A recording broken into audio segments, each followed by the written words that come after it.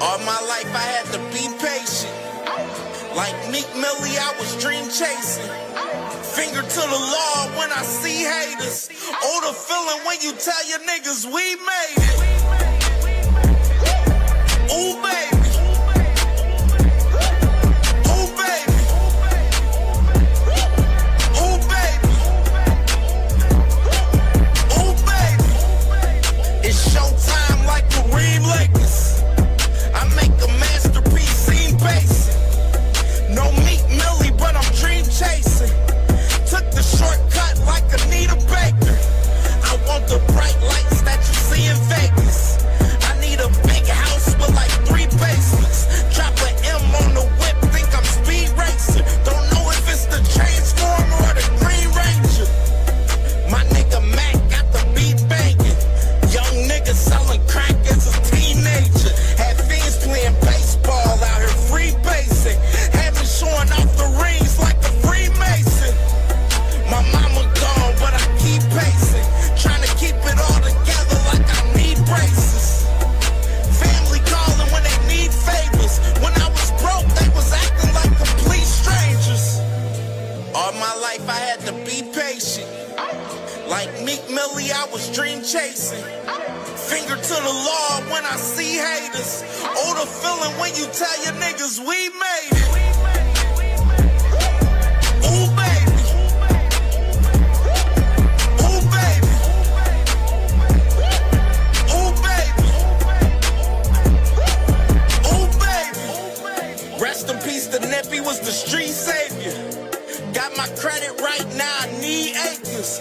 Gotta turn your dirty money into clean paper. Trying to own a franchise without a key player. I go through hoes like I weave laces. Tree blazers, let they mama noodles be flavored. Meat takers that be acting like the sacred. You bust seeing, you would think they on their knees praying. Then I slide like a screensaver. When I'm done, make some scrambled eggs, cheese bacon. Then it's on to the next, I ain't a speed dater. Little bitch ain't gon' hear from me till weeks later. I don't see no things changing. Kids still dodging bullets like they seen Matrix. These young niggas really need saving, but OGs won't teach them that the street's dangerous. All my life I had to be patient. Like Meek Millie, I was dream chasing. Finger to the law when I see haters. Oh, the feeling when you tell your niggas we made it. Ooh, baby. Attention, all boxing fans. Have you ever been to a live fight event? Have you ever seen the leather fly live? Have you ever heard those punches in person?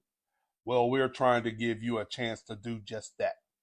Here at the Angry White Man Boxing Podcast, we're raffling off a ringside seat to see Abdullah Mason, Scooter Davis, Shoo Carrington, and Tiger Johnson, all fighting on the same card in Cleveland on the 4th of July. There will most certainly be fireworks in Cleveland, and we're inviting you to the cookout. For a $10 raffle ticket and your chance to win a ringside seat to get to see all the action live. The event will be taking place at the Wolstein Center on the campus of Cleveland State University in Cleveland, Ohio. All entries will be taken in Cash App or PayPal at D1AWM. That's Cash App or PayPal at D1AWM. Leave your name on the notes. One entry for $10, 3 for $25, and you will be officially entered. We gave away a tank ticket. Now we're giving away future superstars Abdullah Mason and Scooter Davis. Tap in with your boys Friday night at 8 Eastern Standard Time, and thank you so much for listening. Listen. Greatness is a word people throw around like it means nothing. But to us, it means everything. It's the standard, and it only belongs to those who rise above expectation. You can't buy that shit. Greatness lives somewhere colder, and that destination is far. That road is is long, that road is lonely, and the cost is real. If it was easy, shit, everybody'd be great. So I'm asking you, do you want it? Do you need it? Will you do what others won't so you become what others can't? Will you sacrifice everything to stand with the greats? Then remember this, greatness is never given. And the pursuit, well, the pursuit is all we have.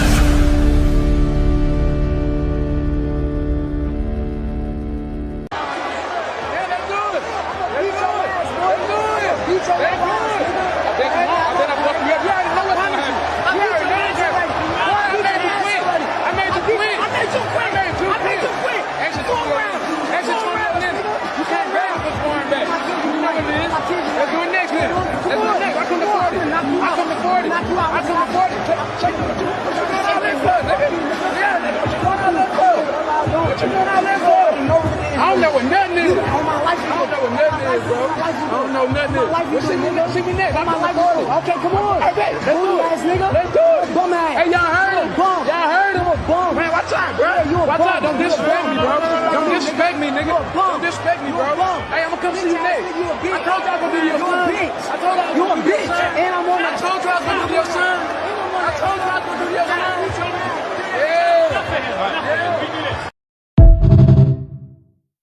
Could we see a potential fight between the two, Chris? I love it.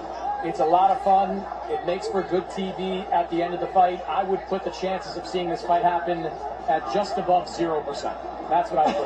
Shakur Stevenson is a 140-pound champion. Shock is at 130. You see him saying there, I'm going to come up to 140 pounds just so I get my mic in there at the very last possible second. But here's the reality.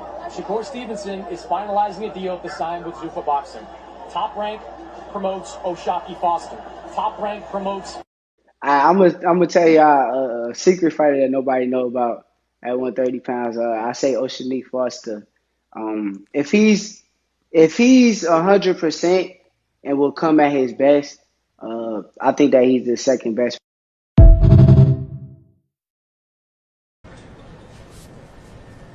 Man, what's up with this meeting? Why are we here?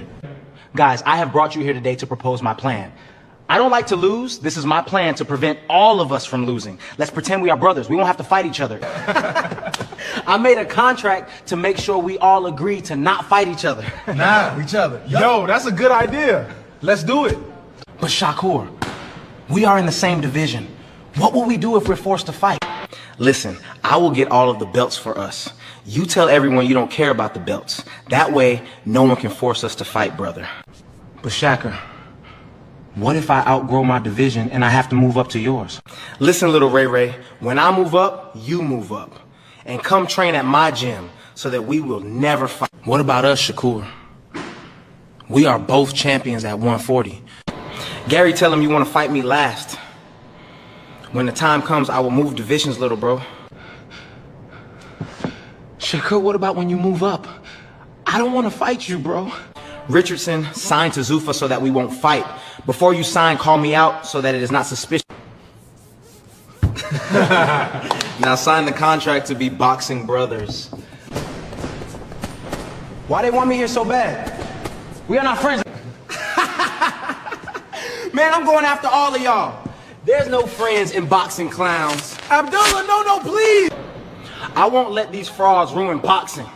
I'll go after all.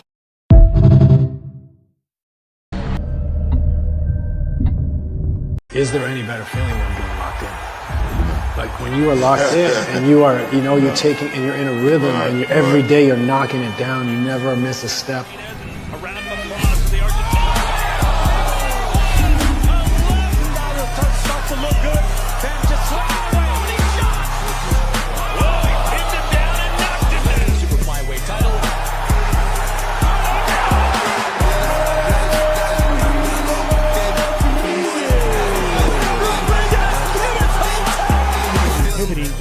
Forget about the jab.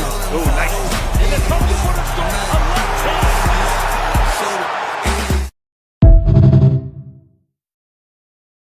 I say that Xander Zayas is big and a tough guy. You know what I'm saying? Yeah.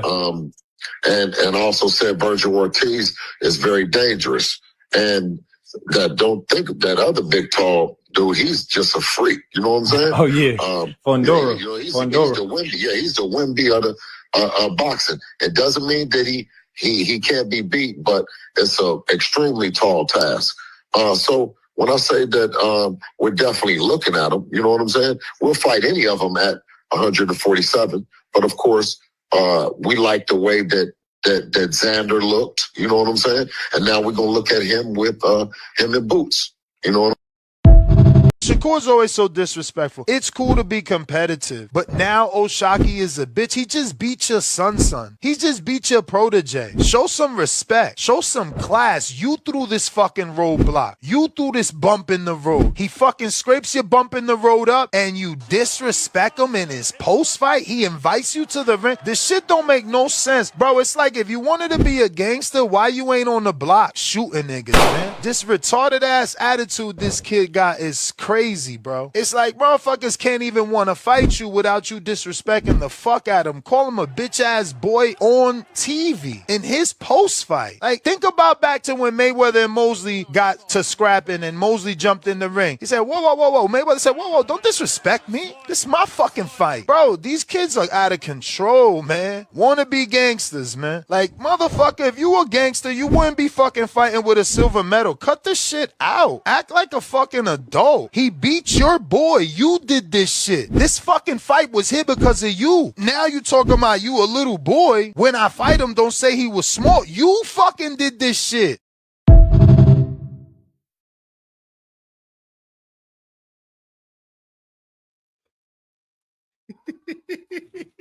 Welcome, man. Welcome to Sorry But Not Sorry Boxing Talk, man. CamJNetwork, the Tuesday morning cook up, man. We are here with it, man. We here with it live and direct, man. Y'all already know the vibes, man.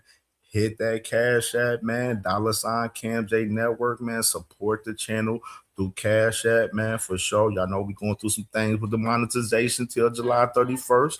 But till then, y'all can support the channel with any amount of donation through Cash App. $ CamJNetwork, man. Support this grind, man. Support this cook up. We got a lot to cover today.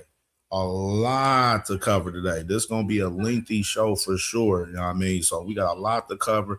You know, we definitely going to be getting into all of this content that we have for today. And make sure y'all hit that like button. We got 27 people in the vertical and the horizontal live. Hit the like button. It should be 27 likes automatic. You know what I mean? And we're going to let people fall in here. We're going to have another movie. You know what I'm saying? Another lituation. Y'all know how we do this shit over here. You feel me? You know what I mean? So it's going to be lit today, man, for sure. And I'm excited to talk this boxing on this Tuesday morning with the family, man, for sure, man. We got a lot to cover. Of course, y'all already know two main cards we're covering this week. My guy, Bam Bam Rodriguez, which I want to play that trailer back real quick, man. I want to play that trailer because that trailer was fire right there. Let's play that trailer back, man. Is there any better feeling than being locked in? Like when you are locked in and you are, you know, you're taking and you're in a rhythm and you every day you're knocking it down. You never miss a step.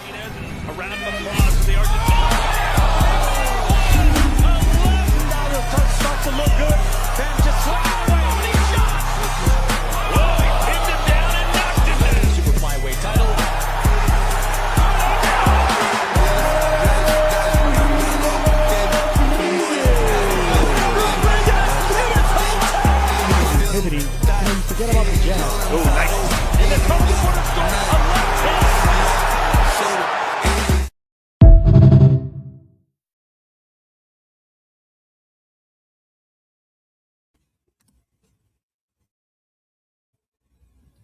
Yeah, man, we got the bull, man. Bam Bam Rodriguez this Saturday, man, versus Antonio Vargas, man. Real excited about that fight, man, with my dog Bam Bam. Y'all know it's a lituation every time the man Bam Bam is on the scene, getting it cracking, man. This Saturday out there in Glendale, Arizona, man. So If you out there on the West Coast, you out there in the AZ area, man, tap in with Bam Bam this Saturday, man, for sure, man. It's going to be a lituation, man. And, of course, we got the ladies, man. We got the ladies. O'Shea Jones versus Carranza, the rematch of this fight right here, man. And as well, Tierra Brown defending her WBC strap at 126, man. So, a lot of action this week, man. I'm excited about it, man, for sure. You know what I mean? You know what I'm saying? It's definitely big fight week, man, for the man, Bam Bam Rodriguez. So, you know, a lot of the conversations definitely going to be based around him, man. We got some content we definitely going to talk about with Bam today for sure, for sure. You know what I mean? It's very intriguing that y'all going to see today. And the ladies, man. Saturday, man. That Saturday night on ESPN, man. O'Shea Jones, Ohio, man. You already know Ohio runs boxing. You know what I mean? Tierra Brown getting it cracking, man. It's going to be lit, man. So I'm real excited about this card. Of course, you got the prospect, too. Leanna Cruz on this card, man. She fire on this card as well, man. So, and you got the other prospect, Mobley, too, with his second fight professionally on this card as well Saturday on the prelims, man. So, yeah, it's going to be lit Saturday, man. We got some hot boxing Saturday, man. I'm excited about this week. Way better than last week. And before we get into the good stuff, you know what I mean? Let's go ahead and salute to the family that's in the building, you know what I mean? So salute to the family. Salute to my brother, All Things in the building, man. Y'all heard my brother, All Things, man. Make sure y'all smash that like button, man, for sure. Salute to my brother, man, YouTube legend in the building, man. All Things. Salute to my dog, no sympathy for you. Hey, I like the name. That name is fire. Salute to No Sympathy for You, man. Right there, sorry, but not sorry, boxer talk. Hey, exactly. I'm with the vibes. You know what I mean? I'm fucking with the vibes. And salute to my brother Lee Jackson in the building, man. My dog Lee Jackson, man. For sure, man. Always supporting, man. My dog, man, for sure. Yeah, I played that. I seen your comment in there talking about playing the Shakur in this joint. I'm like, oh yeah, we got you. We got you, brother. You already know the vibes, man. You know, we keep them clips, man, for sure. And salute to the commissioner, man. T. Hill, man. Thomas Hill in the building, man. The commissioner of the motherfucking channel, man. Salute to T. Hill, man. My dog, man. Salute to my brother D. Freezy in the building, man. Make sure y'all subscribe to D. Free. If y'all not subscribed to D. Free, for sure. Brody been cooking up crazy. Salute to my sister, Sunshine Quee in the building, man. Make sure y'all subscribe to Sunshine Quee as well. Live every Thursday, 10 p.m. Eastern time. Nothing but that real shit over there, man. So salute to my sister, man, in the building, man. Texas finest in the building. You dig? And salute to my boy Savage Bo, man. 305's finest in the building, man. My boy Savage Bo in the building, man. Salute to my dog, man. Salute to my brother Thrill Hill in the building, man. Salute to my boy Thrill Hill. I seen your comment. Yeah, man. Yeah, you know, I'm gonna leave it alone right now. I'm gonna leave it alone. But salute to my brother Thrill Hill. You know what I'm saying? Salute to my brother Thrill Hill. You know the vibes, bro. Salute, bro. Salute. I'm gonna leave it alone right now, man. You know what I'm saying? Because I'm in a good mood. I ain't really trying to get into that shit today, for real. You know what I'm saying? Hopefully we you know what I'm saying, we appropriate, you know what I'm saying, today. You know what I'm saying, in the chat, you know what I'm saying, today with certain shit. You know what I'm saying? Just everybody be cool today. You know what I'm saying? You know what I'm saying? You know what I'm saying? Keep it wild. You know what I'm saying? Pop your shit. But keep it boxing, though. Keep it boxing. You know what I'm saying? Keep it boxing for the most part. That's all I want to tell the family in the chat today, man. You know what I mean? Salute to my boy Ace Sauston in the building. Salute to my brother Ace Sauston, man. Salute to my brother, man. What's goody with you, bro? Cornelius Burnett in the building, man. Dayton's finest in the building, man. Salute to my brother, man. Cornelius Burnett, Ohio shit. Salute to my boy Gecko Kid Marco right there, to popping that Zuffa shit per usual. Look at Gecko. I see you in the building, Gecko, man. For the show. Let me see what else. My boy JJ, man. JJ, be cool today, brother. Be cool today, man. You know I fuck with you, JJ, man. You know I fuck with you, James Johnstone, brother. Be cool today. Be cool. But I fuck with you. I mean, be cool. Keep it boxing, brother. Just stay with the boxing. Keep it boxing today. You know what I mean? Gil Cole's in the building, man. Salute to my boy Gil Cole's in the building, man. My dog, salute, brother, salute. And salute to my dog FaZe, man, for sure. Yeah, man. We got a lot to talk about, man. There was a lot of little news breaking yesterday, a little bit yesterday, man, after the show and during the show, actually, for real, was I reported a couple of them that broke, but we're gonna definitely go back over some of the shit that definitely occurred yesterday that was breaking yesterday. So most definitely salute to my boy FaZe in the building. SBG Mello in the building, my brother, man, for sure. Look at my boy SBG Mello, my boy Jay Will in the building. Salute to Jay Will in the building, man, for sure, man. Dondrick Nelm in the Dondrick, bro. I was up, bro. I've been up. I've been up since 7. I've been up since 7. But today I had to take an extra little 30 minutes getting this show together, man, because it was some little interesting shit I seen, man. I had to. You know, when I see some last minute shit, I will push the show back in time. You know what I'm saying? To get this shit right. So definitely, we definitely, you know what I'm saying, got this content, man. We got a lot that we're gonna talk to, bro. I can't wait to talk about all this shit for real. I mean, so salute to my boy Dondre and them in the building, man, for sure. Who else? Salute to my boy Big Bob Gunn in the building, man. Georgia's finest, man. Salute to my boy Big Bob Gunn in the building. Salute to my boy Patrick Bill in the building. Salute to you, brother. Good morning, man. Hope you feeling well this morning. My brother Shell in the building. Salute to Shell, man. My dog, man, for sure. Got 2 Gangs in the building. Salute to Got 2 Gangs in the building. And make sure y'all subscribe to Got 2 Gangs if y'all not subscribed to, man. My boy, his channel jumping over there, man. I've been watching some more boy content over there. Salute to Got 2 Games, man, for sure. And Big Bob Gunn, your question. I see your question. We gonna get into that. We gonna get into Kid Austin tank talk. You know what I'm saying? This swirling around. We gonna get into all of that for sure. My boy Pete Hunter in the building, man. Salute to Pete. Hey, y'all gonna love me, man, because this content today is crazy today. Y'all gonna love it today, man. Y'all, I promise you, y'all gonna love it today. And I'm trying to decide because I got 2 interviews I want to react to today. Of course, I said yesterday we was gonna react to Scooter Davis interview, which is about 15 minutes long, and then we got Ashaki, his interview dropped yesterday with Last Stand Podcast with Brian Custer, which is about 41 minutes long. I say we can probably get into some of it, but not the whole entire interview.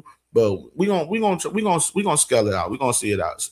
You know what I mean? So we definitely gonna get it. We're gonna react to both of those interviews with Scooter Davis and Ashaki Foster right here today for sure, man. So salute to my boy, man. One starness in the building, man. Salute to my dog. One starness, man. Was popping, Brody. Was popping. My brother Ring Walk Boxing Podcast in the building, man. Make sure y'all subscribe to Ring Walk Boxing Podcast. Hold on. Let me see something. Hold on. No. Hey, hold on. Let me do this now. Let me do this while I'm on this damn channel. Let me do this now. Let me do this. All right.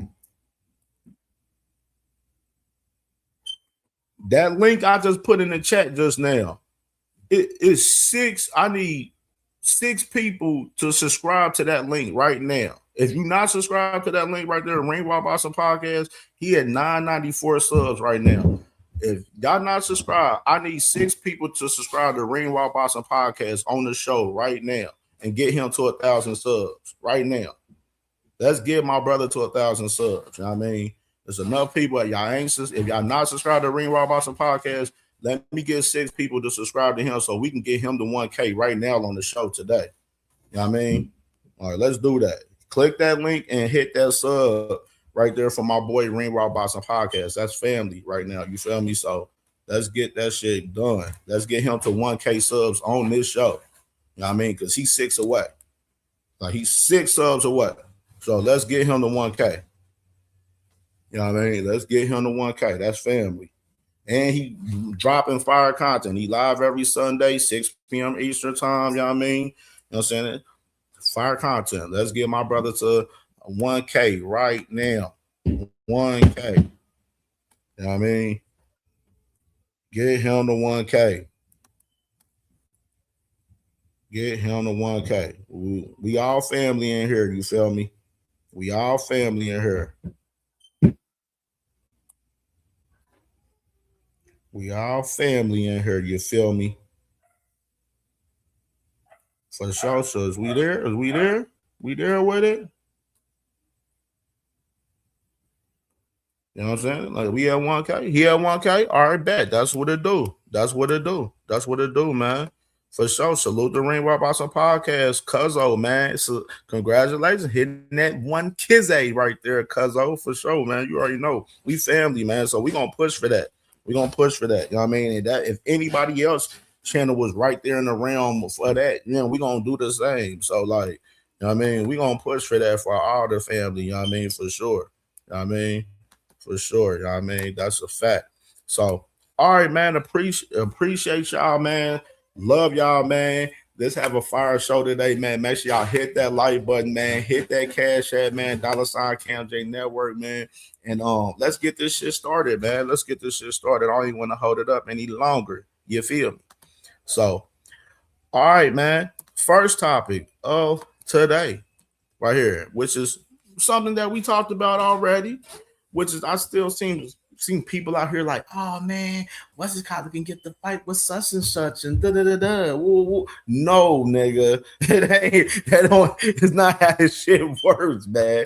Drop it, man, right here. So here we go, right here, man. Starting off right here, August 1st. You got Raymond Muratalla, man. Robson Conceição, definitely now 100% official. And I told y'all guys that this fight was going to be on the Lamont Roach and Williams Cepeda card for August 1st.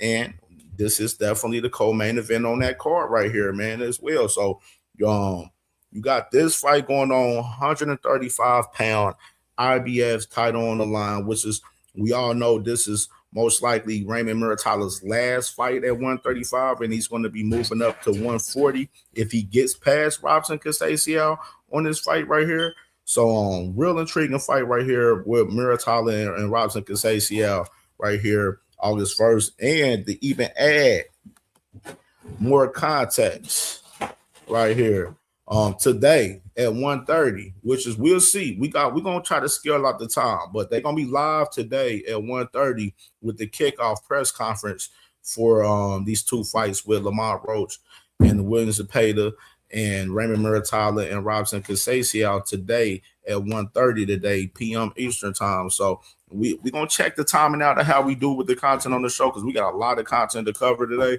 But if so, we'll try to get to it and react to it today. You know what I'm saying? Sometime today. You know what I mean? If we can get to it. But if not, we'll definitely react to it on the next show for sure. You know what I mean? So definitely salute to these guys. I'm real excited about these fights right here. This is definitely a nice card building that they're building for August 1st. And I'm wondering how the rest of the card is going to play out. You know what I mean? Definitely. I'm wondering how the rest of the card is going to play out for us, this card. And this is going to be out there in Vegas. So people in the Vegas area, man, August 1st, man, you got your fight right here, man, with Lamont Roach Jr., Williams Cepeda, Raymond Muratalla, Robson Conceição, man. It's going to be lit, man. Gonna be lit. Press conference today, man, for the kickoff today, man. So salute to them guys for sure. And let's get to this news that I seen that broke. And salute to my brother Dank Father, man. Salute Dank, man. What's goody, bro? What's good, Brody? Let's get to this news that we seen today, this morning, which was we talked about these guys boxer yesterday, and boom, Boxer lands a multi-fight partnership deal with the Zone right here, man. So you got Ben Shalom, man, and Boxer out there from the UK landing a multi-fight partnership with the Zone. So now you have Boxer on the staple of the Zone for as boxing right here, man, which is pretty dope, man. Pretty dope. Of course, we talked about Boxer yesterday, where they're currently right now suing Zuffa. They're suing Zuffa right now for unlawful, contractual practices right now. And we talked about that yesterday. And to add more context to Boxer, their first event will be August 8th, right here. And this fight right here with Troy Williamson and Colin Simpson, man. The rematch of this fight, man, going down August 8th. This is Boxer's first event on the zone right here, man, and we definitely gonna be tapped into it for sure, man. Definitely tapped into it, man. That's why I said I don't know what's up with everybody be talking about, man. Ain't fights, bro. It's fights every week, bro. There's fights every week. I'm a fan, you know what I'm saying, for as boxing. So a lot of these fights, for as me being a fan, let alone being a part of media and content creator for us boxing and stuff, like I'm gonna watch these fights weekly. You know what I'm saying? That's just me. I can't speak for everybody else, but for me, it is. There's a lot of action going on out here right now, bro. And you just know, far as fan wise, you're gonna fuck with what you fuck with what you like, with what you like. You know what I mean? So that's just what it is, though. But you got this fight right here, Troy Williamson right here, Colin Simpson, the rematch for the first fight for Boxer on the zone, August 8th. And we'll stay tuned for any more details for that one right there. Now, this one, salute to my brother Ace Softon, because he emailed me and hollered at me about this one. Now, I seen this last night. Oh shit. Fuck. I forgot some. Woo-wee. Hold on. Forgot some. Woo-wee. We gotta get that. Hold on before we start this topic. That's the main ingredients for this topic. I gotta add that to the stream, y'all, real quick. Hold on. It's got that clip right there. Let me add this clip real quick before we start this conversation. And make sure y'all smash the like button, man. Smash the like button, man. Support the channel through Cash App, $ CamJNetwork, man, for sure, man. We working. Y'all already know the vibes. We active per usual. Let me add this video real quick with this guy to start this conversation.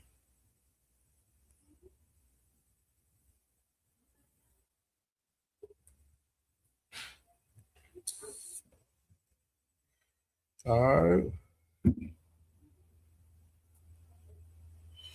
And one thing too, I want to add context too with that situation with Lamont Roach and Williams Zepeda before we get started on this topic with that fight. Notice that fight, yes, that's a TNT sports fight that's happening for us, that fight with Lamont Roach and Williams Zepeda. Let me lift the banner down real quick. And if y'all look at the bottom of the flyer, you know what I'm saying, you will see, Top Rank, you see No Excuses Promotions, you see Pro Box, and you have TGB Promotions right here. So one thing too about that TNT Sports deal that I remember when they first announced that TNT Sports and the Zone deal was that they mentioned that PBC would be a part of some of these TNT Sports fights, as far as having some part of that. And you seeing that in 4K right now, as far as this fight, because Pro Box, No Excuses Promotions, TGB, all got ties to PBC. You know what I'm saying? So you're seeing that as far as that right there, as far as that. And one thing to try to take notice in, bro, like, it's interesting to see the whole dynamic, as far as PBC, TGB working along with the Zone, far as some events, far as the fight series that they have for TNT Sports. It's real interesting. So I just wanted to kind of point that out right there, because you're gonna see some people kind of talk about some little rumors swirling around and shit. So we gonna see, but until then, y'all see, y'all gonna read the room on some shit. All right, let me drop this clip so we can start this next topic right here, man. Run the clip. Don't even want to hold no longer on this topic. Yo, what's up, everybody? Hope you're having a great start to your week. A bunch of news dropped over the weekend, and I didn't want to wait until Thursday to talk about it. So I guess this is like an emergency clapback. So check it out. So the corruption is just fucking crazy with Zuffa and TKO. I tried to tell you this when I went to Washington last month, But it runs deeper than I ever imagined, man. Look, Uncle Fester has been running his mouth about this stupid UFC event at the White House. Yeah, he's a fucking Neanderthal. We all know that. But Americans are fucking tired of his shit, and they're finally speaking up. A retired Air Force sergeant and a Vietnam War veteran, they filed a lawsuit to stop Uncle Fester and the UFC event from happening, stating that it's illegal. Illegal to stage a private, for-profit sports event on the White House grounds. Look, I agree with him. Oh, and it gets even more twisted. I mean, facts came out. Check this one out. Facts came out that President Donald Trump, he bought $50,000 worth of TKO stock in March and then immediately started promoting the UFC event at the White House. I mean, he will benefit from the rising stock and sales of VIP packages to the event, which are priced at more than $1 million per. I mean, conflict of interest, anybody? Not to mention the disrespect to our country. They're using the Lincoln Memorial for the UFC press conference, which is a slap in the face to every American soldier who fought for this country. They're using these sacred monuments to promote a for-profit event, which will benefit the president and his buddies. Look, I'll give you all the details on Thursday. Plus, on a new lawsuit filed against Zuffa from another promoter. Hell, maybe even I'll file a lawsuit before Thursday. Anyway, we'll see you then.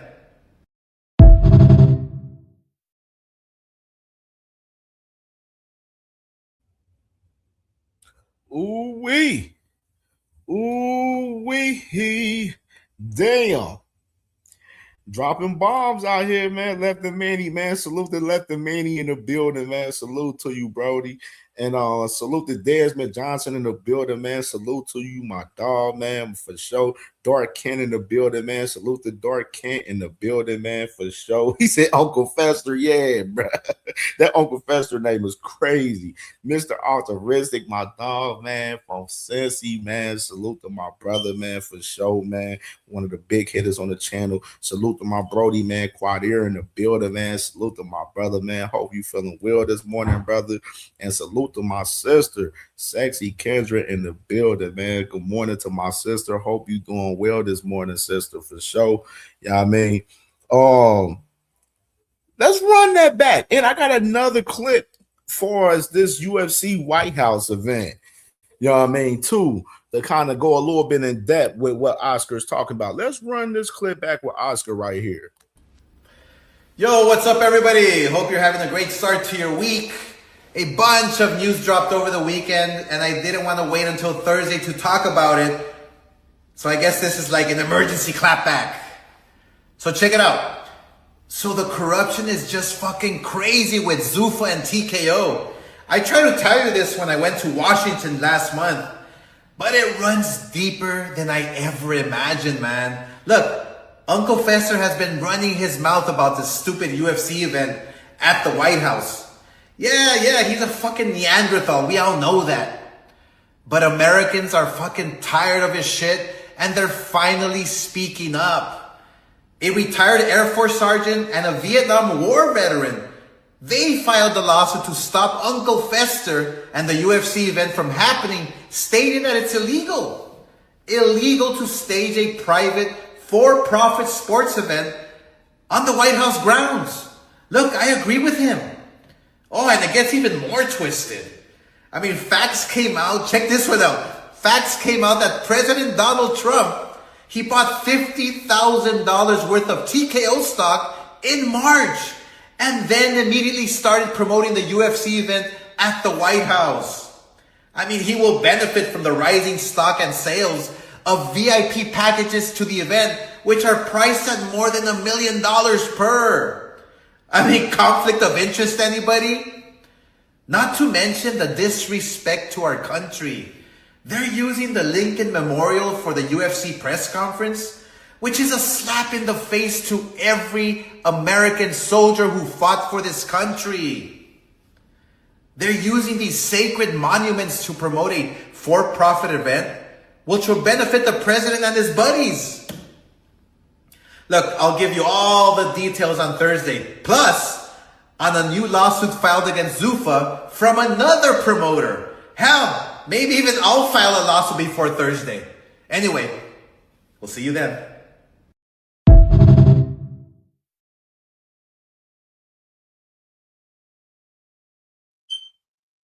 Ooh.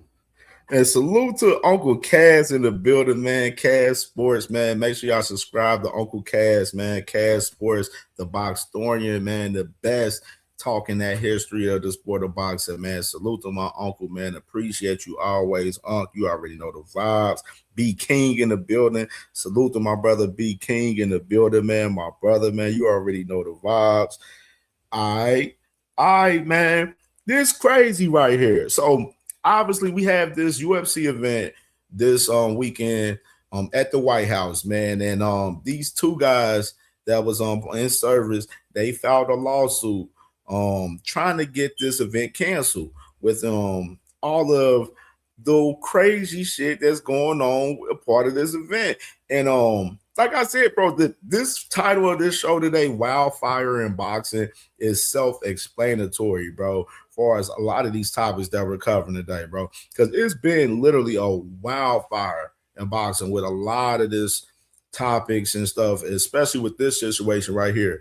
And let me play this clip right here to kind of break down in depth a little bit far as the lawsuit that they had far as the UFC event on the White House right here. And salute to my boy Swoosh Life in the building, man. Salute to you, Brody. Salute. Here you go. Drop the clip.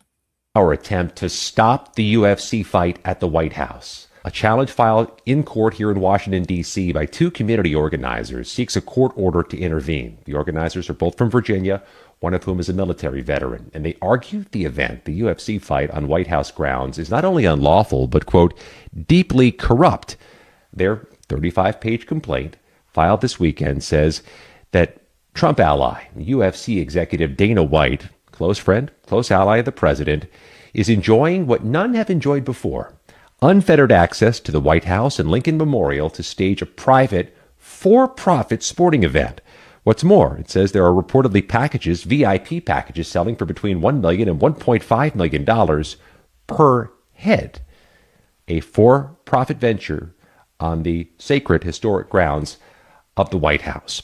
They're also arguing another company, Paramount Skydance, owner of CBS News, my prior employer, and David Ellison, who have recently been cozying up to the president, also stand to benefit from the White House grounds. It says here in the lawsuit that this celebration of America cannot be enjoyed by most without first paying $8.99 plus tax for a Paramount Plus streaming subscription. The litigation would have to move swiftly to truly stop this UFC fight, but they note in the lawsuit that the timing here is really sus, that the event's being held on the president's 80th birthday, that this could be viewed as personal self-aggrandizement versus something for the public's consumption. And they also raise the prospect that the claw, that massive apparatus and venue that's been erected on the White House grounds, could stay longer than anticipated, that the president has publicly flirted with keeping it up well beyond the event. Something, again, you'd want to run through Congress first. And page 15 of this lawsuit includes words I've never read in a civil complaint before in federal court. They note some of the recent quotes from some of the UFC contenders, fighters, about each other. A lot of trash talking, some of which is misogynistic. The words son of a whore and bitch and mad backwards C-bomb have been used. It's all a component of a case filed here.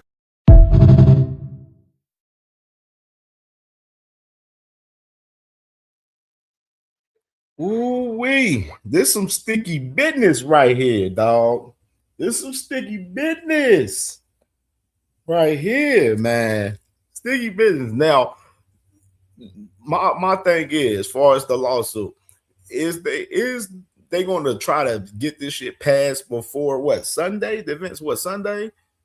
No, it's not going to happen. It's most likely not going to happen. It's too fucking soon. I felt like these guys are too late on doing this. They should have did this weeks ago. They knew about this event. Y'all should have been on the lawsuit with this shit and trying to cancel this event weeks ago. You know what I'm saying? Or maybe they just now finding out about this information. This information for us, Trump, for TKO, putting the money into TKO, very intriguing. Very intriguing. Very motherfucking intriguing. And it shows you that, those guys, Trump and the whole government, there's a whole solely behind motherfucking, everything that Dana White is doing with Zuffa, obviously, and along with the UFC, where these guys got $1 million packages for VIP. $1 million packages, bro, for the VIP at the White House. Ooh-wee. Boy.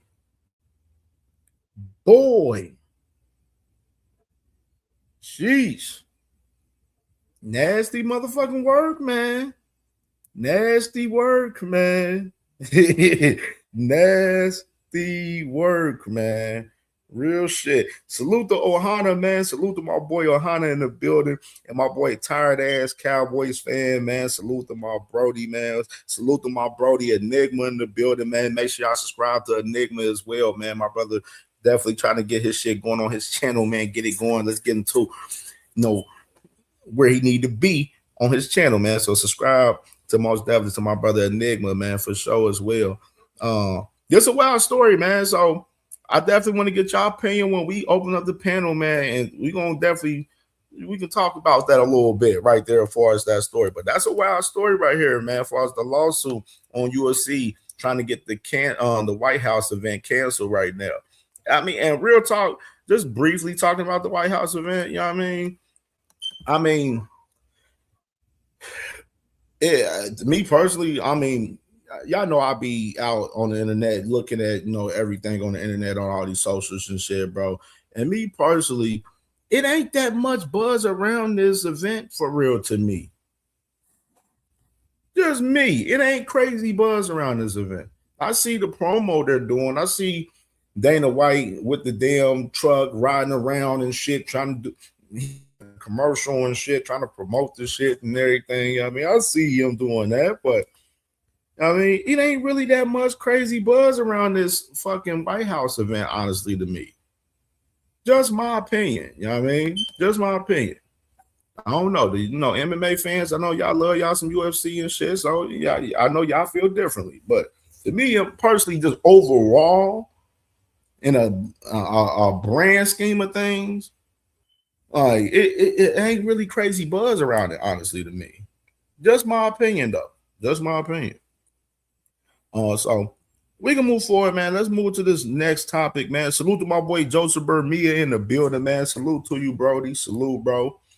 And definitely, like I said, as far as the lawsuit itself, a little bit too late for those guys. It's too late. They should have been on that, weeks ago. You know what I'm saying? Unless they just now finding out about the information, you know what I'm saying? Which, like I said, this information for us, the VIP packages, $1 million and all of that shit, Trump benefiting from the whole situation. It's crazy. All right, so let's get to this next one that we got. Man, we got a lot of quick hitters right here. So obviously I talked about this briefly yesterday with IVB Boxing having an event out there in San Francisco, and that event July 11th got canceled. And Chris Mannix, he reported that IVB was discussing to move the event to the Sahara out there in Las Vegas, possibly, and everybody, as far as any financial issues on this actual event for July 11th from IVB Boxing, all the fighters, promoters, everybody's been paid. There's no financial issues.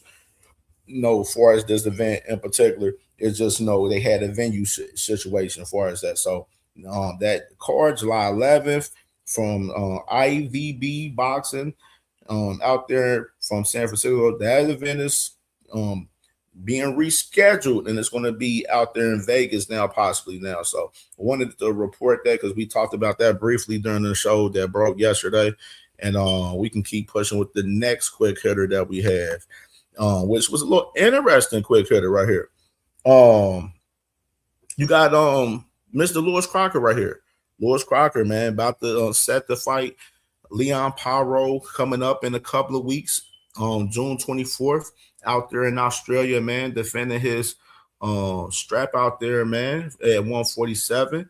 And he says that, Ryan Garcia and Devin Haney, those are the two guys that he wants, after this fight with Leon Paro, which is kind of crazy. It's kind of crazy. I was wondering how they're going to move with that now, because obviously Patty Donovan, he beat Karen Trugadazian in that IBF title eliminator. And of course, he's supposed to be the mandatory for whoever wins this fight June 24th with Crocker and Paro. Interesting to see if they move a different way. If he can move into a unification, possibly, which is I don't see it. I don't see it honestly.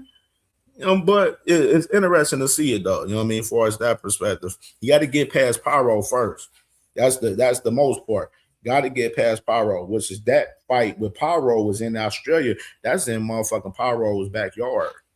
You know what I mean? So that's a whole different case right there for Lewis Crocker right there in particular right there for sure. And salute to my sister, 2 Cents Boxing in the building, man. Make sure y'all subscribe to my sis, 2 Cents Boxing. If y'all not subscribed, man, as family, man, one of the best doing this shit, man. Y'all know the vibes, man, for sure.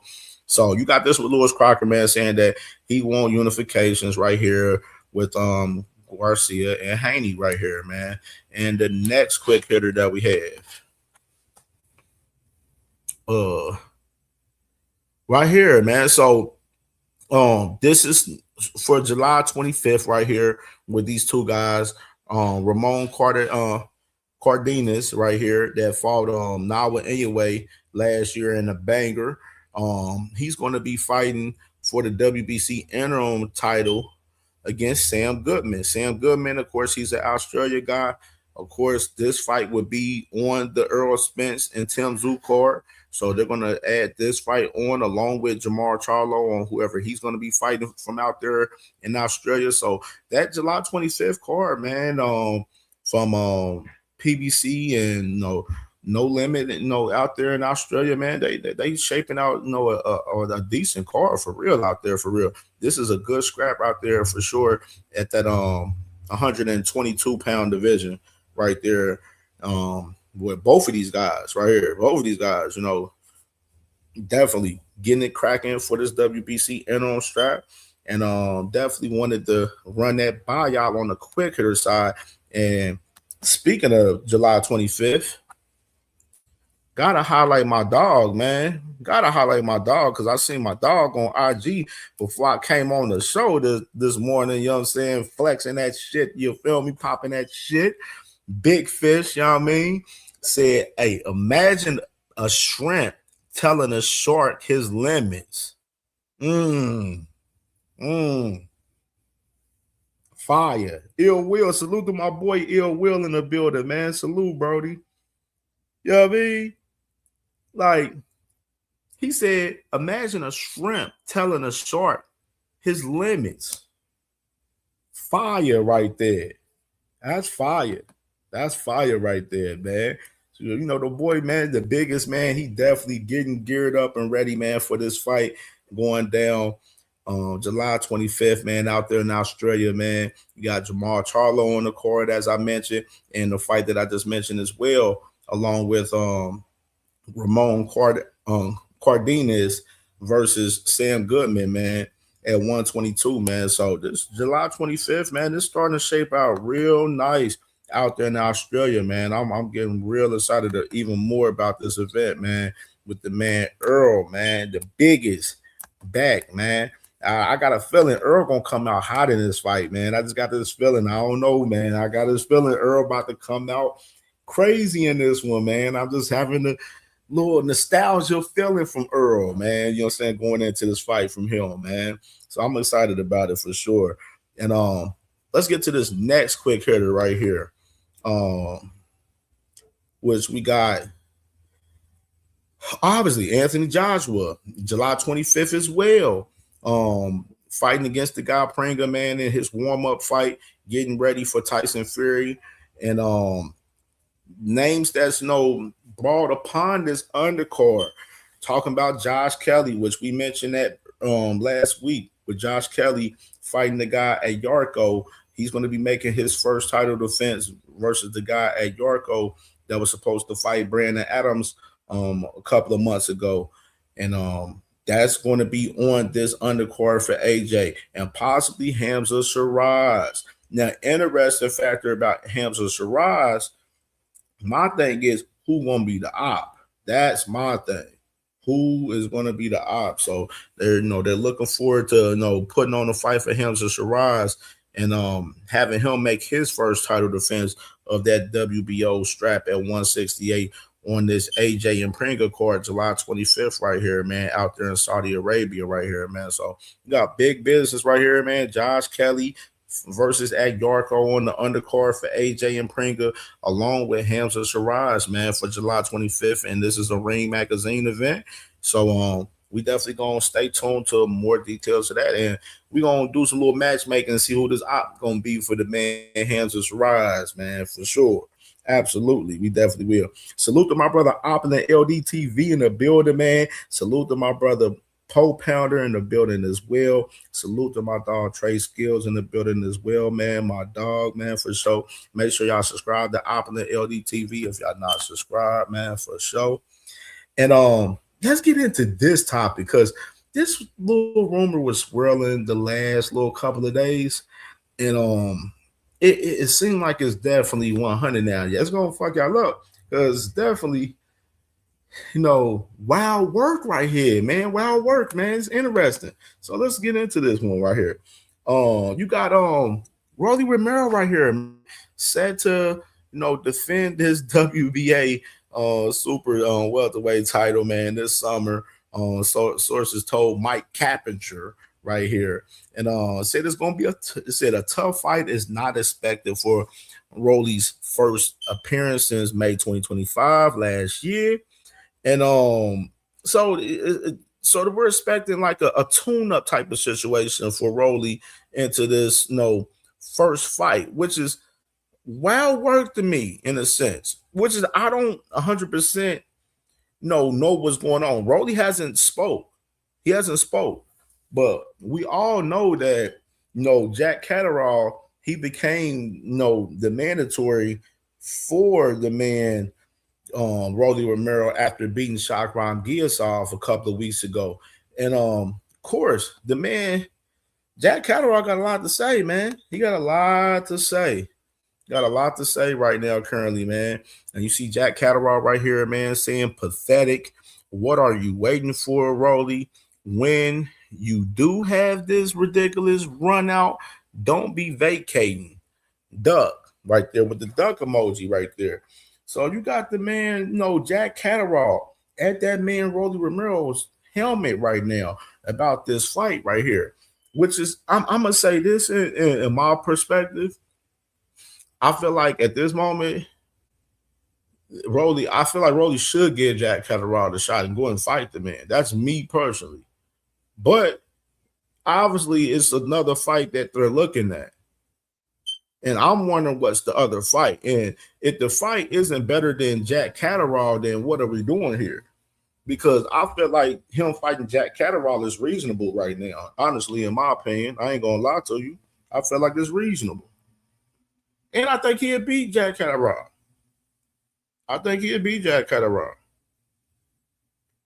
You know what I mean? So, I mean, personally, I think he should just go ahead and get this Jack Catterall shit out the way, man. Go and get this shit out the fucking way. And Jack Catterall had more to say, was this boy Jack Catterall is on timing right now. He is on timing. Look at him right here on this tweet. One dude tweets and says, in my opinion, it has to be Jack Catterall. Next, if Rolly is defending his world title, the WBA have placed the mandatory on him for ages now. And which is the mandatory for all this time has been Giasov. But y'all got to realize, in the process of this shit, Giasov was taking step-aside money. Y'all don't even realize, and some people don't even know the context of the situation as far as Giasov in particular over the last 2 years. He's been fucking mandatory for the last 2.5 fucking years. He was mandatory when Boots was there. When Boots had when he was champion at 147. You know what I mean? So this motherfucker Giasov has a history where he been taking step aside money probably since Boots.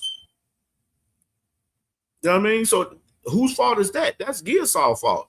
That's his fault by taking step aside money all this time for over 2 years. You know what I mean? And, you know, of course, Jack Catterall, he beats Gearsaw for, you know, the spot. And, no, it is what it is. So you got Jack Catterall saying having a run out for a world title defense is pathetic. I would go to Vegas and fight him there. PBC can reach out to Eddie and Sam, and we can make this fight in 10 seconds. He swerved Gearsaw for 18 months, and now he's having a run out right here. I don't know why they describe run out for Rolly.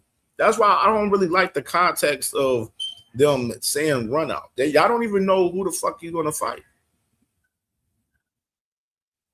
So I'm wondering who this fight's gonna be. If it's not Jack Catterall and it's somebody of lesser, opposition, saying, then Jack Catterall, it's gonna look bad on Rolly's behalf. I'm gonna keep it 100. It's definitely gonna look bad on his behalf. I mean, so, but me personally, I feel like Rolly at this point, like, go ahead, get this shit out the way with Jack Catterall. Go ahead and get this shit out the way, man. Handle business, then you can get back into motherfucking unifications with Ryan or motherfucking Devin, or possibly if Devin chooses to try to push and fight 147 guys, because he ain't trying to fight the champ. She's trying to fight, that's a whole nother story, But you know what I'm talking about, though. Hold on. What you say, Dondrick? No, Dondrick. No. See, now you in defense mode. See, this the thing. Dondrick. Do y'all think is Jack the tune-up? I think Jack is an appropriate fight for him to come back. I don't see what's the problem with that. Like, we know Rolly won't, big matchups. You know what I mean? The crazy part as far as Rolly, I was thinking Rolly was going to honestly move to 154 at one point after not being able to get the fight with Pac-Man and get the fight with Conor Benn and, not get the fight with Devin and shit. I was thinking he was possibly going to be leaning to go to 154, honestly.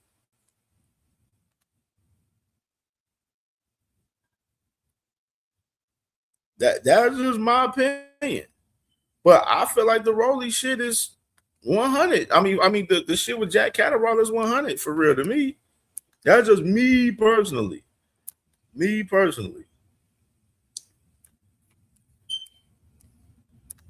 Well, after a year layoff, that's the thing. It depends what the WBA on, too. What are they wanting? If the WBA is pushing for Rolly to fight that man, Jack Catterall, right now, he got to run that. He got to run that, bro. That's just mandatory. You feel me? He got to run that. I'm just saying, bro. I'm saying he got to run that. And by any means, I don't believe Rolly at all is scared of no motherfucking Jack Catterall, bro. You know what I mean? We're going to just be real as far as that aspect of it. He ain't scared of no damn Jack Catterall. Jack Catterall don't have the talent to pose to be a threat and be cautious upon. You know what I'm saying? Of course, he got to handle business and be locked in and do his thing. But at the same time, Jack Catterall doesn't pose to be a scary fighter. He don't have much power. He ain't out here stopping shit out here or none of that. You know what I mean? You know what I mean? So I'm just saying in general, like, he's not, Rolly's not scared of no motherfucking Jack Catterall, bro. You know what I mean? And I'm really intrigued to see Rolly pop out and speak about it. I want to hear, I'm definitely want to pop out and hear this man Rolly speak about it. Now, dang, the man Jack he do got some skills, but do y'all truly believe Jack Catterall got the skills to beat Rolly Romero? Y'all think Rolly Romero that trash to where he'll lose to Jack Catterall? Let me ask y'all that. Because I'm sensing some of that type of energy in here a little bit for a couple people. Y'all feel like Rolly Romero trash enough to lose to fucking Jack Catterall. See, Dankfather. Dodger, you better get on Dankfather ass. He said absolutely. Dodger, that's who you need to have the energy to. Dankfather. The butcher, man. Salute to the butcher in the building, man. Salute to you, Brody. That's where the energy need to be at, man. That's where your energy need to be at right there, Dank. Dodger, is that the man? Dankfather. He said absolutely.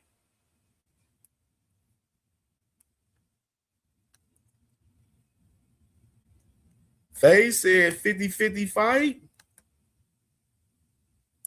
Word. Damn. Y'all think Rolly and Jack Catterall 50-50?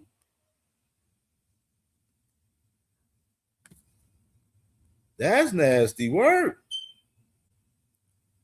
Y'all think Rolly and Jack is 50-50? Curtis Robb, what's good with you, Brody?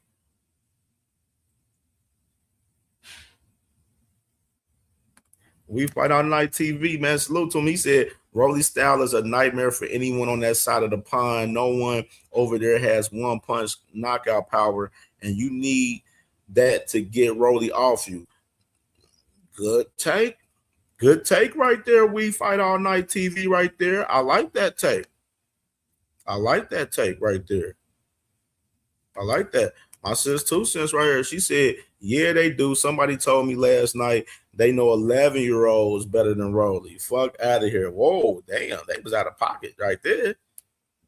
They out of pocket right there. They tripping. The Thrill Hill said he may not be scary, but Jack can beat Rolly. Okay. Okay, damn. Some of y'all thinking this on some 50-50 shit. That's crazy.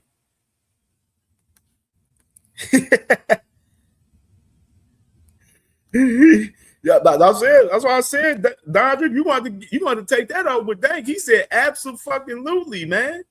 You know what I'm saying? He said absolutely. That's what Dank said, brother. You got to take that up with him.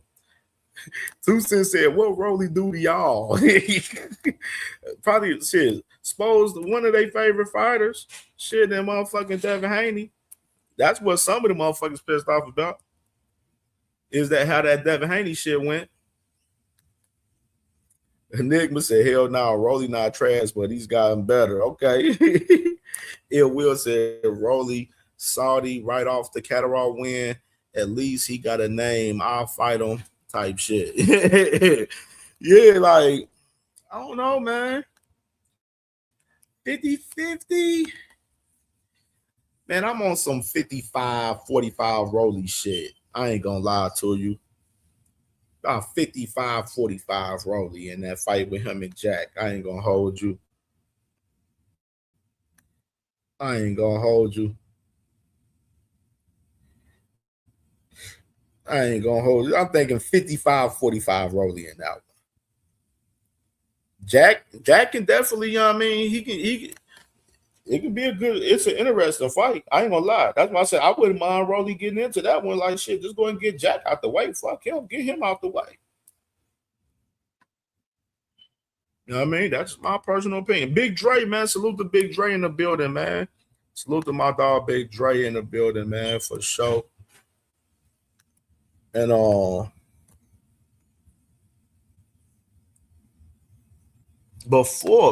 speaking of Big Dre, wow. Before we get into this next topic, let me go and play this drop from Big Dre, man, and D1 real quick, man. A little commercial break real quick.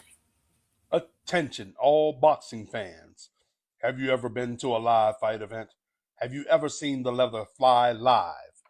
Have you ever heard those punches in person? Well, we're trying to give you a chance to do just that. Here at the Angry White Man Boxing Podcast, we're raffling off a ringside seat to see Abdullah Mason, Scooter Davis, Shoo Carrington, and Tiger Johnson, all fighting on the same card in Cleveland on the 4th of July. There will most certainly be fireworks in Cleveland, and we're inviting you to the cookout. For a $10 raffle ticket and your chance to win a ringside seat to get to see all the action live, the event will be taking place at the Wolstein Center on the campus of Cleveland State University in Cleveland, Ohio. All entries will be taken in Cash App or PayPal at D1AWM. That's Cash App or PayPal at D1AWM. Leave your name on the notes. One entry for $10, three for $25, and you will be officially entered. We gave away a tank ticket. Now we're giving away future superstars Abdullah Mason and Scooter Davis. Tap in with your boys Friday night at 8 Eastern Standard Time, and thank you so much for listening.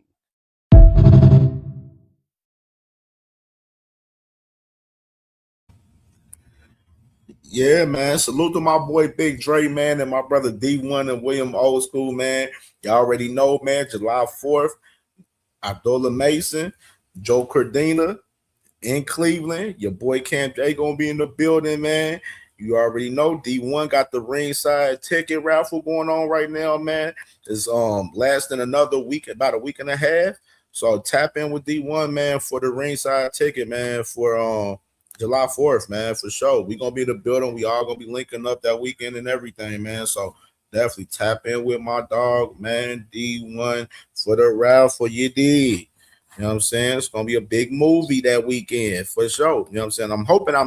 I hope I get these credentials, man. We waiting for the credentials on word. I think it's about a week before, so that Friday before. So hopefully we get these credentials, man, so we can be covering the final press conference and the weigh-in that weekend, man. So I can have some real exclusive ass content, man, that weekend from that event, man. I got a lot of plans if I get these credentials from Top Rank. I got a lot of plans on the content I'm gonna be doing, man, getting up there for these final press conferences and weigh-ins, man. We're gonna be getting some shit up there. So definitely, man. It's going down. Let's go ahead and get into this next topic, man. Right here, which is a little interesting one right here. Let's get into this one. Of course, a lot of conversation for us. This guy, Dimitri Bivol, right here, man. Which, Lance Pugmire from Boxing Scene reports that Dimitri Bivol may be relinquishing his WBO title to pursue the fight with Artur Beterbiev or David Benavidez, reported from Tom Ivers from Boxing Scene as well.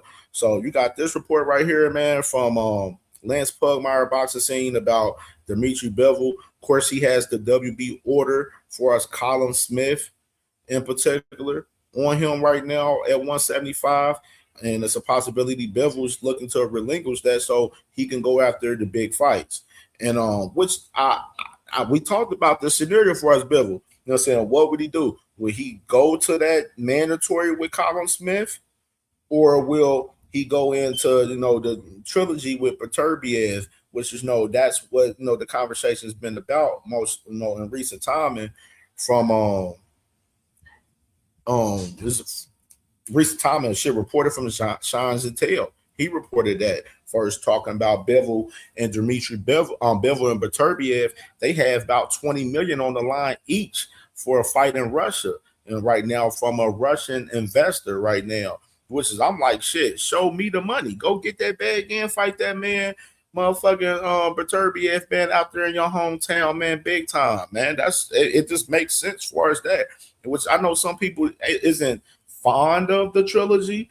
I can understand why, because I know, but I mean, for us, my whole 100% perspective that I've been for us, Bivol and Beterbiev concerns, is 1-1. It's only right for those guys to square that shit off another time, you know what I mean, and get it cracking one more time, even though Beterbiev hasn't fought since last year, February 2025, which we talked about that recently heavy, you know what I mean, pertaining to Beterbiev. And, we just seen Bivol fight literally a couple weeks ago against Michael Eifert and beat him by unanimous decision, which the performance was cool, but it wasn't crazy for real from Bivol on the comeback. But, hopefully he'll look better in the next fight, whatever fight that he has. But the interesting part, though, I want to say about this situation, though, and salute to my sister, Miss Joette. Good morning to you, sister. Hope you feeling well this morning, sis, for sure. The interesting perspective with Dimitri Bivol possibly vacating the WBO title at 175. Now you may have Colin Smith. He's going to get elevated to full champion, and you're going to have the rematch of him and Joshua Buatsi, which that fight, which we talked about that briefly yesterday with Eddie Hearn and Frank Warren with Matchroom and Queensberry. They're planning a second version of the 7 versus 7 from Matchroom and Queensberry. They're talking about Colin Smith and Joshua Buatsi possibly headlining that card. That fight would end up being the WBO 175 title fight if Bivol decides to vacate right there. Just to add a little context for us, that situation right there, for us this report. So all roads right now is leading to Bivol possibly, vacating this WBO strap and pursuing the Beterbiev fight. All the conversations been about this trilogy fight with Beterbiev, what I just mentioned, as far as those guys having $20 million on the line each to fight each other from a Russian investor out there in their hometown in Russia. We're gonna definitely stay tuned for us this story, man, for sure. And I'm definitely intrigued, very intrigued to see how this shit plays out for sure, man. And salute to my brother Tim Carey, man, with the $5 banger and the cash app, man. Salute to the family, man. Tim Carey in the building, man. Salute to my brother, man, for sure. Appreciate you, Brody. And make sure y'all hit that like button, man. We got 63 in the building right here, man. And we getting into the great portion of the show right here, man. Coming from the first hour out, man. And let's show something real quick. I want to show y'all something real quick. And this is my guy. And this, I seen this right here from my guy. And salute to my guy, man. He a professional fighter out there in Ohio, man. My guy Jeff Hudson, man. He's 7-0. He has a fight this Saturday out here in Ohio, out here in Middletown, Ohio. And I seen he showed his fight outfit for this Saturday. And I wanted to show y'all this, man, because I thought this shit was fire. I ain't gonna hold you right here. This shit was fire, especially on some Ohio shit, you feel me? Like, you know what I mean? My dog got, getting ready for his fight Saturday. Got the Ohio State, trunks and the jacket, man. You know what I'm saying? The warm-up jacket, man, for his fight this Saturday shit, man. The shit is fire. Fire, man, for sure, man. And hopefully my dog Jeffrey Hudson, man, he get this win this week. He got a tall opponent. The opponent that he's fighting is taller than him. You know what I mean? By about 3 inches type shit. But interesting though, for sure, man. I wanted to just point this out to show my dog Jeff Hudson some love, man, for sure.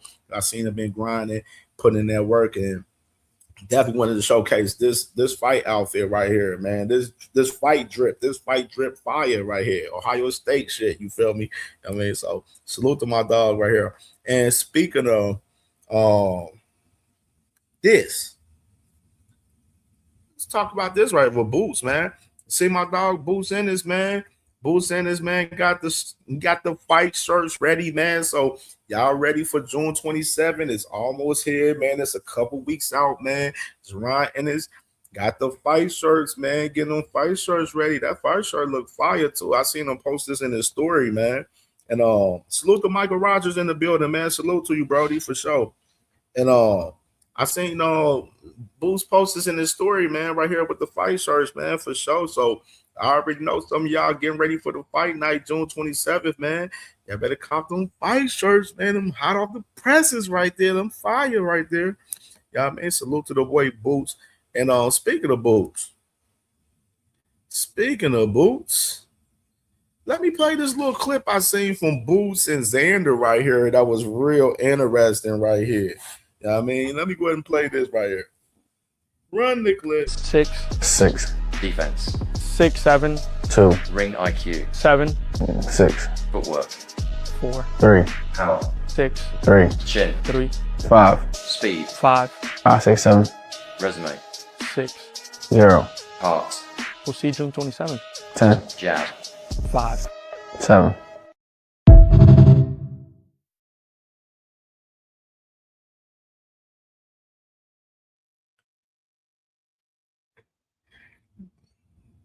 That's crazy right there. We're gonna run that clip back.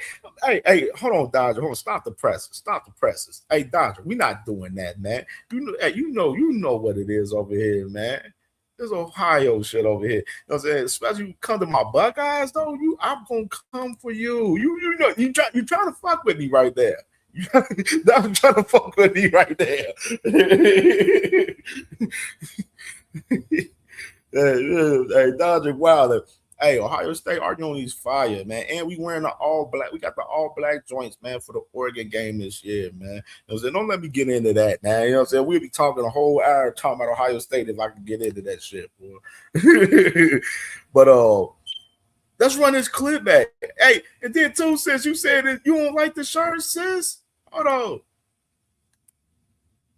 You ain't like the shirts? I see too, sis. He said that shit whack. Oh, damn. You wasn't jacking the shirt, the Bulls fight shirt, sis? All right, let me run that clip back, man, right here, man. Let me run that clip back. 6. Defense. 6, 7. 2. Ring IQ. 7. 6. Footwork. 4. 3. Power. 6. 3. Chin. 3. 5. Speed. 5. 5, 6, 7. Resume. 6. 0. Parts. We'll see June 27th. 10. Jab. 5. 7.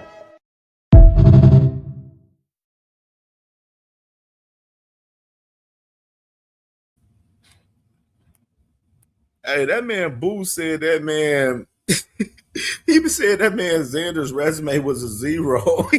What? Hey, he bugging, bro. He bugging. He bugging. Hey, they wildin', man. All right, man. I definitely want to show that, and you know, we're gonna run that clip back when we open up the panel, man, so we can get people opinion on that right there for us, some guys, man. That shit was crazy. That shit was crazy. All right, man. Let me pull up this Scooter video right here, man. With my guy Scooter, man, Scooter Davis, interview with Fight Hype, man. And I didn't watch the interview because I wanted to react to it fresh with y'all. And from what I seen a little bit from it though, just a little couple minutes, you know what I'm saying? Seeing like the headline of it, actually, not even the headline, the actual headline of it, this man sound like the man Scooter popping some shit in this motherfucker though, right here, man. Possibly about Abdullah in this one, dog. So we gonna get into this right here with the man Scooter, man. You know what I mean? All right, let me do this. Let me pull it up. All right, what my boy say? Hey, Sauce said, where is that Kirk visual so you can show these sexuals how cool they really are? Hey, you know, bro, we gonna show them. We gonna show them. When we get to the panel portion. We gonna get back to that shit when we open up the panel because we gonna ask them about this shit as far as this shit going on with them boys, man, for sure. Let me go and pull this up with Scooter right here. Let me share the Scrizzy.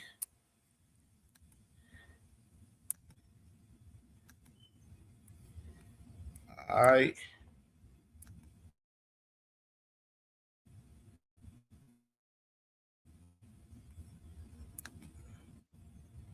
Put this thing up. Defeated Scooter Davis at 11-0. Man, how's camp been going for you? Camp's going great, man. Started off camp still just picking up where I left off. I came back in camp going 8-10 rounds straight. You know, still doing the same thing. It's like, oh yeah, okay. You know, even though I had a tough fight my last time out. Just, you know, gave myself a little rest and recovery, came back and jumped right where I left off at. So it feels like I never took any time off, which I usually don't. Fact. And we back again. Okay, so and my boy, y'all, if y'all pay attention and watch Scooter on Twitter, on Instagram, man, Brody be putting in that work, bro. Like he be putting in real live work for real, man. Sounds like the vibes is good. Yeah, absolutely. Everything. What's on the ox in camp when you young do boy, your workouts? Young boy. Don't they know everybody know what it is? They know Scooter, he banging that NBA 4K trade. It's young boy bumping all day. Young boy all day, and all day. that's what sets it all off, and then That's they what know set it's time to work. set the tone. Y'all know they know what time. Because sometimes I come in the gym and I'm chilling. We listen to our old music. We have different flavors. You know what I mean? I might come in. We might be in there listening to the Commodores. We might be listening to Maze, Frankie Beverly one day. You know what I'm saying? Teddy Pendergrass. That's when Coach Berry on the ox. Coach Berry got his sounds. He gonna go with smooth jazz. But then sometimes I get there a little early and I ain't. He out there in Headbangers Gym, man. Coach Berry, man. You know you're gonna want to listen to some of that old school, man. Knowing that, and they know if they come in the gym, they hear that young boy rocking. It's one of them days. It's one of them days. Yeah. Somebody's getting some work that day. Don't let it be a sparring day. Somebody gonna go home crying. Yeah, they know. Because I'm already in the ring, jigging, bouncing, head to toe, doing my thing. You know what I mean? There we go. All right. Now, you're fighting a fighter. He's 18-4. He's coming off a loss in Carlos Ramos. But he's a southpaw. I always like to ask what it's like training for southpaws. It's just everything backwards, honestly. I mean, everything is backwards. So your right hand is your jab, pretty much. That's the one that you got to get comfortable with. Everything is on the opposite side. So all combinations you have to switch, kind of in your mind.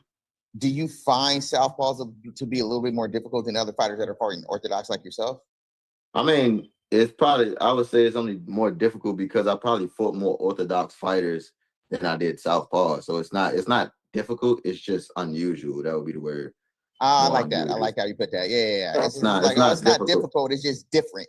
Yeah, it's just different. You don't fight more times than not. You're gonna fight somebody that's orthodox just like you. When you fight a southpaw, it's like, oh, it's a little different. But then when you get into a fight, it take a round or two to gauge your distance. And once you get there, it's the principles of boxing still.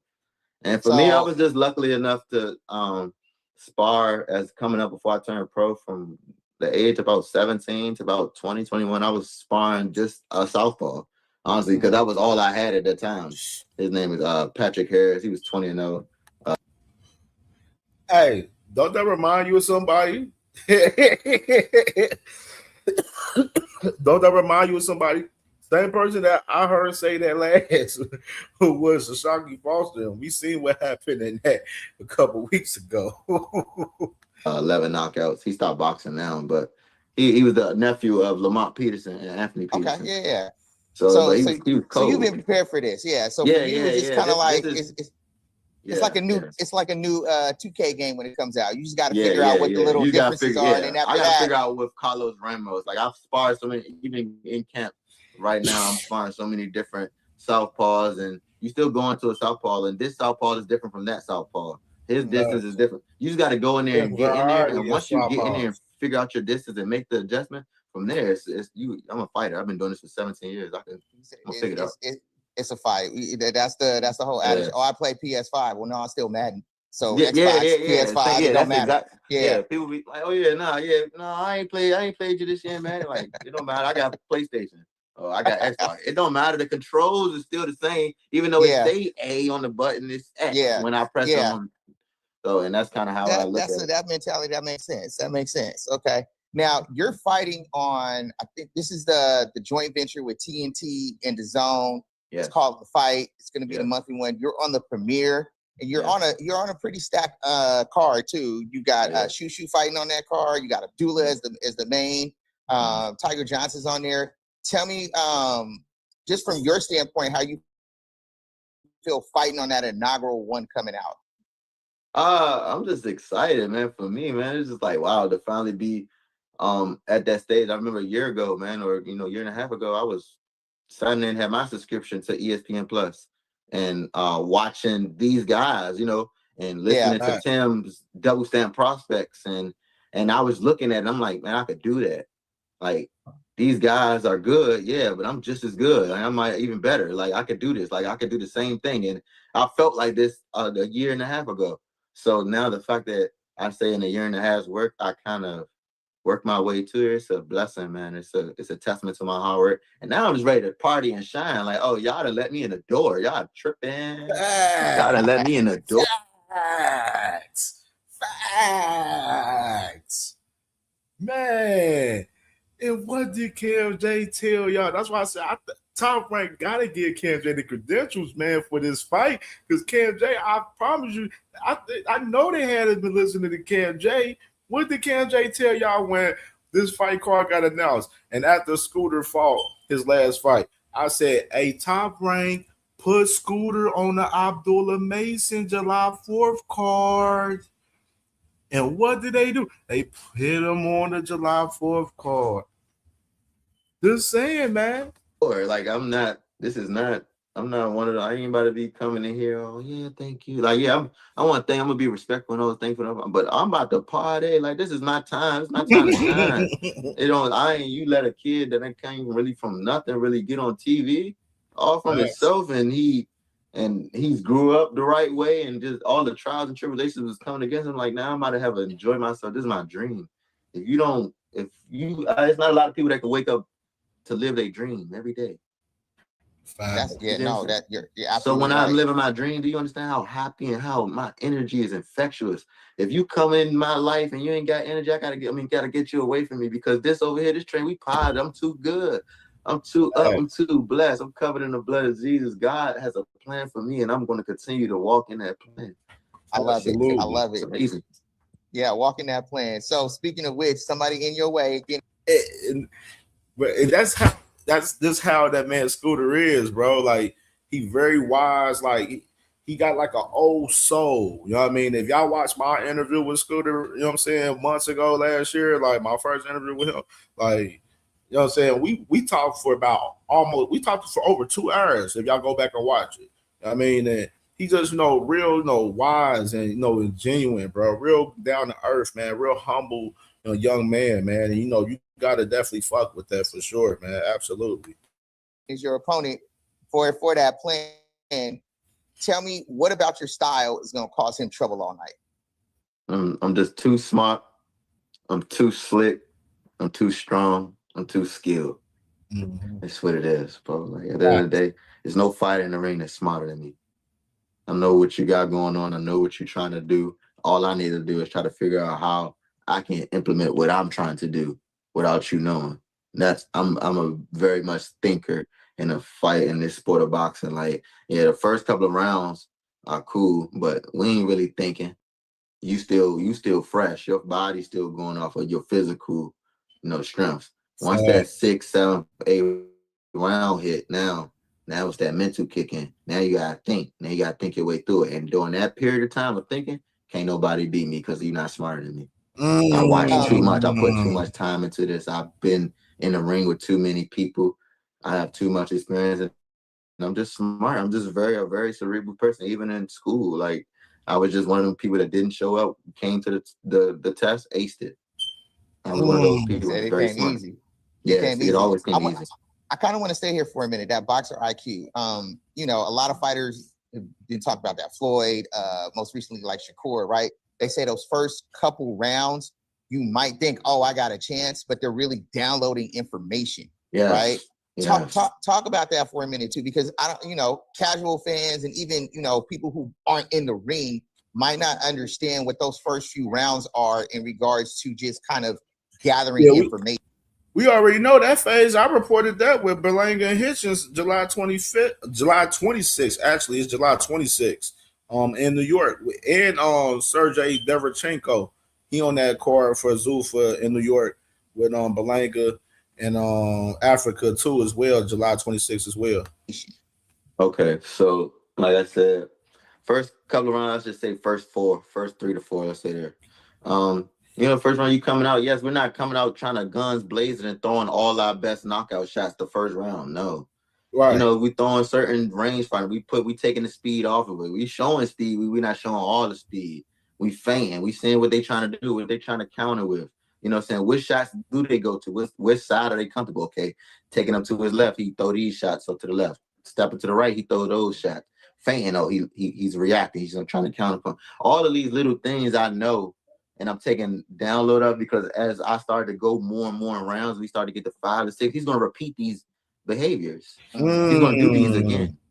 See, but then that's the thing. When you continue to keep doing a behavior over and over, it becomes a pattern. And now I can get the timing on your pattern and your cadence, all of it. So for me, I'm one of them fighters where don't continue to do the same move.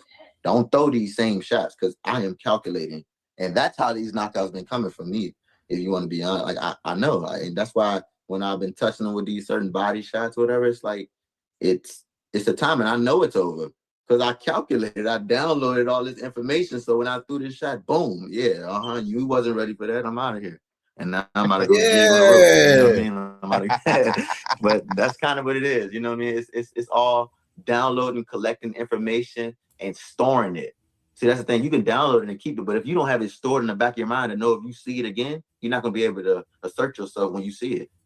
So I think that's the key, what you just said right there, that's storing it to access it later. That might be what some fighters lack, maybe. Because, but he just dropped hella gems right there. He had to get that gem up like that. He just dropped hella gems right there. Because in a fight, you know what I mean?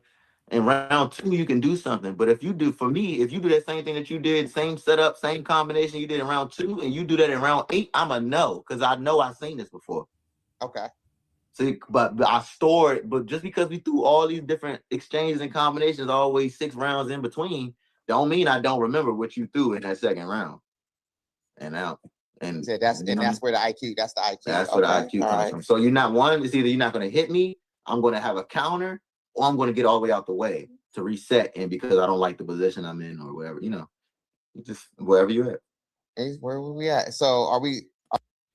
That was a very interesting perspective right there, man. And salute to my sister Ashley's Corner in the building, man. Make sure y'all subscribe to my sis Ashley's Corner. If y'all not subscribed, for sure, man. Appreciate sis for showing the building.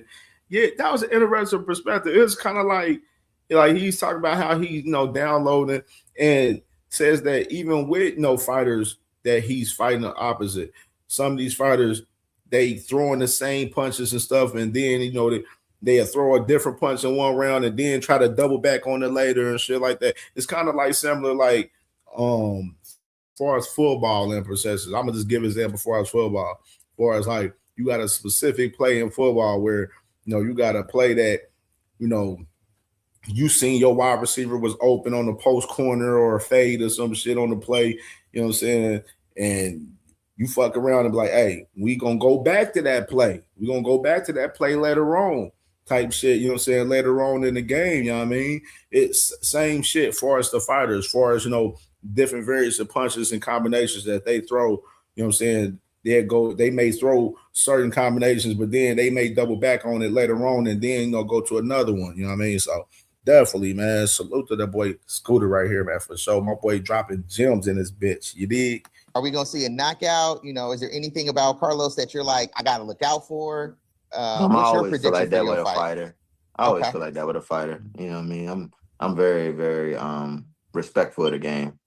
I don't go in there. Yeah, I talk with a confidence and a braggadocious sense.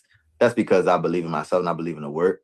But at the end of the day, I'm true to the game. I'm a student of the game, and I really, just respect the game of, any fighter could come in there and give you a hard night. Any styles make fights. Any fighter could touch you with one shot and change the trajectory of the fight. So you got to be totally 100% serious on what you're doing and what you're implementing, hands up and defensive. So Carlos Ramos is going to be there to,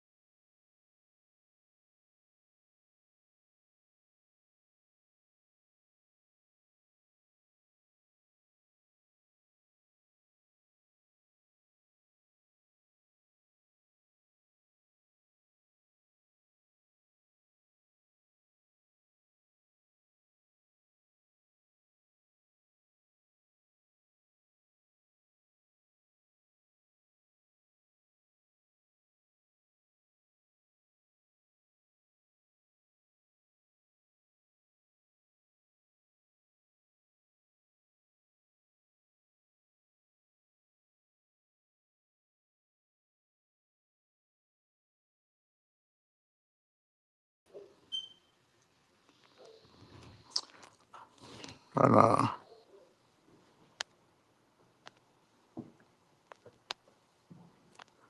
Can y'all hear me? Can y'all hear me now, y'all? Let me know in the comments. I had to hop on my phone. My daggone laptop, the daggone just crashed on some shit just now on some shit. Out of nowhere. That's crazy. So I had to start it on and off. So let me bring this back up. Damn. That was crazy. So out of nowhere, the daggone laptop just went. Then it just paused. Like my laptop just totally paused out of nowhere. Like right while we, you know what I'm saying, reacting to this shit. You know what I mean? That shit was crazy. But I'm bringing it back up though. I'm on my phone with it right now. So we bringing it back up. Until then, shit. Let me go ahead until I bring it back. Let me go ahead and have a little fun. Man, what's up with this meeting? Why are we here? Guys, I have brought you here today to propose my plan. I don't like to lose. This is my plan to prevent all of us from losing. Let's pretend we are brothers. We won't have to fight each other. I made a contract to make sure we all agree to not fight each other. Nah, each other. Yo, that's a good idea. Let's do it. But Shakur, we are in the same division. What will we do if we're forced to fight? Listen, I will get all of the belts for us. You tell everyone you don't care about the belts. That way, no one can force us to fight, brother. But Shaka, what if I outgrow my division and I have to move up to yours? Listen, little Ray Ray, when I move up, you move up.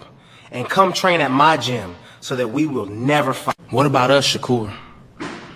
We are both champions at 140. Gary, tell him you want to fight me last. When the time comes, I will move divisions, little bro. Shakur, what about when you move up? I don't want to fight you, bro. Richardson, sign to Zuffa so that we won't fight. Before you sign, call me out so that it is not suspicious. Now sign the contract to be boxing brothers. Why they want me here so bad? We are not friends. Man, I'm going after all of y'all. There's no friends in boxing, clowns. Abdullah, no, please. I won't let these frauds ruin boxing. I'll go after all.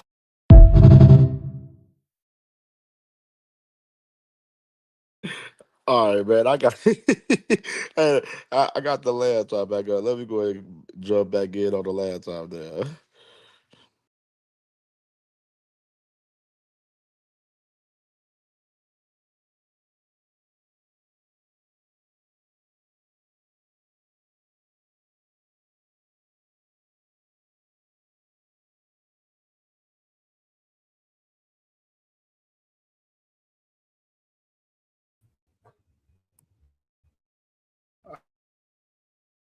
All right, we back up on the laptop now. Let me go ahead and share the screen there. That was crazy, man, with the laptop. That was crazy. It just straight up froze. All right, let me bring this back up with Scooter. I think we was probably at this mark, probably. Let me see.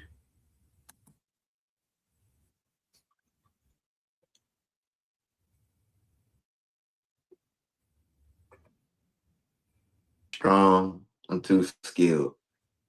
That's what it is, bro. Like at the end of the day, there's no fighter in the ring that's smarter than me. I know what you got going on. I know what you're trying to do. All I need to do is try to figure out how I can implement what I'm trying to do without you knowing.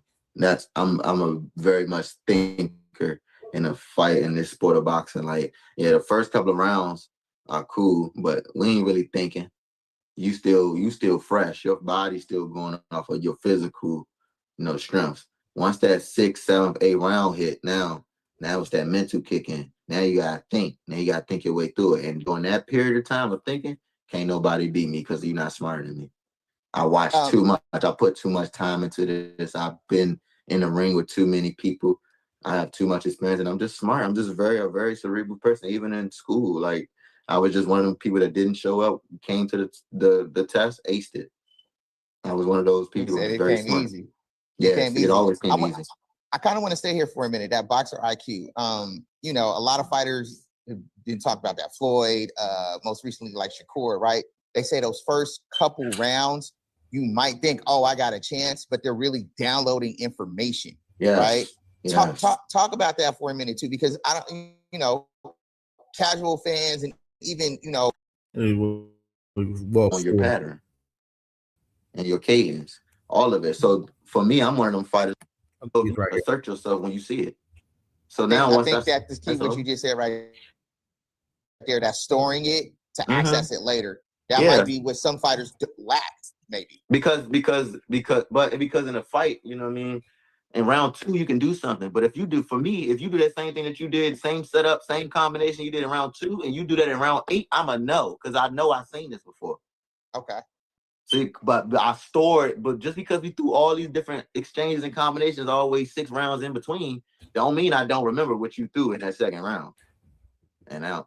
And that's where the IQ. That's the IQ. That's where the IQ comes from. So you're not one. It's either you're not going to hit me, I'm going to have a counter, or I'm going to get all the way out the way to reset. And because I don't like the position I'm in, or wherever, you know, just wherever you're at. Hey, where were we at? So are we going to see a knockout? You know, is there anything about Carlos that you're like, I got to look out for? What's your prediction like that for with your a fighter. I always feel like that with a fighter. You know what I mean? I'm very, very respectful of the game. I don't go in there. Yeah, I talk with a confidence and a braggadocious sense. That's because I believe in myself and I believe in the work.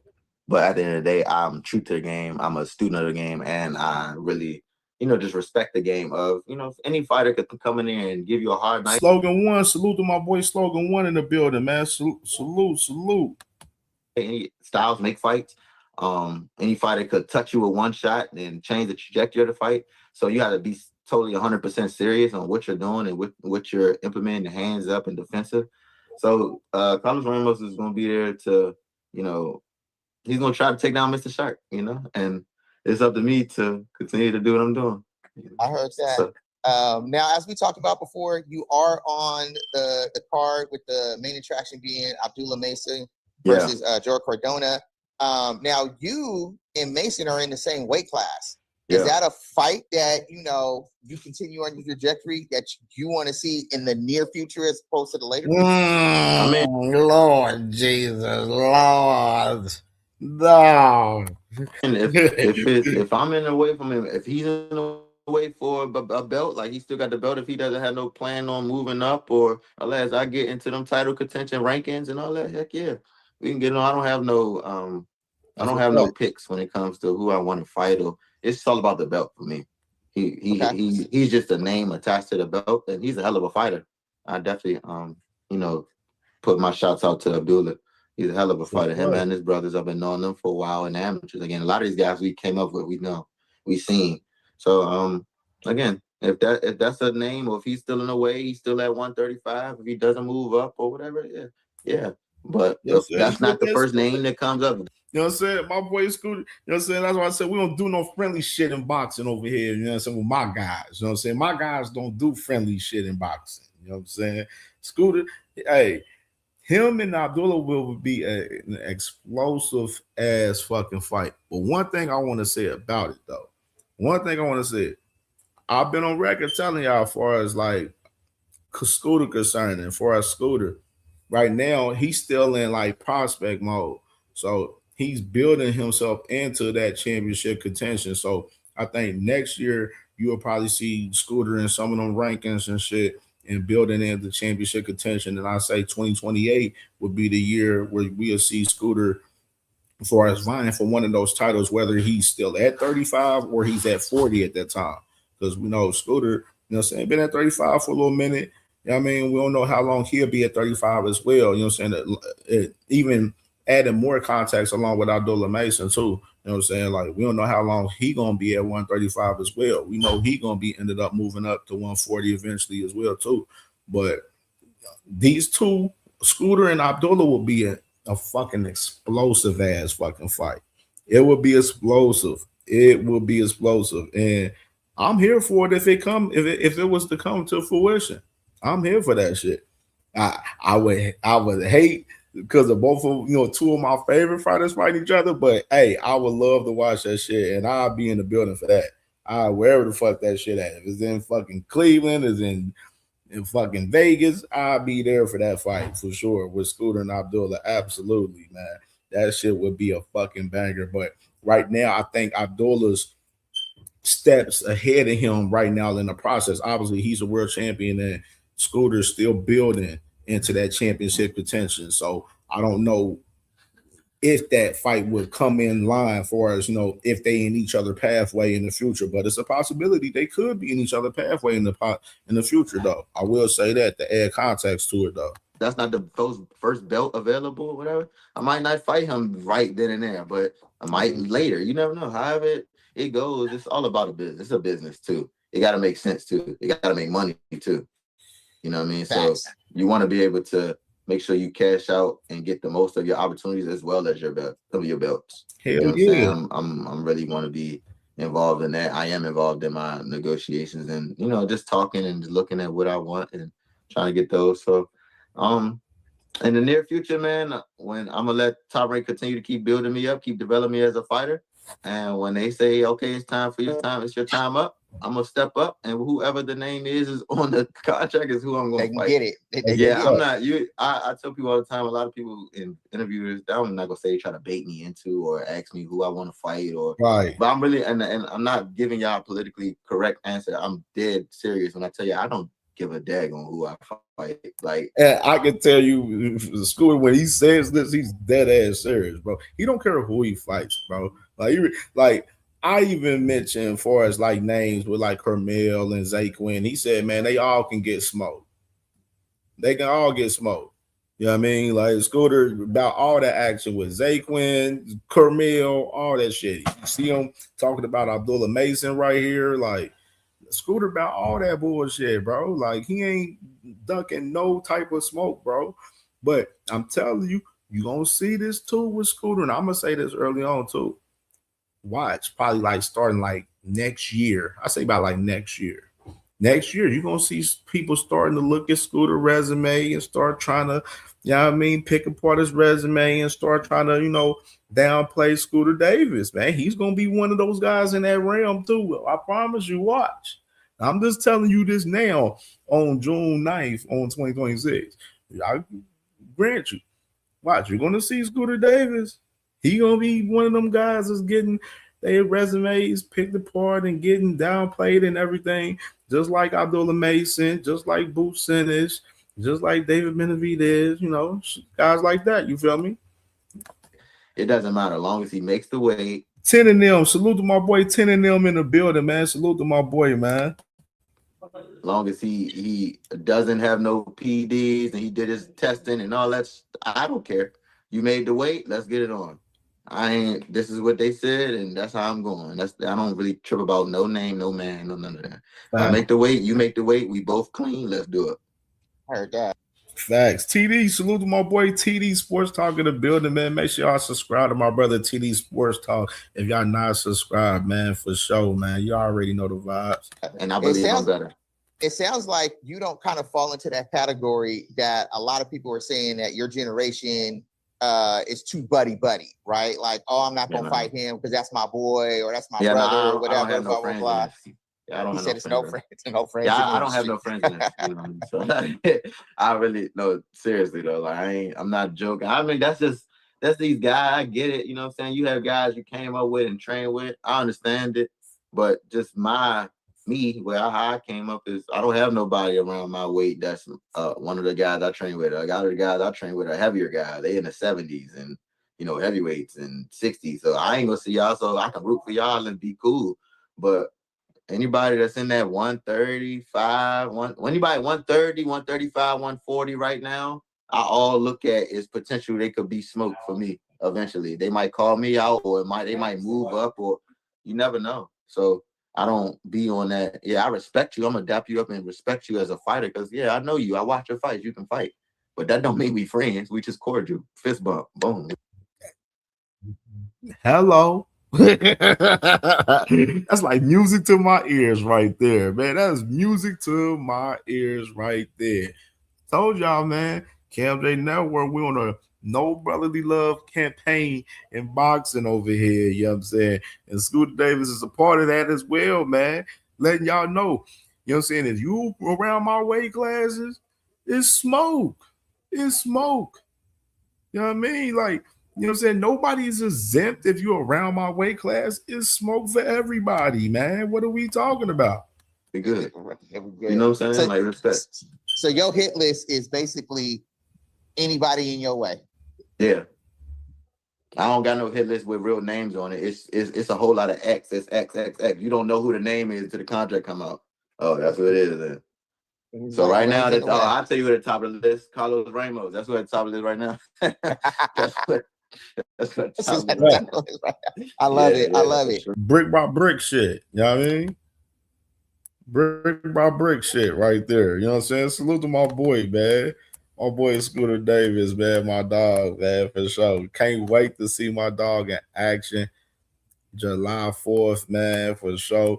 Hey, Sauceton, I'll be fucking pissed. I'll be pissed. Hell no, he better not go that motherfucking route. I guarantee that'll be nasty motherfucking work right there. Cliff Farm, he said, we need more of that. Salute to my boy Cliff Farm. Yeah, bro. Need more Scooter Davis right here, man. Need more Scooter Davis in boxing, bro. You know what I'm saying? Like, real shit. Definitely one of them guys. Ishmael, man. Salute to my boy Ishmael Hassan, man. He said there's a heavy bias against PBC, Showtime, Pro Box. And shit, that's been for years, brother. Shit, since PBZ existed, it's been a heavy bias against them. That shit gonna continue. That's an everyday thing. Sackhill, man, salute to you, bro. He said, they saying Jay Prince only signed Keyshawn to protect Shakur. Hey, possibly. Shit, or I personally would say Shakur made Keyshawn sign with Jay Prince. I say it's a little bit more Shakur, not Jay Prince in that instance, in my opinion. But that's a whole nother story. All right, man. All right, do I want to react? Do y'all want? All right, let's do this. Because we only got a few more topics. Do y'all want to I got a clip from the Ashaki Last Stand podcast. I think we reacted to a lot of Ashaki content recently. You know what I'm saying? But I can just go ahead and run through this clip. I don't want to react to that whole interview with him from the Last Stand podcast because we kind of know the gist of everything with, you know, as far as Ashaki, even though he did get in debt with some of the buddy shit that was going on, you know what I'm saying, a little bit in that interview. Matter of fact, let me do this. All right, we'll do this. Yeah, y'all let me know. Do y'all want to react to a shocking interview from Last Stand podcast? Do y'all want to react to some of it? We don't gotta react to all of it, or we can react to some of it, or we can just react to this clip and we can get pushed into these last couple of topics and open up the panel.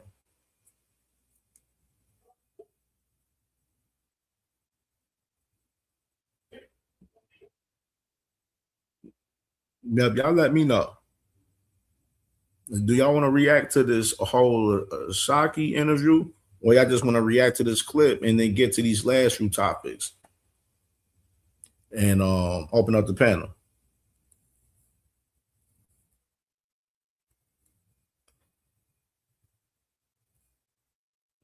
I think we just gonna do this clip. Yeah, we just do the clip. Let's do the clip. All right.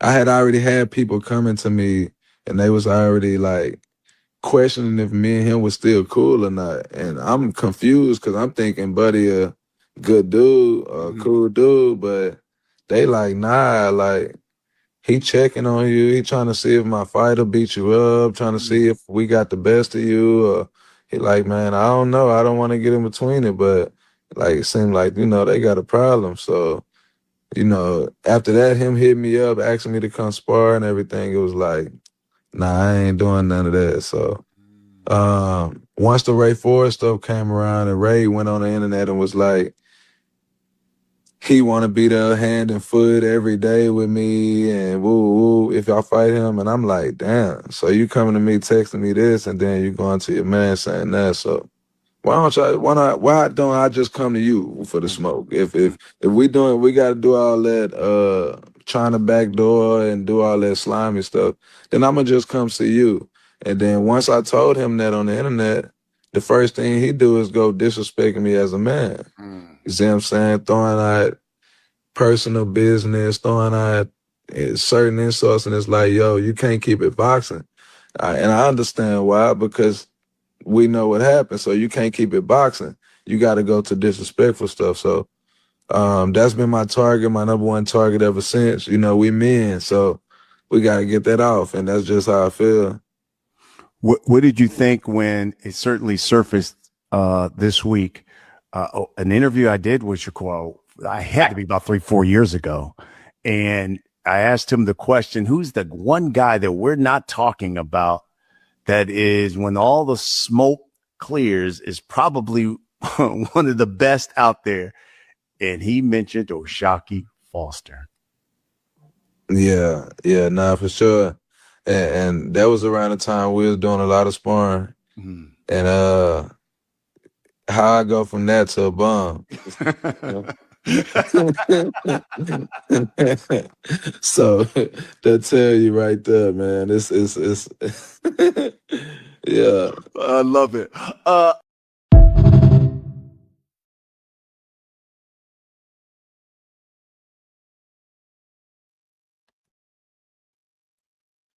Yeah, man. Hey, yeah, I'm just saying, man. I'm just saying, though. You know what I'm saying? One thing about the Shockey situation too was intriguing that we spoke about it upon it, as far as like the first situation upon the Shockey and Shakur was Shockey beating Cool Boy Stephen Fulton. Once he beat him, he got that interim, title. But then, Shakur had the situation with the WBC and everything, 135, and then, obviously had the fight with Tio where, he's champion at, with the WBO at 140 now. You know what I mean? And, Shock like, shit, okay, you don't got the WBC no more, so, okay, I'm going to go ahead and stick with my WBC at 130. And my next leeway is I'm going to go at Ray Ford, since you told me that I need to give Ray Ford the opportunity in order for me to get the opportunity from you. Shit, I'm going to go at Ray Ford and give him an opportunity, in which we seen the results of that, a couple of weeks ago with that fight, which you got a Shockey Foster, ever since that fight, he on a big media run, definitely, from platform to platform, popping his shit and letting it be known that that man Shakur need to fight him next. We need to handle this in the ring like men, instead of all of the disrespect and all of the personal shit and all the extra shit. You know what I mean? No, let's get in the ring and handle this shit like grown men. You know what I mean? Which I'm absolutely agree. And it's with that for sure. I'm in total agreement with that shit for sure. And y'all already know where I stand for us, the shit with Shakur and the Shockey. I believe that man Shakur should be having that fight next. But it's looking unlikely that it may not happen now with some of the current events surrounding Shakur Stevenson currently right now. And real interesting perspective from that angle, for real. You know what I'm saying? Really intriguing. And speaking of Shakur,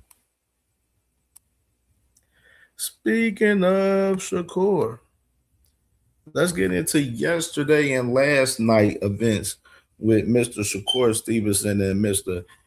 Devin Haney and Bill Haney last night, which we talked about some of the tweets exchanged from Devin and Shakur yesterday on the back half of the show yesterday, which we'll briefly go over that, then go over the tweets with Bill and Shakur.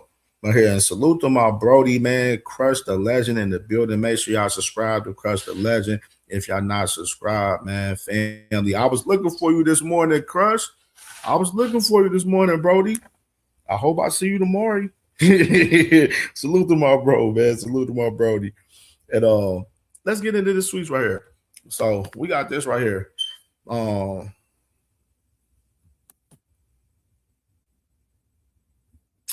Shakur Stevenson right here, man, responding to Devin Haney's tweet from the night before when he was talking to Keyshawn Davis when Keyshawn Davis said that Keyshawn and Devin is the biggest fight.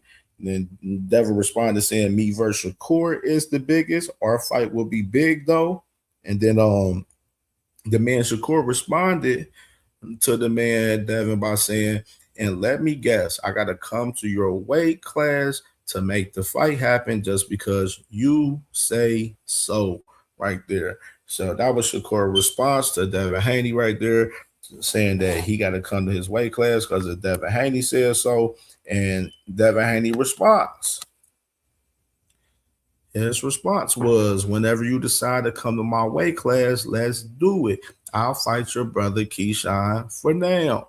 So that's Devin Haney's response right there to the man Shakur Stevenson right there, saying that he'll fight Keyshawn for now, but whenever you're ready to come up to 147, let's get it cracking right there. So that's Devin Haney right there, speaking right there for us that.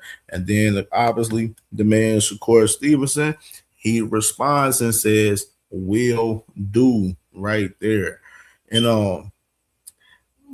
little interesting perspective though.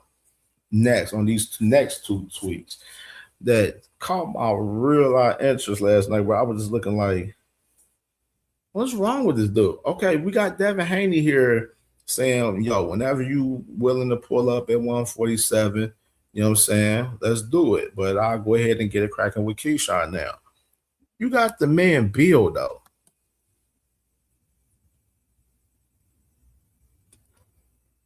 So you got Bill. He says, first it was the money, now it's the weight.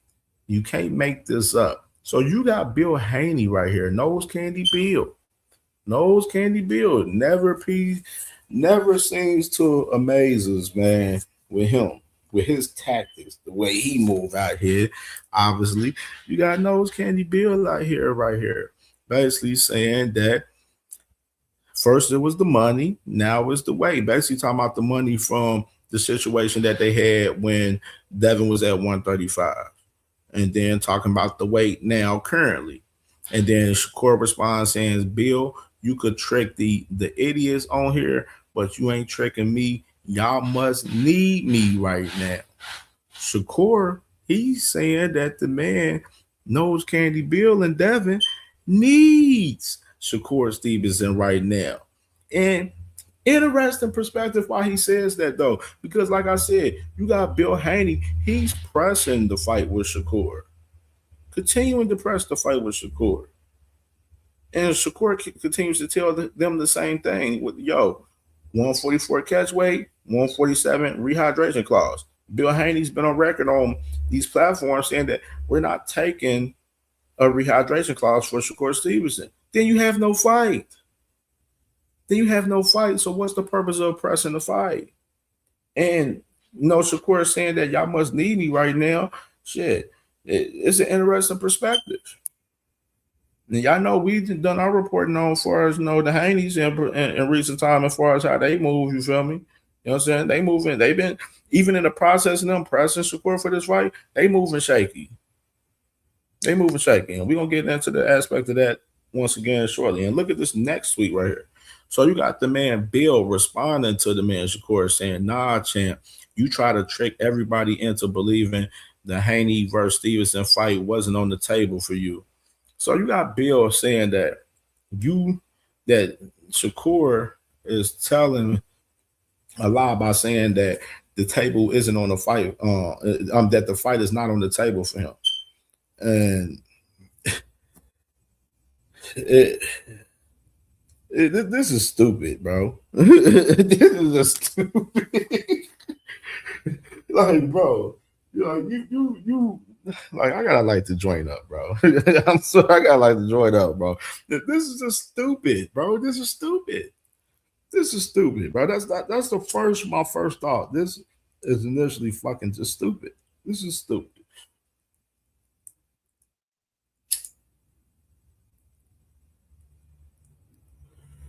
This is stupid, bro. This is absolutely stupid. And it goes back to what I was saying yesterday, bro, and what I continue to say about a lot of these guys, bro. There's a lot of talking, too much fucking talking out here, bro, not enough fucking action. All of this shit, all we doing is talking.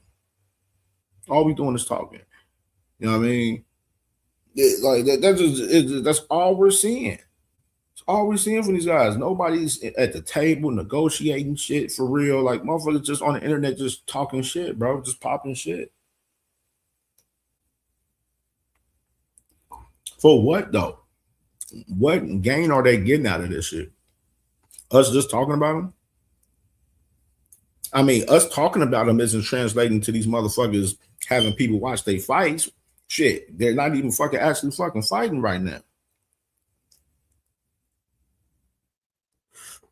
But the real issue, while this man Bill, Nose Candy Bill, I like to call him, while he over here pressing upon a motherfucking Shakur Stevenson fight, like I always been saying the last couple of days, he need to be focusing upon the man Keyshawn Davis. If that's the fight that y'all want other than Shakur, then y'all need to be getting at the table with Jay Prince and Keyshawn Davis and Top Rank and making that fight happen.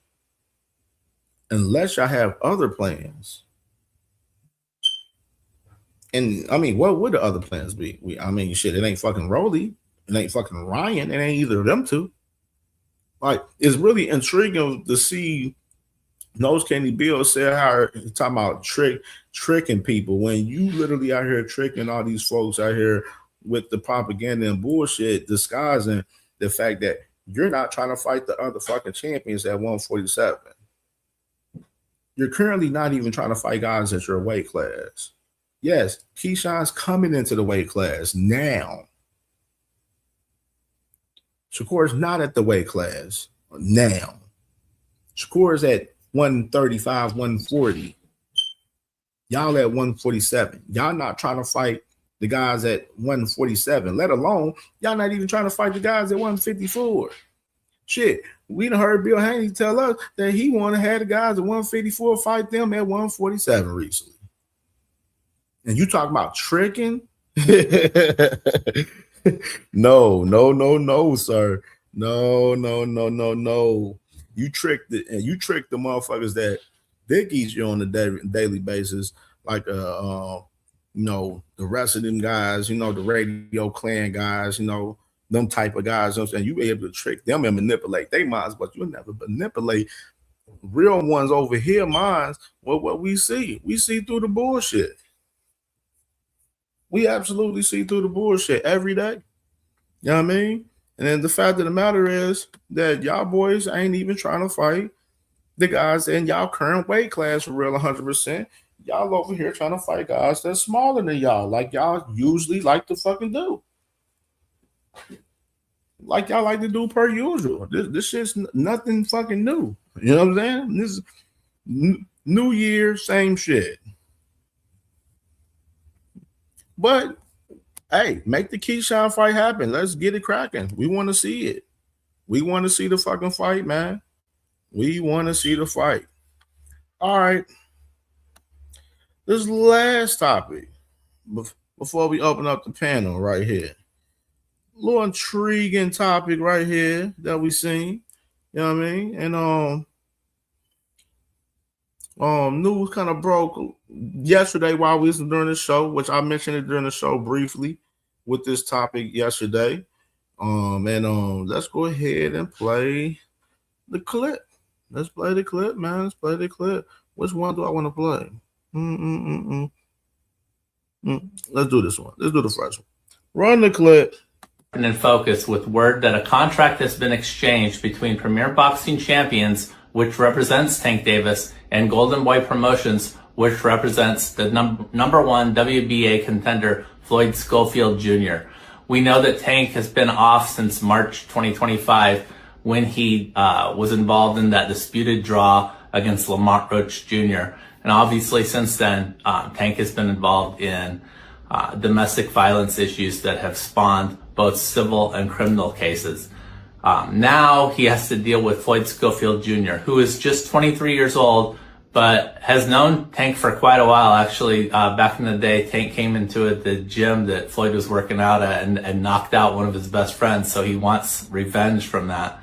And look, these sides have a couple weeks before this the negotiations would prompt a purse bid, which we believe that both sides want to try to avoid the purse bid process. So, anyways, what we've been told is that they're looking at a time frame of September into October. It seems to me that October is a more likely date for this fight to go down. But there's been some numbers exchanged. I'm told from both sides are looking upon it favorably. Obviously, some work to do, but they feel like a deal can be struck. Check out my story. It's up in Boxing Scene right now. And I wanted to ask you guys, for Gervonta, do you believe that this is a good comeback fight for him? Floyd Schofield Jr., who we know in his last fight knocked out the former champion Tevin Farmer in Anaheim, but that was also almost a year ago as well. So he's been off for a while too. Let me know what you guys think.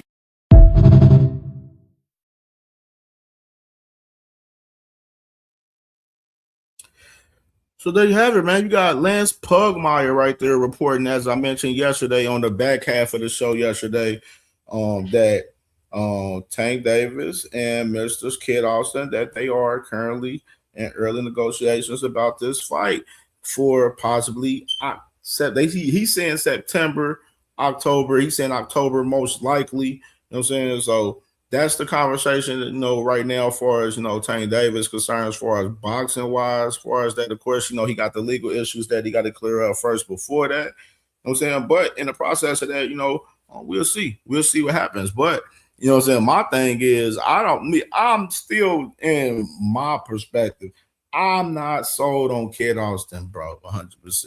And let me play this clip right here from both of these fucking dudes right here. And let's run it. Everybody, it's Kid Austin, just giving a quick update on the fight. We're just waiting for Tank's team and that side to send the contract, which I know me, I'm staying in the gym and, you know, staying ready so we can give y'all a good fight. But Tank, PBC, send that contract, I'm ready. Going on, y'all, 13 days and counting. PBC Golden Boy got 13 days to lock in that deal or go to purse bid. So I advise him to speed it up.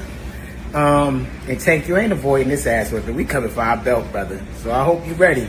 Because we coming for our belt and we gonna win. And I put money on that if you want to do a side bet. I guarantee we gonna stop you.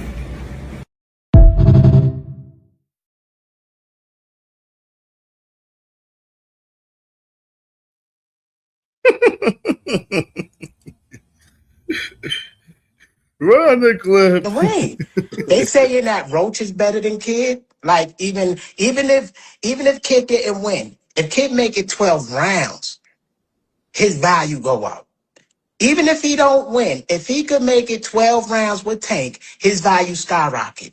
Everybody, So Tank knocked out dudes and their value went up. You know what I'm saying? They for became real, soft. And they So become going 12, it's definitely going to go up. That's why. Tank is the measuring stick. So for me, my goal is make sure my son make it out of there alive. That's the whole thing. My son haven't been hit by somebody explosive like Tank. Right. But that's the fun part of boxing. I think Tank should fight at 140. If that was me, though. His biggest fights is at 140. Like with the Shakur and all of them. But it's on Tank. Tank is a businessman. He gonna make the right decision and everybody gonna move when he decide to move.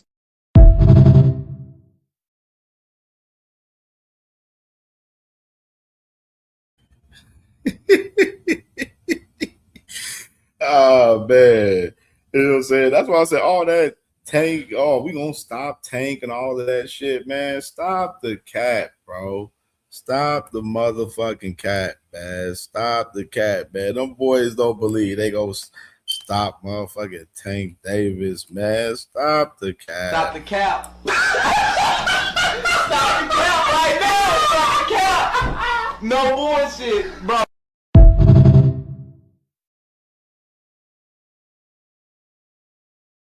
Yeah, Brody. Yeah, Brody. They gotta stop that, bro. Like, them boys ain't got no faith that he can stop a Tank Davis for real, bro. Them boys worried about a fucking paycheck, bro. That's all they there for. They ain't the whole belt talk and shit. Man, that shit is all smoke and mirrors, bro. They trying to cash out right now, bro. They trying to get cash the fuck out. That's simple as that. This is what this is all about from the Schofields right here. We're in the fight with Tank Davis. They just trying to get cashed out. Me personally, I feel like Kid Austin don't even deserve this fucking fight. Just real shit. He don't deserve this fight. After all the bullshit he did the last year and a half with Shakur and JoJo Diaz, all that little goofy shit. Like, I don't even think this dude deserves this fucking fight with Tank, honestly. I don't even think he deserves the #1 ranking for real. Who the fuck? Like, what has he done to even have the #1 WBA ranking? Why Golden Boy push him in position for that? Like, you know what I mean? I'm just saying, like, Kid Austin don't even deserve the fucking fight with Tank, honestly, in my opinion. He don't deserve it. And he gonna get what he want. You know what I'm saying? If they do get in the ring, he gonna get what the fuck he want, man, for sure. Like that's what the fact about it. He gonna get his issues. If they do get in the ring, he gonna get his motherfucking issue in there. You know what I mean? Especially be the first one. Kid Austin, the first guy for Tank on the comeback after a year. Man, this is gonna be straight demolition. This is gonna straight demolition, bro. Like, this is straight demolition right here, bro. Like, this shit's not lasting 5 rounds. I'm gonna tell you that right now. It won't last 5. It might not last 3, to be honest. It might not last 3. Real shit. Kid Austin gonna be in that bitch intimidated to the motherfucker. Tank gonna be fucking playing them like a sucker the whole entire fucking build up and everything. Like, it's gonna be nasty. Kid Austin, Auntie Schofield gonna be looking goofy as hell during the build up, getting cooked by Tank throughout. It's gonna be nasty, bro. Like, you know what I mean? I can see this shit in for this is a funeral waiting right here. You might as well go ahead and book this man's funeral. Book Kid Austin's funeral, man. This is a funeral waiting, man, right here. And fucking and Auntie Schofield knows it. Run the clip back. Run the clip. Y'all see how this man mindset into the fight for real. As he's up here running around here talking about stopping Tank and stopping Shakur, stopping all these guys and shit, doing all this capping and chatting out here. He has takes like this when his whole energy and demeanor change. And it's totally different when Coach Kenny is on the set. You know what I mean? They saying that Roach is better than Kid. Like even if Kid didn't win, if Kid make it 12 rounds, his value go up. Even if he don't win, if he could make it 12 rounds with Tank, his value skyrocket. Everybody, So Tank knocked out dudes and their value went up. You know what I'm saying? They for became real. tough. And they So become going 12, it's definitely going to go up. That's Tank is the measuring stick. So for me, my goal is make sure my son make it out of there alive. That's the whole thing. My son haven't been hit by somebody explosive like Tank. Right. But that's the fun part of boxing. I think Tank should fight at 140. If that was me though. His biggest fights is at 140. Like with the Shakur and all of them. But it's on Tank. Tank is a businessman. He gonna make the right decision and everybody gonna move when he decide to move.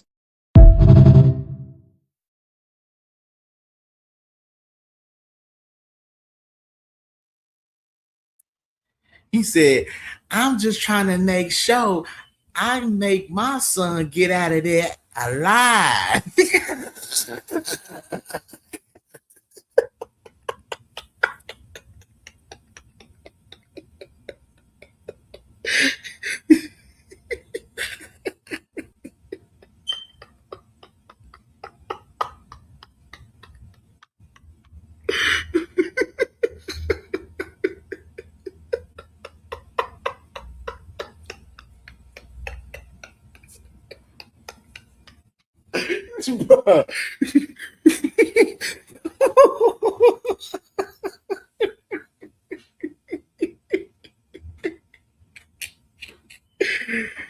Oh man, Brody. Oh man, they wildin', dog. They wildin', bro. He said, I'm just trying to make sure my son get out of there alive.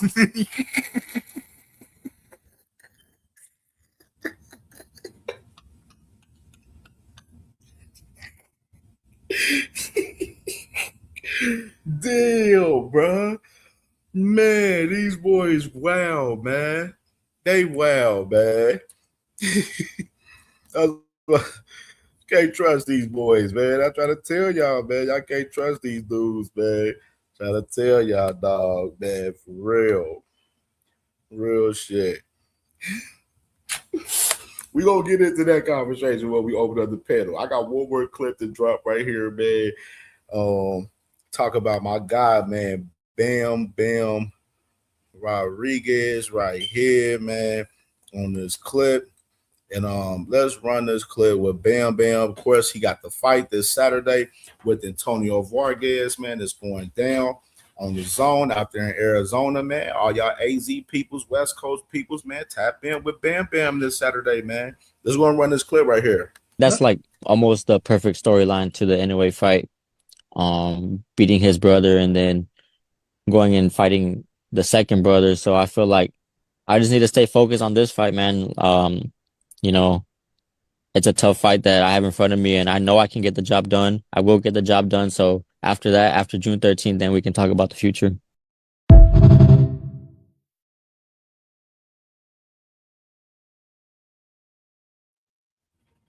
I don't think y'all heard Bam Bam on that right there. He said something that was real pivotal right there. Let's run that one back real quick one more time. Let's run that one back. That's like almost the perfect storyline to the NOA fight. Beating his brother and then going and fighting the second brother. So I feel like I just need to stay focused on this fight, man.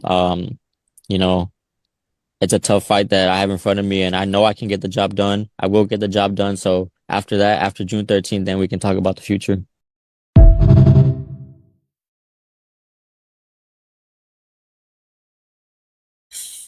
Hey, man, so you got the man Bam Bam, man, right there, man, saying that, of course, he locked in for Saturday, man, for Antonio Vargas, man, but he think one of the liver paths far as the Nawa anyway fight would be knocking off his brother at 118, Takuma anyway, knocking him off, and then going after Nawa anyway, which that may be the move now. Which I fuck with that move. Real shit.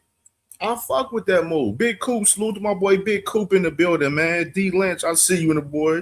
I see you, Big Dre. I see you back in the building. Darius Warren, salute to my brother Darius Warren in the building, man. Salute to my brother. Make sure y'all subscribe to Darius Warren, man. Brother cooking up on the basketball, man. Tap it with my brother Darius Warren, man. And yeah, man, I think I like that perspective from Bam right there, man. Going after Takuma anyway, which is Takuma. He is a champion at 118.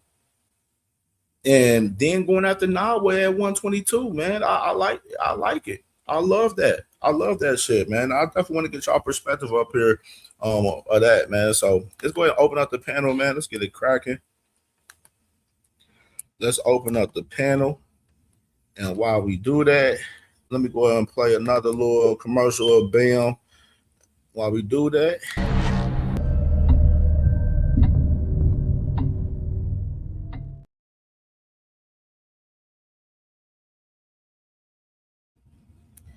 Yeah, man, that boy Bam, man. that trailer fire right there, man. That shit fire. Let's get into it, man. Let's get into it, dog.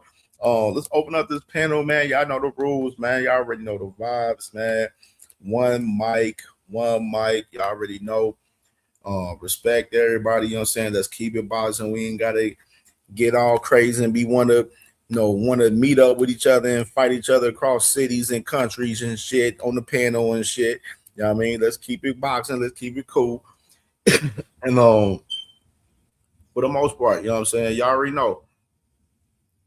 No bullshit. Y'all already know the bullshit is tolerated. Y'all seen what we did to Fly yesterday. Salute to my brother Radio Fly. I'm saying much love to him.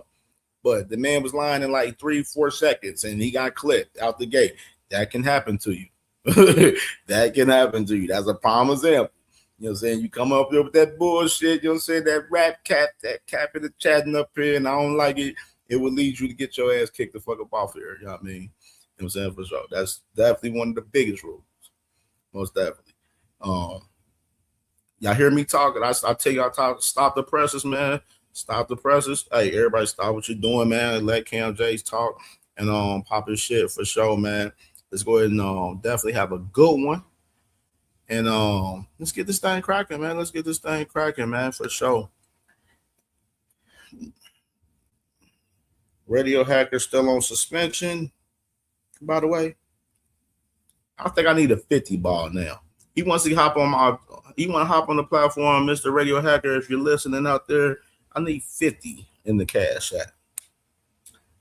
That's what I think we need. All right, links pinned to the chat, y'all. Y'all can pull up. Pull up, pull up, pull up, pull up on your boy. Big Dre, what does do? What it do, what it do, what it do. Man. Wildfire in boxing, man. It's a wildfire in boxing right now, man. It's going up. It's going crazy. Listen, I just got a quick announcement. You know me. It's live. It's local. It's boxing. Waldorf, Maryland, anywhere in the DMV this Saturday night in Waldorf, Maryland at the Capitol Clubhouse. Davis Boxing Promotion presents a night of professional boxing. Come on out and see a fire card featuring in the main event, my man, Stefan, the Bricklayer Hops. We got a whole card of professional boxing in Waldorf, Maryland this Saturday night. Come on out.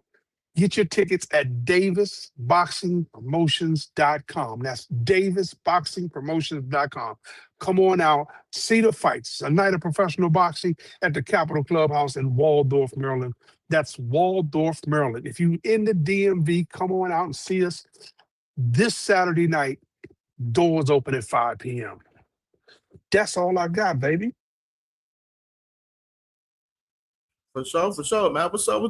What you got on the boxing side? Let me see what's your thoughts on the boxing side. Did you hear the Scooter interview? I heard the Scooter interview. Yeah, what you think of Scooter? Oh, that's my man. You know, that is the shark, because it's time for a shark feeding. July the 4th in Cleveland. We're gonna see what he do as he steps up. He goes from the undercard to the main card. Now he's on the main card. He's been doing headlining in local events, and now he's number 4 on the main card. So yeah. Facts. He gonna do what he do, man. You know, the man got the skills to pay the bills. He's got power in both hands, and we're gonna see the shark on July 4th. He's coming up. He's moving good.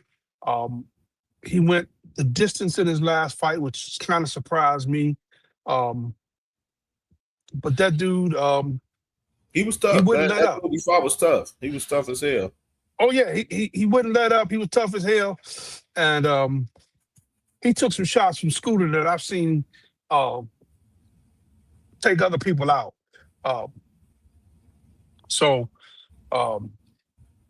But I think Scooter needed the rounds.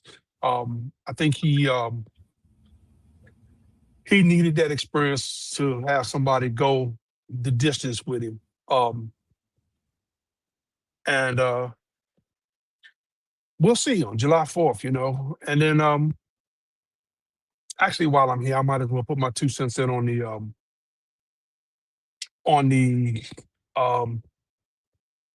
the Devin Haney situation, him and Shakur. But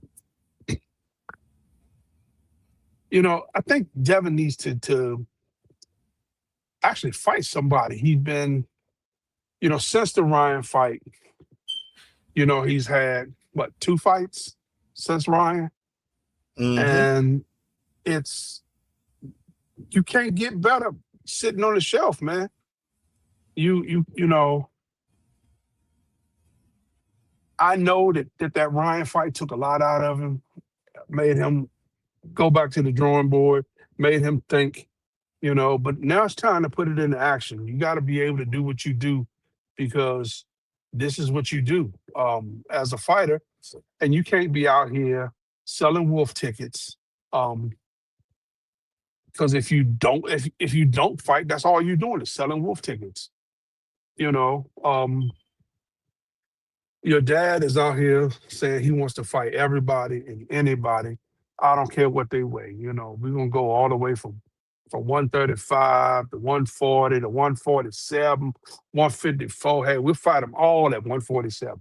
Wait a minute, that don't make sense. Yeah. He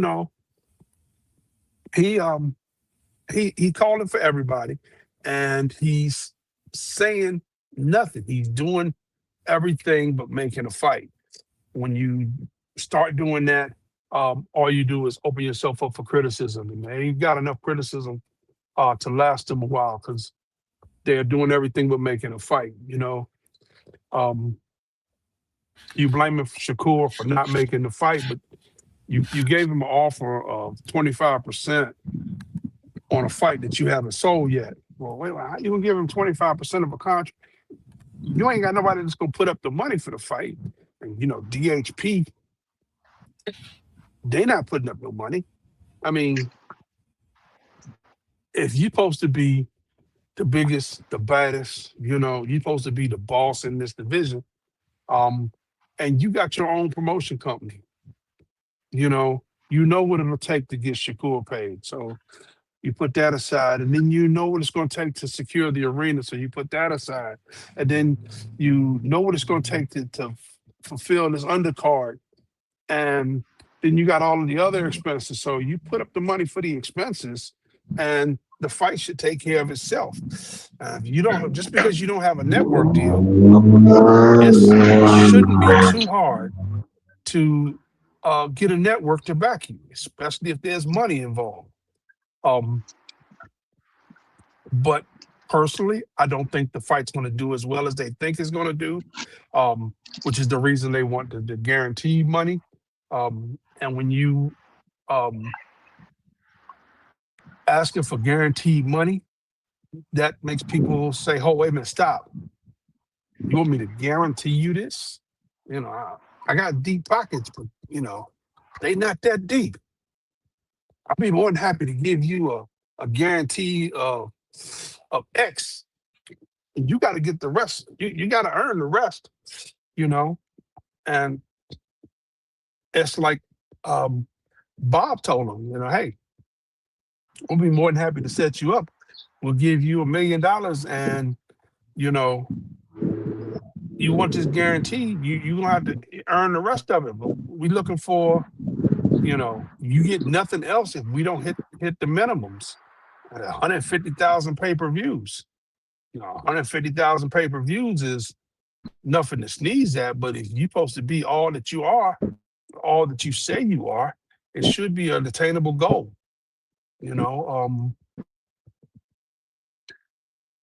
They just need to bet on themselves. If they're not going to bet on themselves, lower your number and make some fights happen, because I can't call you the best thing since sliced bread if I can't find a knife, because I don't know what sliced bread is. I might be wrong. You know what? This, Sure, go ahead.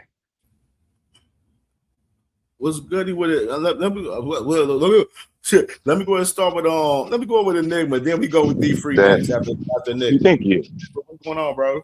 And neither is the door. Hello? Yeah, we here. Go ahead. Yeah, we hear you. You're Yeah, you kind of going in and out a little bit. Yeah, you going in and out, but we hear you. I'm gonna jump out and come back in. All right, let's go and go with D3.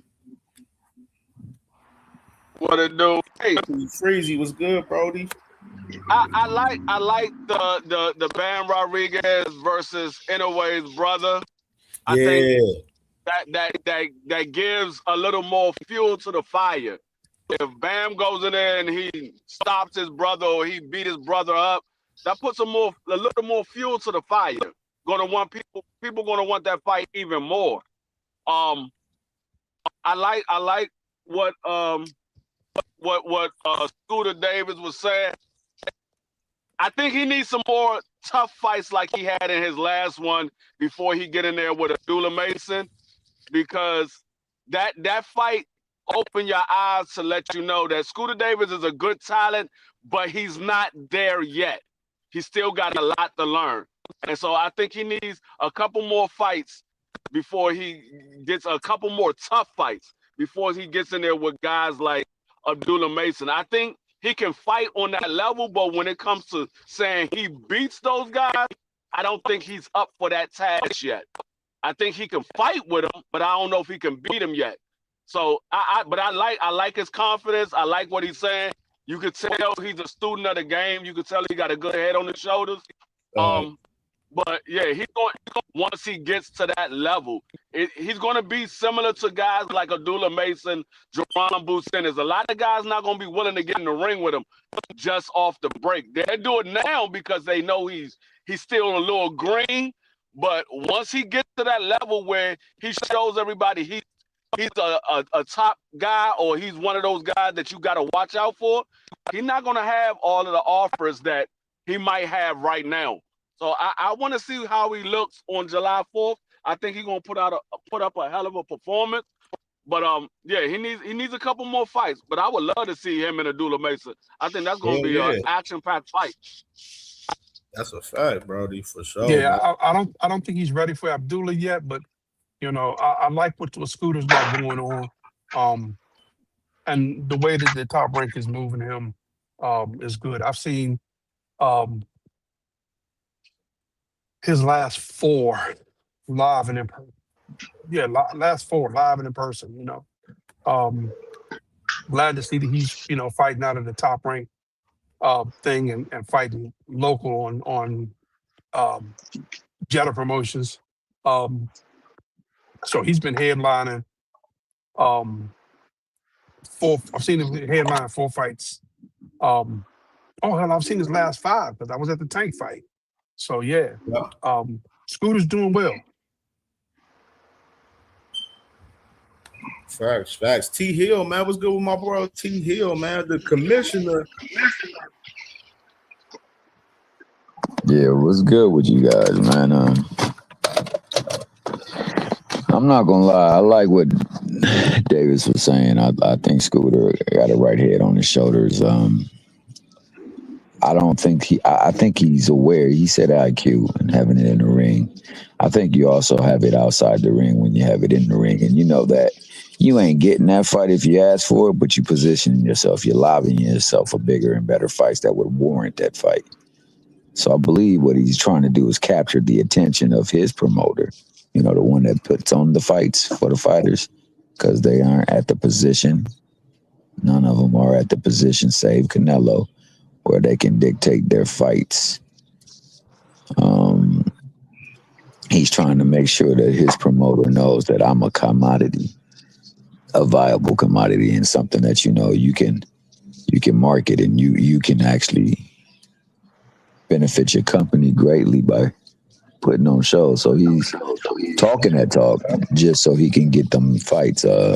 So what he got to do is go in that ring, put them beats on people, and make sure he puts on, like my man Boots said, a beautiful performance so that people will crave it.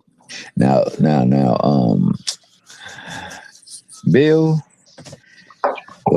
and Devin DHP, we already know the old adage. Let's just say certain fighters in that ring with them, they taking 1.2 million because they're gonna do a whole lot of money. They're gonna sell a whole lot of shares. People gonna come see the fight. But when you are the headliner, And the other person that's in the ring, even though they may be a champion, is not someone who brings people or eyes to the party. You're going to have to ask for a whole lot of money. Now, that being the case, they never really truly wanted that fight. And as customary, when they had the belt over at 40 and did not fight their mandatory, they don't really want to defend it versus high risk. It's plain to see. I mean, unfortunately, it's a lot of them these days. And, you know, that's unfortunate. We do need to see these people in the ring with one another. So hopefully we get some fights that's worthy. The Keyshawn thing doesn't make sense, especially if it's coupled with a 2-for-1 deal, unless Jay Prince really has that much power in making the money, because you're involving more than one promoter to make this deal happen. So I don't know how you appease the other. And I don't know what people really truly get out of those two fights going back to back. But I do hope the fights get made. I do hope that you know, they do ring true, but unfortunately it doesn't appear that there's much bite to their bark. I forgot the other topic that you were discussing. I forgot. What was the other topic? Oh man, I discussed so much shit up here today. Oh shit. Oh, Bam. For us the Tacoma. Oh, Bam. That's what we were talking about. Bam. Yeah, that Bam versus Tacoma. Yeah, that's the ticket right there, because that does. Talking about taking Tacoma first before Nawa. Well, whoever's running his career, or if he's got a lot of say so in it, that's thinking progressively. That's the way you get to him, because, you know, I don't know if he's in his wheelhouse for fights, but you go in there and you put the beating on the brother. I think that's how you can go and call out, say, I done beat the little brother. Now it's time for me to take big brother out. And then you can get that fight. So all Bam got to do is go in there and put them beats on folks. We might get that fight before he's all said and done with Naoya. And I like the way Bam is moving. I like the way that he positions himself, and I like the way that he, with the competition and of opposition that he has had, has been charting his course. So hopefully we get to that fight. But man, yeah, it's gonna be interesting going forward how things shake out. That's all I will say. Okay. All right, shit. My boy Enigma, you ready now, my boy Enigma? Enigma. Yeah. What's good? What's good, everybody? Can you hear me? What up, panel? What's going on, yo? All right. Thomas. This is what I'm saying. D-Free. Is it on me or you talking, Dick? It's on you. It's on you. It's on you. I was just saying, right. What's up there, everybody? All right. Cool. I don't think Devin Haney is the star that him and Bill and all of the Haneyeites think he is. He's not that big of a star. Ain't nobody really trying to push for him, and neither is fucking Shakur. I like the way Scooter's moving, what he doing, but Oshaki Foster, man, my motherfucking guy, he holding this shit down, man. Got these boys scared to come outside, type shit. And Shakur, if that's true, because I don't know if it's a definitive thing already that he signed to the Zuffa. Did they make that announcement?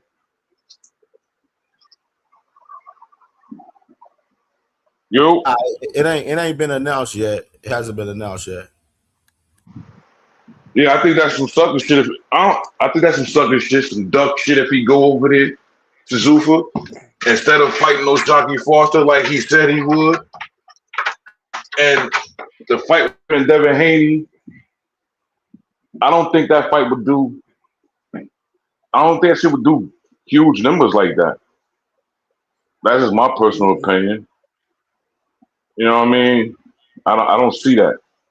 But the Schofields, man, Floyd Schofield Jr. and Auntie Sco been talking cash shit, talking crazy, knowing damn well what Tank gonna do to that boy he get in that ring, man. I think it's Pops. That's just fucked up. You selling that boy career out. You know what I mean? Because Tank might change that man if he get in the ring with him. He gonna fuck around and be another Devin Haney. The same way motherfucking Ryan Garcia did Devin Haney is exactly what Tank gonna do to Schofield Jr. That's just crazy. And I'm looking forward to these fights, man. Bam, I'm looking forward to him doing his motherfucking thing. I'm looking forward to the motherfucking July 4th card.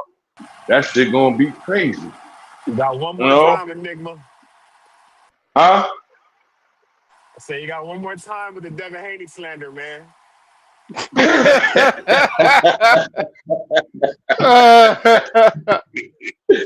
not slandering the man. You know what? I'm not slandering the man. I'm gonna tell you this. I like how he's pushing Shakur. I like how he holding Shakur accountable somewhat. You know what I mean? He wanna fight the man. You wanna fight him. I don't think ain't gonna do all that. I don't even think that's a good fight. I think that's gonna be boring as fuck. You know what I'm saying? It is what it is. I think Shakur should just fight O'Shaquie Foster, bro. And let that shit let it be. You know what I mean? It's But still Abdul, boxer versus boxer. Osaki versus Shakur, them versus Shakur. It's a boxer versus right. boxer. But I hear what you're saying, though.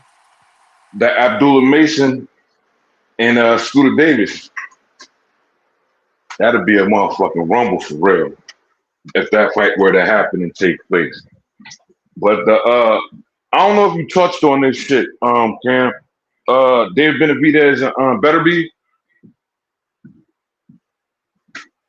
Yeah, I talked about Bivol. I talked about them a few days ago, but all right now with Beterbiev, right now him and Bivol is negotiating for a fight in Russia for the trilogy right now. They got $20 million on the table for both of them each from a Russian investor right now. So right now I reported that shit earlier as far as what Boxing Scene reported as far as Bivol possibly going to be vacating that WBO strap because he has the order right now with Colin Smith for the WBO at 175, but he's talking about vacating possibly and going into the Beterbiev fight or Benavidez fight right now as far as Bivol and Beterbiev. All right. That right now for those guys. I wouldn't. David Benavidez got. I wouldn't be mad at that fight. That'd be a good rumble too.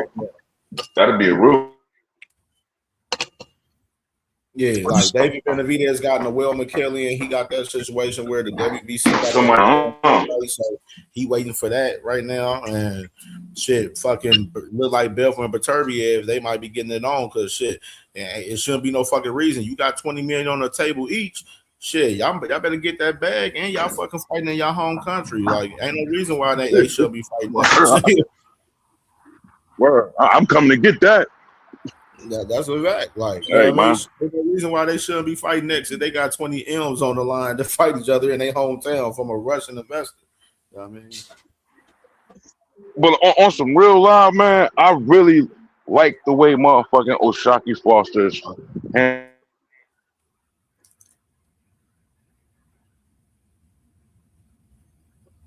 Enigma. I think he went in. Yeah, he probably went out. He went out. What up, D3? What's good? What it do? Let me go ahead and go with Big Trey.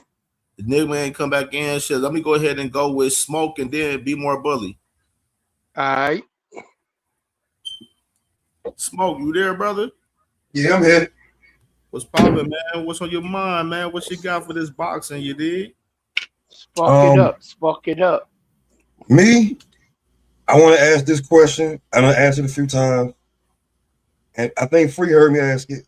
Does Boots fulfill his prophecy whooping Xander? Does he get the monkey off his back of Bud Crawford? No, no, no, That's a no, great question.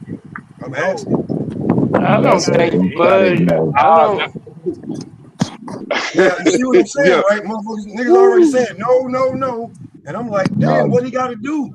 I you don't know, No, think it's I ain't about. saying. It's I'm not not saying about no. Bud being on. It's about. It's the other way around. Bud got the Yeah. monkey of boots on his back because he the one who dropped out of the cat, dropped out, went on, moved up to get away, and dropped the belt to get away from feeling that mandatory of fighting Boots. That's on Bud. Boots I think you just don't gotta want to be feel that way. Boots.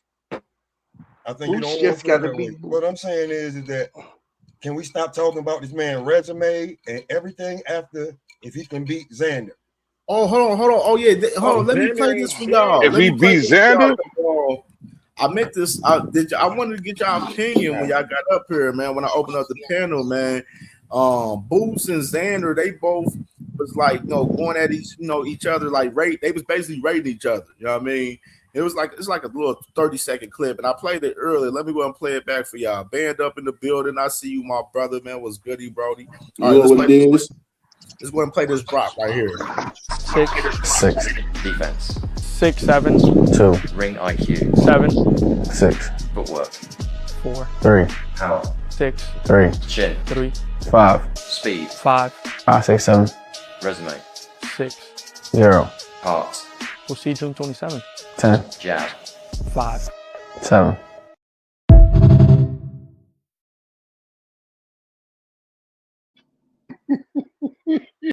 So opponent that he rates that got all them low attributes is a guy that solidifies him as what smoke. You know what I mean? Like So he we go even saying out his run it back mouth, one more time. Let me go run he it back ain't one more shit. time. One Basically, more he's time. saying 6, 6, Defense. 6, 7, 2, Ring IQ. 7, 6, Footwork.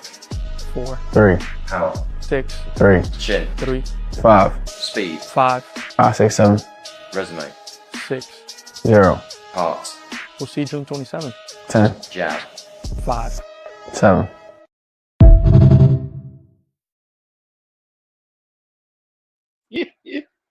Hey man, that's talking boxing, man. That's how that can't motherfuckers do. that can't be the That's guy. just That boxing. that can't be the guy, Smoke. I'm sorry. Just for that reason right there. Why? That can't be the guy. damn. Why can't he be the guy?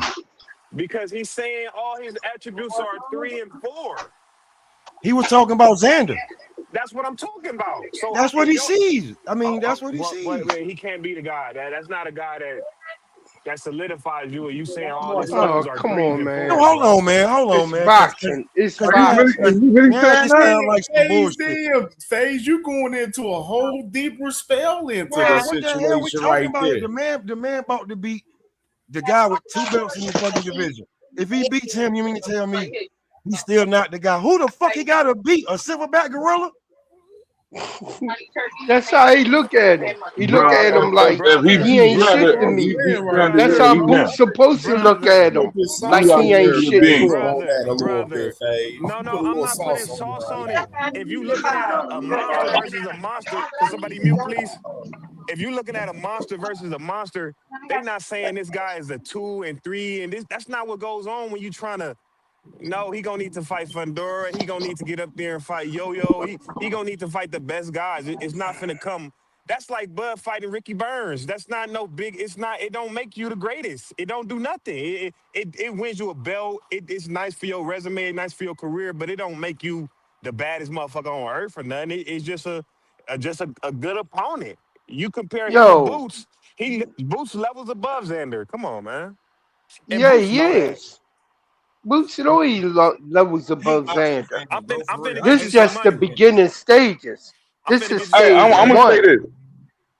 I think I think a lot of people sleeping on Xander, man. I think this fight is gonna be a lot more competitive than what people think it is. Me Y'all too. just like everybody just saying, oh, Boo's gonna go in there and watch Xander. I don't see that shit happening that way. Boost may win the fight. I'm picking him to win, but it's not gonna be no easy ass win. like people think it's going to You be. want to be So, Enigma, solidified, to you got to you, have a fight where guys are picking Boots the by other guy. stoppage round 67. Exactly. I Nobody's mean, picking. Exactly. but phase on the That's other just what I scale, though. got. But phase on the other scale, it's been guys coming up here, like Malaza and other guys that's defending on that side. I'm literally Only seeing reason. content. Hold on, I'm literally seeing content out there where guys, that's on Xander's side really truly believe that Xander's gonna win. Like I'm seeing black people. I've seen black not because that's just like Puerto Ricans. I'm seeing black people out there believing that Xander has a let me tell shot you why, against Benny Cam. Bennett, bro. This ain't The only reason why they trying to pick Xander is because cause somebody mute. It's a lot of wind. Only reason why guys trying to pick Xander over Boots is because they want to try to see. They trying to basically project that Boots is a hype job. So that's what they standing on. Or if they picking Xander, it's because he Puerto Rican and they Puerto Rican. Other than that, ain't nobody picking Xander to win that damn fight. And Vegas know it, Boots know it. I think Xander and Top Rank know it. That's not no fight that gives you, it elevates you. It's not. Now, Cool. So let me ask you this question, then. Hey, You yo, ended with it. let me Hold on, set that right. Let me So set that being a down real quick. being a unified champ don't solidify him. Hey, be more. Hold on, real. I just want to ask him. So if Devin would have got up there and took that fight and won, would you be saying this same shit? Good question. Yeah, exactly. Would you be saying this same bullshit?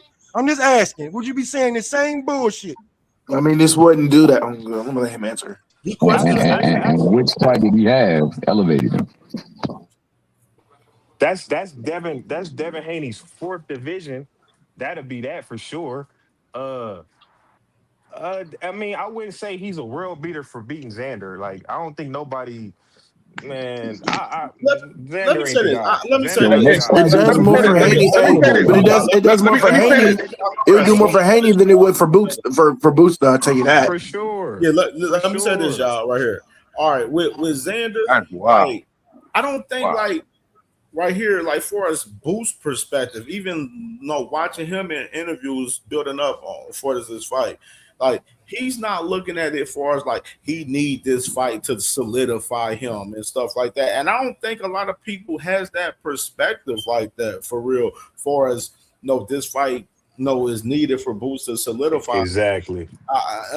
If you want to say, if anything, it's for both guys. You know what I'm saying? They need to solidify themselves because both of them guys is both putting themselves at risk. Xander, like we all know, Xander he's a good motherfucking fighter for real, bro. He's talented as fuck, and I think it's gonna be more competitive what people think. Of course, I got Boots winning it.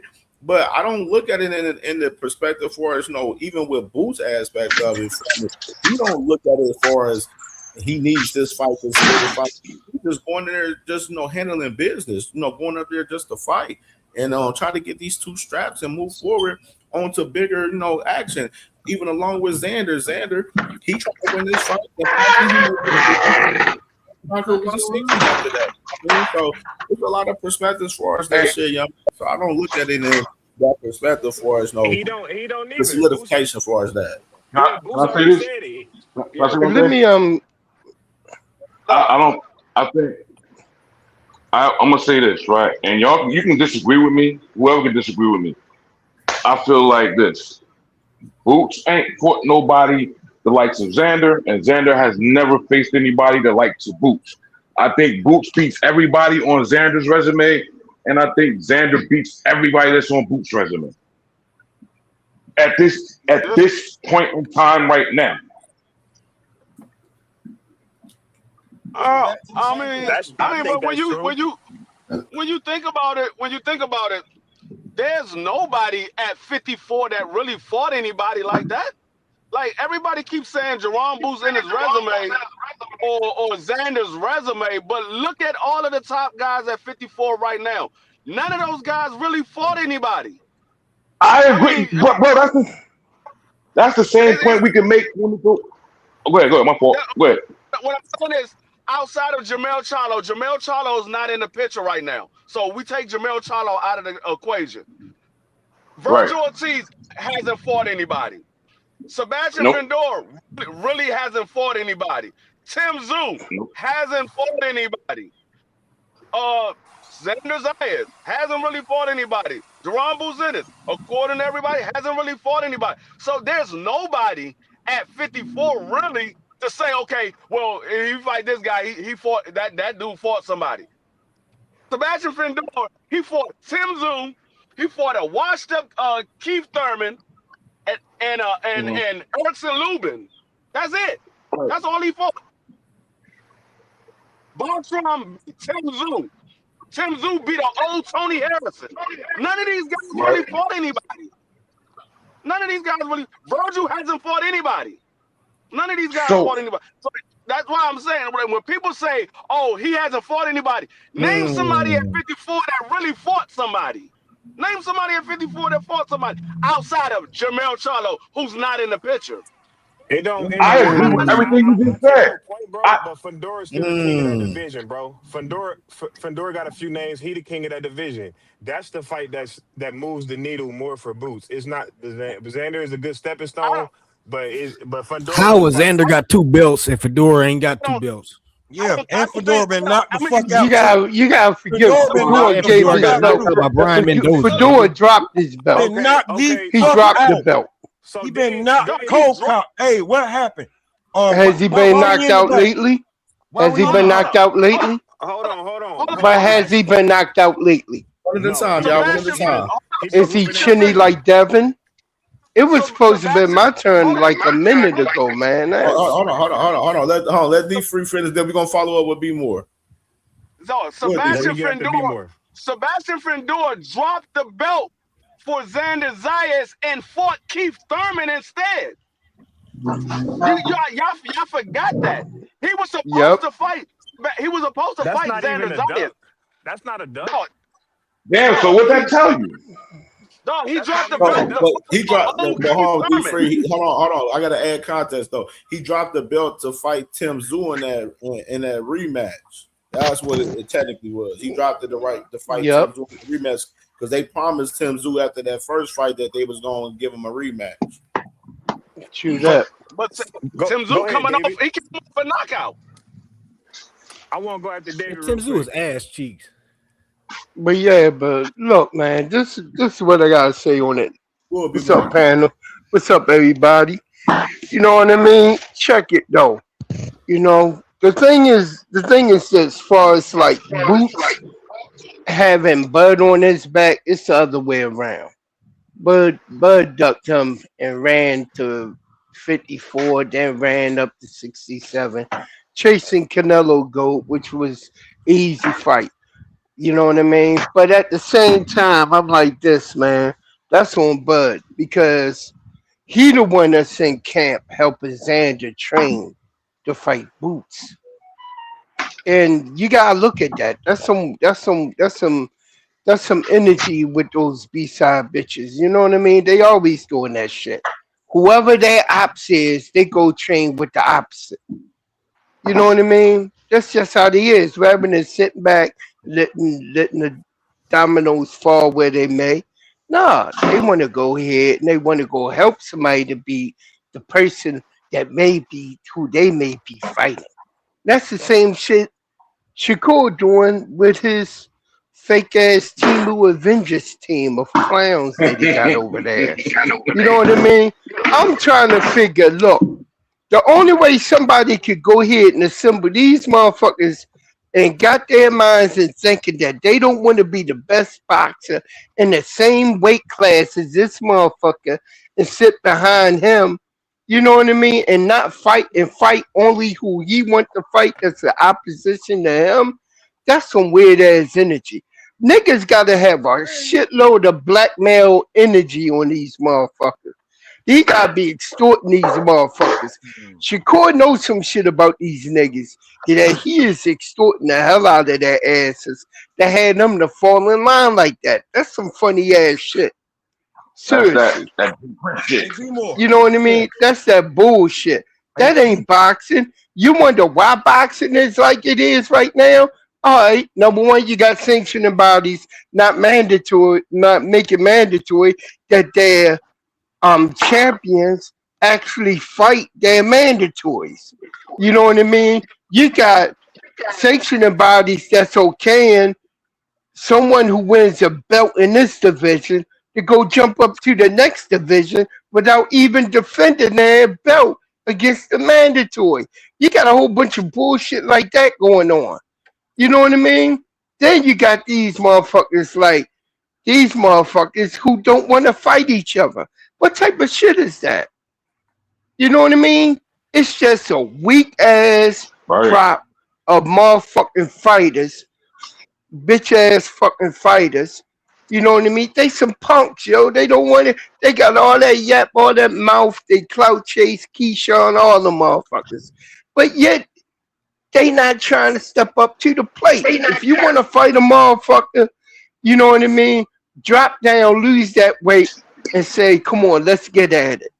You know what I mean? And see what the fuck goes on and make that shit happen. Other than that, these niggas be clout chasing. We got Keyshawn, Devin, and Shakur. The beginning of this year, after Shakur had his fight, and then after Devin had the B Norman fight, what did these motherfuckers and Keyshawn had this fight? They've been calling out everybody and their mama, even calling out each other. And they not even fighting, none of them fighting each other. They have no intention on fighting each other. Shakur is not moving up to 147 to fight motherfucking Devin Haney. He already said he wasn't. But then again, you can't believe shit that nigga say. He said he was doing everything he can to make the Tank fight happen. It didn't do shit. It was a free agent at the time. Until he went and signed a multi-year deal, which is what he wanted with Matchroom. Then you got Keyshawn, Debo. Hold up. I thought you said you wanted to fight Tank too, nigga. How come you ain't trying to make... Oh, ain't no way in the world he can make 135 again. Nah, let's get Tank to come up to 140 or 147. I'm like, come on, yo. These niggas are fucking funny. And Devin, the biggest weight bully since weight bullies been bullies, up here trying to get motherfuckers that's 135 and 130 to come up to 147 or 144. Man, come on, man. These niggas, come on, yo. Some weak ass clowns out here, yo. It is wild. These some weak ass clowns. And my last note, I want to say is this. Hey, Cam, this got to be the funniest shit ever. If you could play that clip again where Auntie Schofield is talking and Kenny is sitting back there looking at his ass. This shit is fucking hilarious. Kenny mean mugging the fuck out of that nigga. He's scared as a motherfucker. He watching every word he say. This shit is crazy. Coach Kenny was mean mugging the fuck out of yo. That's it. Hey Cam, I got it. Can I hop on real quick? You got it. I'm done. I got No Cap, Ill Will, and Blaze and Band up on here. I got to get them for too because they all jumped on here too for sure. I definitely want to let them speak their piece on here too for sure. Yeah, just for be more. Let me go and play the video for him real quick. Right. They saying that Roach is better than Kid. Like even if Kid didn't win, if Kid make it 12 rounds, his value go up. Even if he don't win, if he could make it 12 rounds with Tank, his value skyrocket. Everybody, so Tank knocked out dudes and their value went up. You know what I'm saying? They for became real. tough. And they So become going 12, it's definitely going to go up. That's Tank is the measuring stick. So for me, my goal is make sure my son make it out of there alive. That's the whole thing. My son haven't been hit by somebody explosive like Tank. Right. But that's the fun part of boxing. I think Tank should fight at 140. If that was me though. His biggest fights is at 140. Like with the Shakur and all of them. But it's on Tank. Tank is a businessman. He gonna make the right decision and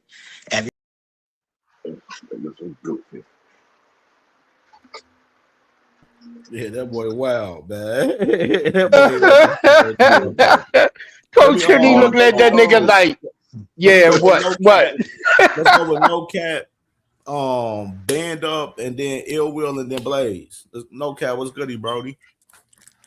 You know, we in the new era right now. You know, that Devin Haney shit is over with. It was never popping anyway. Niggas could never sell pay per views. Niggas ain't never fought nobody yet. Ain't had one big fight yet, nigga. Ain't Get fought, 'em. you know what I'm saying? You know what I'm saying? Ain't had what? Ain't fought fucking Shakur. Ain't fought T.O. Ain't fought Tank. Ain't fought shit. You know what I'm saying? Ain't running back with Ryan after the ass whooping. What he doing? You know, Ness went on a temper tantrum this morning because I told him, I was like, look, nigga, Shakur at 140. Why is he calling him out? You know what I'm saying? He ain't how Shakur ducking when he at 140. We knew Shakur ain't going to 47. We already knew that. When I was on that bitch last time, Bill said Keyshawn is next. He told me Keyshawn next. I said, Bill, if y'all beat Keyshawn, I'm gonna stop hating on y'all niggas. Make that shit happen. He was like, you know, he talked that Bill shit. He said Keyshawn next. Now then they start trying to call out Shakur. Shakur like, no, you got to fight my bodyguard first. Keyshawn next. You know what I'm saying? Keyshawn is that nigga Shakur like the nigga on Meteor Man. He the golden lords. They the baby lords. Nigga. He got to go for the baby lord first, nigga. So it's like shit. That's wild. You know, Dave probably you a bitch ass nigga, dog. You always in the chat hating on some shit because you a Devin Haney dick sucker. That shit is disgusting. Don't nobody fucking give a damn about that damn hate. No fucking Devin. Everybody that's dick sucking Devin Haney at this point is a sucker. Don't You're mind me sucker. instigating. Don't mind me instigating. He ain't speech stand for Devin Haney pussy.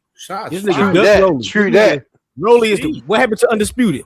You know, first it was about the belts. Like Tank, why you ain't unifying? Tank ain't shit. He ain't unifying. Why Devin ain't unifying? Ain't unifying. Yeah, exactly. Ain't unifying at 147. Duck Rolly. Duck Ryan. Brian and Rolly got belts. Two niggas he ain't beat. Guess who beat them niggas? Tank. When Devin gonna be one of them niggas? Never. Oh, this nigga turning to Styles P and Jada. And you know what? Keyshawn pulling his card. Devin gonna give Keyshawn that WBO belt because he ain't getting in there with him. I guarantee you. He gonna get that nigga belt. You know what I'm saying? These niggas is extremely goofy. You know what I'm saying? Bitch made niggas. Thank you. And that's what it is. Thank Boots you. never get credit because Boots at the top. They gonna hate on him after he cooks Xander. They gonna come up with more excuses. You know what I'm saying? That's what they do. That's what they just come up with excuses. They just come up with excuses and move the goalposts and they act like they fighters they dick ride is doing something different. But Devin Haney best win is Lomachenko. So, Cat, real quick, Cat. I just want to ask you: do you think that Boots gets all of that shit off his back if he beats Xander and get these two belts? The original question. Say what? Hey, Dave Fowler, we going border wars on the boxing voice, nigga. No, I'm asking you personally. Fuck what everybody else talking about. I'm talking don't worry you. about him in the chat, bro. It is like this. Motherfucking let me see. Devin Haney, what'd you say? I said if Boots beat Xander, does he get that? He get the all the monkey and all the shit talking about his resume? Is that off his back? No, if he take these two they belts gonna off say Xander is green. They gonna say no, I'm not asking. I'm asking you. Fuck them. I'm asking you. He ain't got the monkey on his back to me. It's like when Jordan was out in the 90s, who could guard that nigga? You know what I'm saying? It was like shit. They couldn't stop the nigga. It's like he the Jordan, right? Ain't nobody out there competition for Boots right now. Maybe somebody will turn up in a couple years, 3 years, 4 years. But right now, that shit ain't happening, nigga. You know what I'm saying? It's like this. Motherfucking they do this shit with everybody that become the top star. You know what I'm saying? Devin Haney never even achieved what Boots already surpassed Devin Haney. They talking about the belt is up. If he beat Xander, he gonna be 2-time unified, 2-time Ring Magazine champion. Devin Haney ain't do that. He surpassed Devin Haney's accolades, and that's just the reality of the situation. But they try to make it seem like he ain't making no progress taking this fight. Xander and Boots is fighting because nobody want to fight them. They both getting ducked. Virgil ducked Xander. Fandora ducked Xander. Xander took the fight with Boots. He got more credit than all these niggas to me because he doing what he's supposed to do at 23 years old is go for the guts. You know what I'm saying? Motherfuckers want to wait till they 35 to take on a real fight, and they wonder why they ain't shit. You know what I'm saying? It's like, it's over. People gonna forget about him next year. When the last time he had a fight? They gonna forget about him last year, dog. You know what I'm saying? They gonna forget about his ass last year. And motherfucker, I mean, if he don't get a big fight this year, his career over with. They already forgetting about him. Eddie Hearn don't want to deal with him. Bob don't want to deal with him. PBC don't want to deal pay with him. that 14 mil to fight nobody. Yeah. Keep Right. on. They talk about they getting all these big deals, $100 million deals. Who gonna give Devin Haney $100 million deals when they won't even pay for him to fight Rolly, according to Bill? Kick So that shit. It's like, Oh man, let you don't want to me pay go for ahead it. and It's go like, with y'all Band supposed Up to be right the here. star Let me attraction. go with Why y'all Band Up got on no cap. Let's go with Band Up and Ill Will and Blaze. True that, no cap. What it is, what it is, what it is. Good, Brody. Shit, salute y'all. Salute. Salute. What I want to start out with this shit, man. With this whole, all right, I'll start with this whole fucking Boots and Xander shit, man. We are getting at the point to these guys, motherfuckers start cussing people out, niggas, bitch ass niggas for their opinion. The thing about it is, what I think about this fight is, it's gonna be a good fight. It's not gonna be a close one, in my opinion. People can rock with No, he Xander was all they talking fucking shit to want. me. Yeah, that's why I called him that. I don't want to give a damn about his boxing opinion. Nigga, boxing opinion. I know, dog. Hey, you and Nandri. Yeah, that's you guys. That's you guys, gang. Oh man. But yeah, man. I don't think it's gonna be a close fight. Like I said, I think it's gonna be a good fight. Old boy said something earlier about he needed to fight Fundora. That nigga already got a blueprint to beat him, and that nigga Tim Zoo had him leaking. So he's susceptible to punches. He's just now getting to the point where he's not getting better in fights and starting to sharp shoot like that and know his fucking range. What he did with old ass Keith, but Keith is just inactive. That's what happened with that shit. So I think when Fandora does step up to a higher challenge, like if he was to take a Charlo, if he was to take a Boots, you know what I mean? I think, or even as Xander, actually, to be real with you, I think it would be a different story for that man. But that's yet to be seen when it comes to that shit.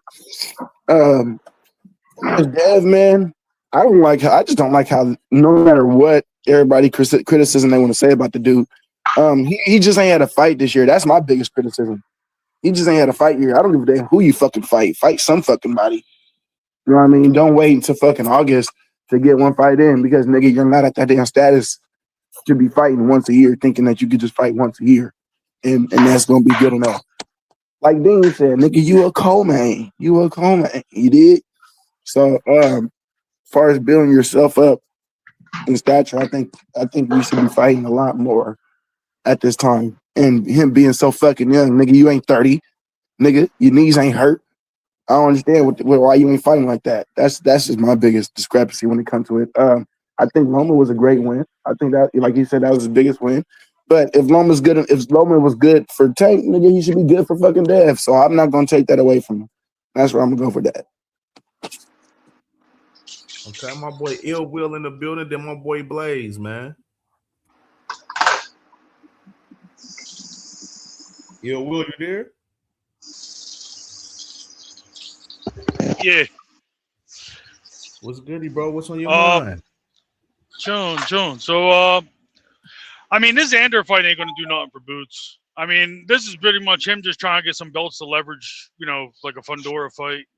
He already got, Kelly in house, as long as he gets through his bullshit fight over there. But I mean, at the end of the day, I mean, he's got to be Fundora. I like how he said in that interview on that ringside, John, like after I get the belts, like I'm coming right back for Ortiz, because it's unfinished business. Like you got to take Ortiz out, beat the Tower and Inferno, and then like nobody could deny you. You know what I mean? But they're always gonna have excuses. Like I mean, they're gonna say when he knocks Ortiz, Zaya's out. He's 23, green, didn't fight nobody. It's the same shit. I mean, everybody acts like Stanionis is a bum, but they sat there and talked about how he just needs to fight somebody that's going to be in his chest. Stanionis is going to be in his chest. He's going to be punching with him, and he punches just as hard, and he's going to make Boots back up, and he can't fight backwards. He likes to fight forward, and then you just seen him do all that shit. So, What are y'all? you got to take it for what it is. But I would definitely. I liked when he said that he wanted the Ortiz fight before he leaves too. So I mean that says where he's at with that. As far as the Haneys, like they fought co-main fights. Nobody's backing them on networks. They're sitting around. They're throwing shit at the wall, hoping something sticks. Like they're waiting for somebody to get into a verbal argument with them, so Bill Haney could build it up into something and leverage it with a promoter to try to get some money. Like, bro, get out there and build your shit up. Like, stop sitting around. So I ain't got no time for that. And that's Schofield shit. Like, I mean, between that drug test shit, like, and the fucking bullshit wrist thing, like, when he gets back in the ring, we'll see what it is. As for him, like, for being inactive like that, like, they should be ordering the final eliminator or just going to the number 2 guy as the mandatory. Like, I don't understand why he's still holding the mandatory spot. That's all I really remember. Facts plus tax, man. My boy Blaze. Then we can go to my sis 2 cents after Blaze, man. What's good, Blaze? Oh man, peace, y'all. Peace, y'all. Peace. What's on Yeah, your mind, brother? as far as the Xander and Boost fight, man, I think it's gonna be a really good fight. I had Boost my stoppage until I went and watched a bunch of fights by Xander, and I think Xander can make it competitive enough for it to go to the cards. I ain't never seen him in trouble. I ain't never seen nobody. I ain't never seen him down, really. But you know, I you agree ain't never with you seen Boost down. 100%. You know what I'm saying? And you know, he got skill. You know, he actually is a very, very good boxer. You know, and his defense starts with his legs. So I think it's gonna be a high-level chess match as far as them figuring out how, each of them trying to get what they want to get that they normally can't get from their opponents. So I just don't think Xander can figure out all the looks that Boots would give him with the sand switching. And that's just my opinion. I respect everybody else who think they're gonna stop him. I think Boots gets all the credit, that when he beats Xander, because at the end of the day, when you say his name, you got to say he's 2 division unified undefeated champion. And then we get to see on who he wants next. I like the idea of him going to get Virgil because, he really becomes, like he said, it's part of the plan of him becoming the cash cow. He's definitely A-side against Virgil, and that's a big fight that, if Virgil want to fight him, I don't think Virgil will want to fight him.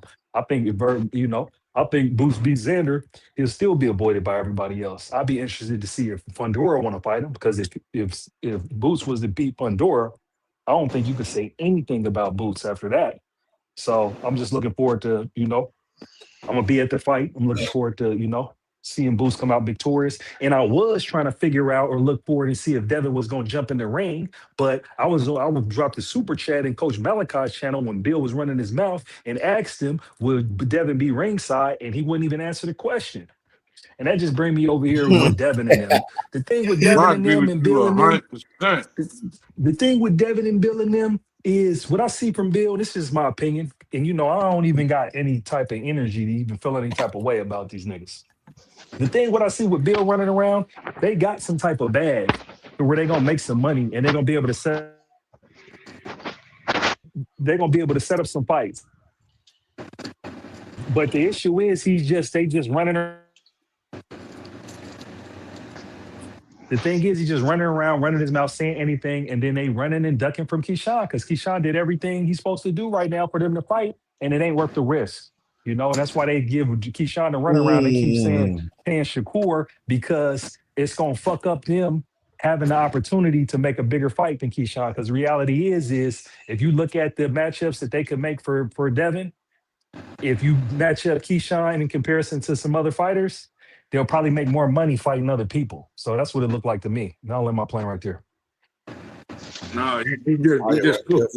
He just cooked. That's a fact right there, My man. nigga Blaze. My nigga 2 cents. My sis was Papa's sister. What's happening, 2 cents? What up, 2? Nickel Slick, you there? Sis, you there, sis? You know she's gonna pop back up, man. She probably stepped away to get everything set up. What up, Blaze? She gonna come up here. She gonna come up here like, yeah. I just came up here to say. Before 2 cents do come on, I want to say for myself, I say the man definitely gets his credit for the fight with Xander, man, for sure. You, I think Thank you. You know what I'm saying? Xander, hell of a fighter in his own right. You know what I'm saying? He's built himself into that, position of where the man is, unified up right now. You know what I mean? So I think Boots gets the credit. Now I know a lot of people ain't gonna give him credit. You know what I mean? Because that's just how a lot of these fans are out there. As far as some of these fans like to, fucking, discredit people and shit, and think some of these guys isn't who they are and stuff like that. Man, but I think Xander gets Xander, he gets full credit, and of course if Xander was to beat Boots, he gets his full credit for beating Boots. You know what I'm saying? Like, so that's just my opinion as far as that too, as far as both guys' perspective, as far as the credit aspect of the fight, man. I think they both get credit on either side, whoever wins that fight, for sure. Because we just heard a few takes. We heard a few takes where it seemed like Boots shouldn't even fight Xander. Like, I just heard a few texts where he ain't gonna get come on, bro. The guy got. But a lot of these guys don't want their favorite fighter to fight Xander though too, and try to take the 2 straps from him though. So that's why I say a lot of the people that say shit like that, I don't really take too much context into it, because if it was their guy, they'll want him to take the 2 straps off of Xander too. In the chat, no, James, no, we saying if either one of these guys win this fight, I don't care about what YouTube gonna say. In real life, walking out in these streets, that man get that goddamn credit, bro. I mean, at the end of the day, like I said, was Boots. Boots don't care about the credit for real, because he know how a lot of the fans out there are in the culture where they're not going to discredit him regardless to whoever he fights. So that's why Boots for real don't really give a fuck about it. He just care about him handling his business and getting them 2 straps off of Xander and moving forward to a Fundora or a Virgil, whatever from there. Now you see that's crazy, Cam. Yeah, now, and I bet you Boots makes more money his next fight if he beats Xander, so it don't even matter. No, but what I'm saying is like Boots literally got to beat Captain America with all the bells and whistles, the shield and everything before he gets his goddamn credit. That's how I'm looking. He got to beat the Black Panther. You know what I'm saying? He got to jab the shit out of the Hulk until the Hulk say, "All right, you got it." Like, where do we stop with this shit at, man? Where do we stop? Where do we stop? Like, I'm being for real. Where do we stop? Like, okay, Boots man got attacked. Can y'all hear me? And Bud. Yeah, we hear you now. Go ahead, Cook. My fault. Go ahead. Hey, hold on real quick, bro. I feel you 100%. Knowing who my favorite fighter is, I fucking feel you. This nigga got to prove every fucking thing. Mind you, Boots not my favorite fighter. Here you go with the Johnson bouncing, man. There go good old 2 cents. There she go. Was good. But I'm glad you brought up Bud, because I was about to bring that point up. Like, it's kind of crazy how it's kind of like Bud and Boots are in the same situation, honestly, if we're honest, right? People say Bud ain't fought nobody. People saying Boots ain't fought nobody. But people say Bud ain't fought nobody, but they never deny his skill, right? Like, Bando, you hear me say all the time, Bud ain't fought nobody. But what I say, he's the best fighter in the universe, right? You and Dean both say he a bad motherfucker. Why is it that we can say, okay, Boots ain't fought the level of competition we wanted him to fight, but you can't deny his skill? I seen a video of somebody, quote unquote, pointing out every single mistake that Boots make. And I'm looking at the video and I'm like, they're like, look, he crossing his feet right here. He doing this right here. And I'm like, people don't understand that sometimes, even though he wasn't even really making mistakes, I don't know what the guy was talking about, but people don't understand that sometimes of the abilities and attributes of a fighter or their talent overcome what they lack in skill. I don't know why people can't like really put that together. There's no fighter currently right now in boxing that's more athletic or dynamic than Jerron Boots is. And then for some reason, it's a question about the man's IQ. Like, what about Boots' performances makes you question his IQ? And can somebody explain to me how you get hit too much, but you've only lost 5 rounds your whole career? Somebody explain this. Like, it don't make sense what y'all be saying.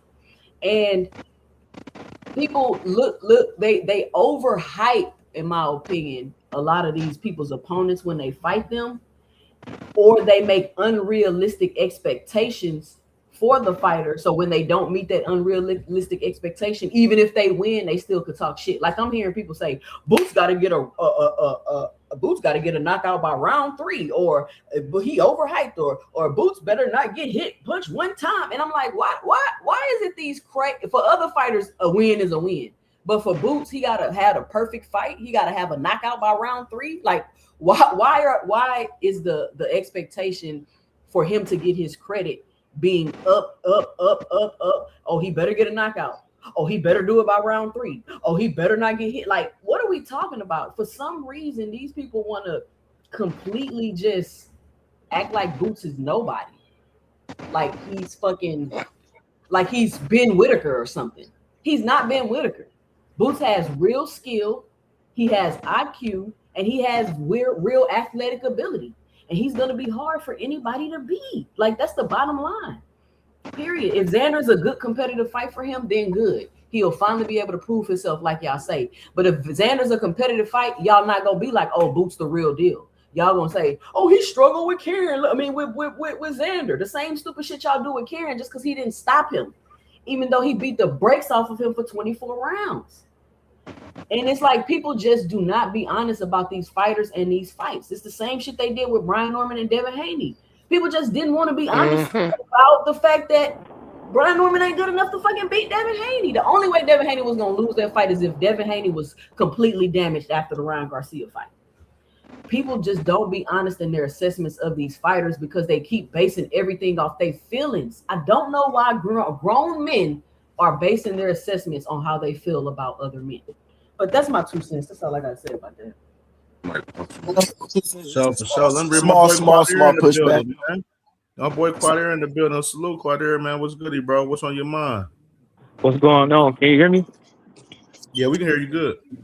They said I try to understand boxing by relating it to other sports, so I just got something quick. It's like they said Barry Sanders had the most negative yards in NFL history, but probably the biggest runs ever. So I guess we praise, so they get on Boots for getting hit too much and taking and gambling, because he wants you to, from what I learned yesterday, he baiting you to hit him and you really not hitting him. But then we get tired of other styles when Devin Haney throws like 30 punches around, or some people call Shakur style boring. So which one is it? Do we want fighters to be aggressive and gamble and be explosive, or are we just in prevent defense all day? I don't know. We don't appreciate what he's doing. That's all I got. Motherfuckers won't rock and stock and robots, and you gotta understand these motherfuckers are human. 2 cents, small pushback. I think Abdullah Mason is just as athletic as Boots. That's it. He's not, bro. I like the way that boy move. That boy, he be moving in that. They don't move the same. I know they don't move the same. I'm not saying they move similar. They like the athleticism, how frequent he moves, how untired he gets, how willingness he is to go engage. His but that's not athleticism. You see how elusive Boots is? That's not athleticism. That's not athleticism. Boots is like clearly how he's elusive, how he's slipping and doing his reflexes. Like what's his name? Don't move like that. Being able to slip is part of defense. I'm not saying Abdullah Mason is good as defense as him. He's not as athletic. But that don't. And that's but just like that don't. saying That's not. That's like when Max Kellerman was saying Keyshawn is more twitchy than Boots. Keyshawn is not more twitchy than Boots. Like, what are y'all looking at? You can clearly see. You can clearly see that. I don't understand. And as far as the Kid Austin thing, I mean, if they fight, they fight. I don't understand, like, what's the big hype about this? Like, okay, if Tank fight Kid Austin, he fight Kid Austin. It's a fucking tune-up. What are we talking about? Like, Kid Austin? Listen, Kid Austin needs to fucking fight somebody. He's been plotting and planning and scheming to get this belt, to get this Tank fight, dropping out of fights. How is he even still a mandatory? How? Exactly. I don't, whatever. If they fight, they fight. I think it'll be a tune-up for Tank. People saying it's a good comeback fight. Me personally, I don't want to see Tank and Kid Austin fight. Like, that fight don't interest me at all, really. Like, I don't see what the interest is in that fight, to be honest with you. Kid Austin will be on his second. This will be Kid Austin's second 12-round fight. The nigga's still a contender. He's still a prospect down there. I don't see nothing wrong with it. Fuck it. Let it happen. Yeah, that shit whack. And then the Devin and Keyshawn and Shakur thing. part of me believe it's all a game and they bullshitting. Yeah. Part of me, like, I don't know. I'm gonna have to wait and let things play out a little bit more, because Bill is saying, "Oh yeah, we'll fight Keyshawn first, but we gotta fight." Like, I don't understand what he's saying and what he's doing is not matching. You feel what I'm saying? Like, fight Keyshawn and then worry about going to fight Shakur. Like, why do you have to do it both at the same time? That's what I'm not understanding. Like, what? Just fight Shakur and then try to go fight Keyshawn. And y'all know what's crazy? All of these Hey, guys, sis, Keyshawn, I don't Shakur, mean to Devin. cut you off, sis, with something hot off the presses right here. Speaking about Devin and Shakur, was about to fuck some of y'all up right here.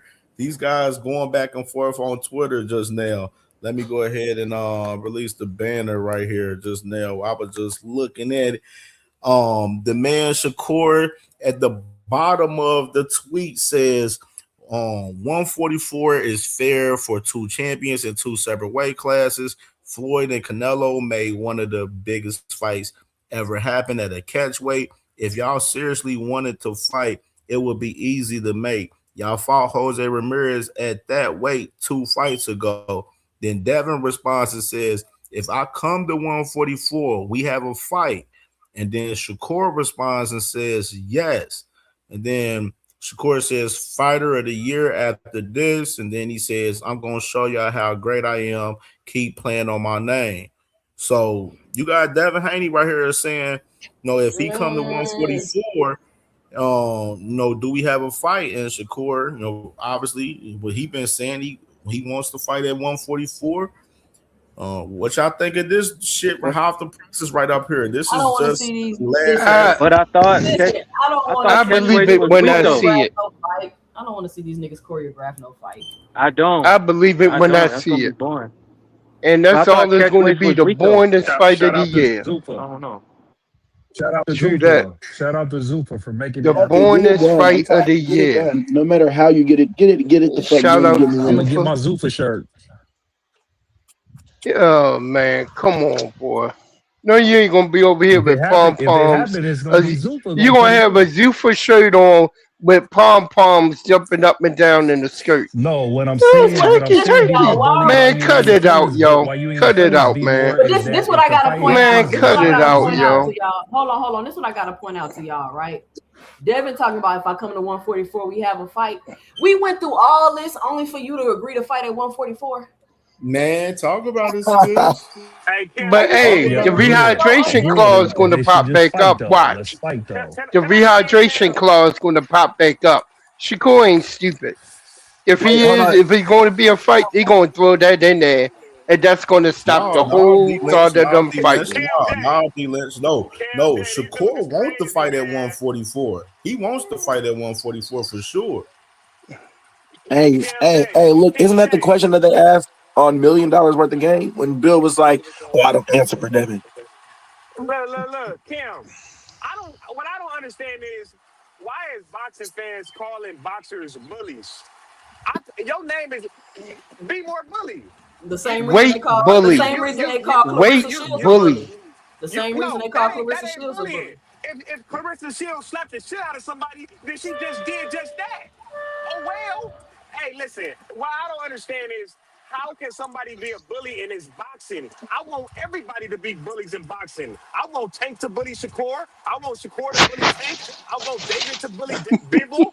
I want everybody to be bullies. What the fuck we talking about? I want We Devin to talking bully about Shakur. weight, man. We I don't talking about care. It's weight. weight, bro. Bro, I'm They talking talking about about weight. Weight. Pace. when a fight is on the Yeah, table. I don't want to hear nobody saying that somebody's a bully.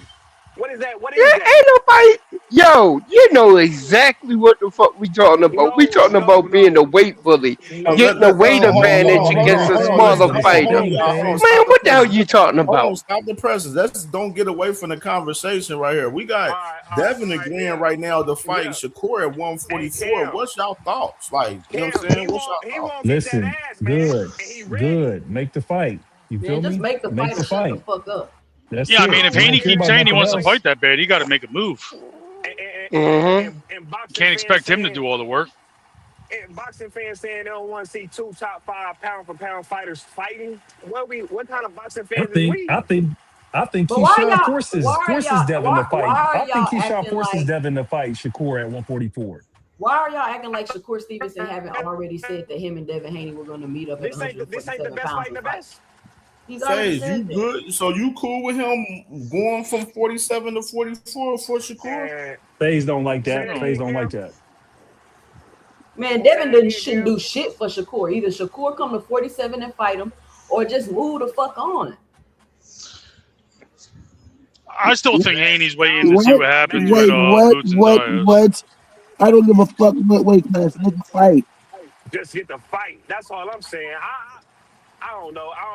Band up. It's been crazy with Shakur because Shakur been talking about Devin the last 5 years. He had beat him. He had cooked him. So when a fight's there, now Devin's a bully. I don't like that type of talk, bro. They've never been in the same weight class. This is what I'm trying to tell y'all. Listen. There's no real storyline here, y'all. They've never even been at the same weight class. They was in the same weight class for 2 minutes, and then Devin moved up. Shakur ran Devin out of 135. No, more likely it was Tank. Because Shakur that's put the around that petition in time for that that title. He Stephen, put the that's petition around the in for the time title and Stephen ran out of Espinoza 135. was trying to get a fight between Tank and Devin after that fight. And then the next thing you know, he bounced out the division conveniently. Because Bill said it got too hot down there. Yep. Those are Bill Haney's words. Mm-hmm. You know where the heat was coming from. When Shakur had the wire on. Mm-hmm. You feel me? When Shakur was wearing that wire, that's what Bill said. Damn. So like Tusa said, shit, all that talk about shit, the 47 and shit.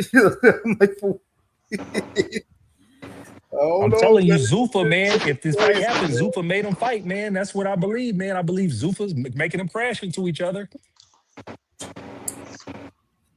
I mean, shit, I don't even think it's a Zuffa thing. It was more so on Shakur because it's been about the weight the whole time for Shakur. You know what I mean? And Shakur, he's wanting that fight at 144, and he's getting what he's wanting. If Devin Haney's saying he's going to come to 44 for him, you know what I mean? I think that's just an interesting perspective from Devin. Devin, he's the one. Bill Haney, Nose Candy Bill recently said that he didn't want to do a rehydration clause or go to 144 for Shakur. And now you got Devin saying that he's willing to do so. So it looked like Devin and Bill is not on one accord. I think they're getting their hand forced, man. Zuffa. Nah, FaZe is Zuffa, and y'all running from Keyshawn. Because you just think you'd rather fight Shakur at 144 than fight Keyshawn at 147. It's more money and it's worth the risk. Get the fuck out of here, Blaze. That shit don't even make no sense. We talking about FaZe. Shakur. No, FaZe. Shakur, Listen to me, the FaZe. best fighter in the world. Why wouldn't we fight FaZe, him but over listen, Keyshawn? exactly, because it's more money. Mm-hmm. It's worth the risk. Keyshawn ain't worth the risk right now. And don't forget, you make way more money fighting Shakur. That's why you don't forget Keyshawn the mandatory for that belt. That's fine. So he gonna get stripped of that belt if he don't fight Keyshawn first. Oh well, he need to flip Shakur. Fuck that belt. How the fuck they orchestrate a combo deal? Like they at McDonald's or some shit. There ain't no combo deal because if Devin fights Shakur, Devin ain't fighting Keyshawn after. He ain't trying to fight Keyshawn. He ain't trying to fight Keyshawn, period. Exactly. That's what people He ain't trying to fight Ryan. You don't want to fight him, FaZe.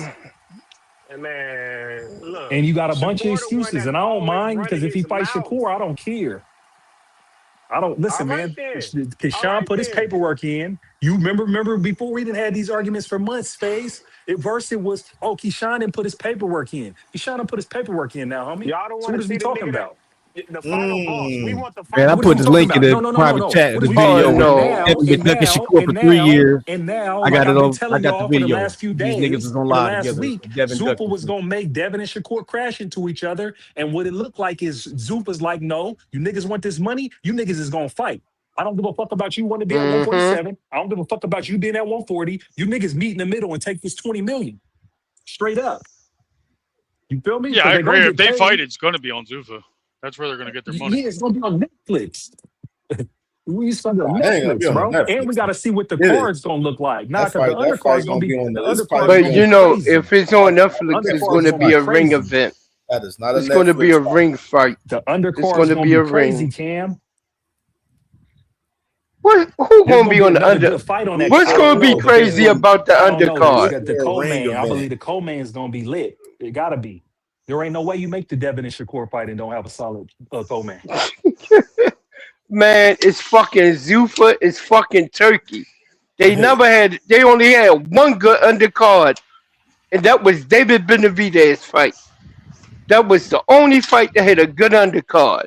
And oh, by the way, Devin I'm was about to an say undercard that fighter. fight, Devin and Shakur, is not a Netflix fight. That's a Zuffa Ring magazine type of fight. You know what I mean? That is not no Netflix fight. They is not about to invest that much money into those two guys on a Netflix event. Hell no. I just don't see that. Now, that is interesting though. That man, it's 144 though. I'm surprised that Cam. man Devin said he'll meet him at the middle, man. I'm Hey, Cam, surprised. I bro. ain't And gonna I'm lie. I'm surprised really too, surprised he meet but him at that the show middle. you his attitude, bro. He a fighter. And Cam, He trying to don't this play. make more He's trying to sense? put the pressure. He's trying to put that pressure on that boy Shakur, Exactly. man. That's what I He trying to want. put that That's what pressure you're on supposed to Shakur. do.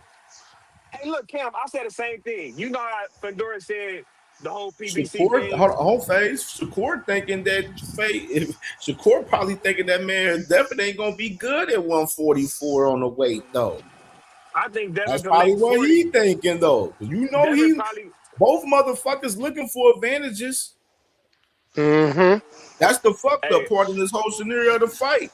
Both fucking fighters looking for advantages within each other. I do got Devin beating Shakur though. Well, hey, yo, that's a good question. How do you guys see that fight going?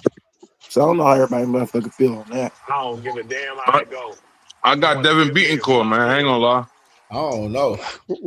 I got from the beginning. I've had at first I thought Devin could beat Court, and then I seen Devin be susceptible to a lot of shit. So I definitely got Core on this one. Man, that fight gonna be choreographed. That fight gonna be bad on the B-side bitches. That fight gonna be bad on the B-side bitches. But be more bully. How do you see it? How do I see it? I see it being the boringest fucking fight of the year with Shakur gonna win. Be more bully says, watch him jab, watch me faint. Watch him jab. Can I? Watch him Exactly. Can I? Winning? Shout out KO. That's why. But you jab. Shakur gonna be. That's why Devin could beat him. Devin has a better jab, and I think he has better footwork than Shakur. Aircraft said they both Oh, man. Shakur skill wise. Damn. Both of them motherfuckers suck. Yeah, that's crazy. Hey, that's crazy. But Devin can beat I ain't no hater. Can Devin I ain't no beat hater. Shakur landed 70 punches? Nope. Why not? Nope.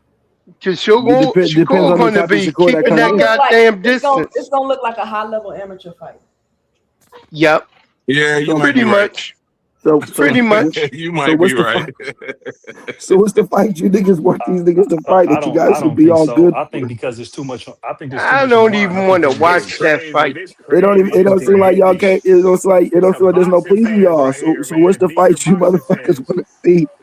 No, we can fight each other. I'm just telling you what I think it's gonna look like. Just because I think it's gonna look like a high amateur. Listen, I think they engage because it's all the Devin marbles will is on throw the more I do punches. too. Hey, I do too. I think they engaged too. I think punches because they both know neither one of them got no power. Nope. Devin looked like he got some power with the knockdown of the So year. they're gonna let their hands go. Yeah, but the Shakur question has. is, if Dev's trained at Shakur gonna hurt his 144, does he hands. have punch resistance? Does he have as good as movement? Like, Man, they gonna have to put some respect on Devin Haney after this fight. You know you're gonna have Man, the fight you gonna ain't have all even the niggas on. happening yet. You gonna have all the niggas on frequent panel in the uproar trying to pick the sides. I already picked my side. Hey, they gotta get cracking. I don't care That who fight, win. Devin and Shakur, a 50-50 fight to me, man. I don't know, man. That's a 50-50 John. At 44, I got Listen, Have you Shakur. always felt that way, CamJ? I don't know how exciting the fight going to be, though, man. I can see it being a friendly ass fight, though. I can't say that. No, yeah, you. it's 50 Hey, I can't. Cam. I can't. Shakur, though. I Hey, cannot see Cam. this You know being a what? friendly fight. Hey, Cam. This is Nah, why I they say gonna what I say, scrap. right? This is why I say what I say. Devin's gonna throw more punches. If they do fight, Dev's gonna throw more punches. Shakur gonna do what Shakur gonna do. Shakur throw combos any fucking way. You know what I'm saying? Dev gonna throw more punches. They both gonna let their hands go because neither one of them got knockout power. You know what I'm saying? They're gonna box. It's gonna be a boxing match. A real I think fucking it's gonna be a boxing good boxing match. match. I think it's gonna be a real good No, boxing match too. No, it's but I not. think Devin It's not Haney going to be will edge good. it out.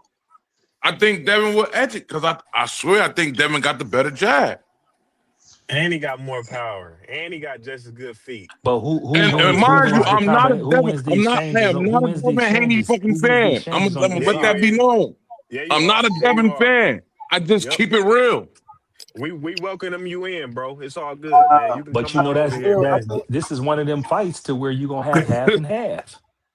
You're gonna have half the I people just think saying Devin Shakur's gonna win, half defense the people saying Shakur can gonna make win. that. I don't think if Shakur really wanted to do Look at defense, Radio Dev, Flyer. ain't Look at shit him Dev can do about already. it. And we still coming He in that said Devin motherfucker gonna come in. 175. He said Devin gonna come in at 144, then come in at 172 on fight night. Yes, sir. Yes, he is. Yes, Did you Yes, like he the way is. that He gonna be shit? at 180. Weight Debo. bully. Yes, he is. Weight bully. He gonna be at 180 on That's a fight night. weight He bully. is. He's gonna be souped up too, Debo off the Haney. snap, That's a off the Debo weight snap. Haney. bully. Oh, He yeah. gonna come in there at 175 or Oh, yeah. 172.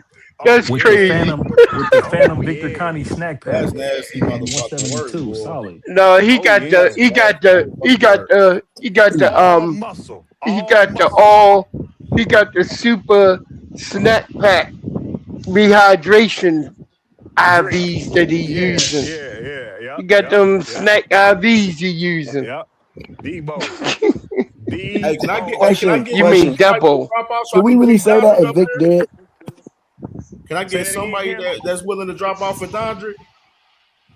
Should I drop out? I'll drop to the I'll chat. drop off. Oh, this is one person. Just one person. We only need one. Dondre, pull up, bro. Hey, yo, is that still really in effect? Even though Vic is dead,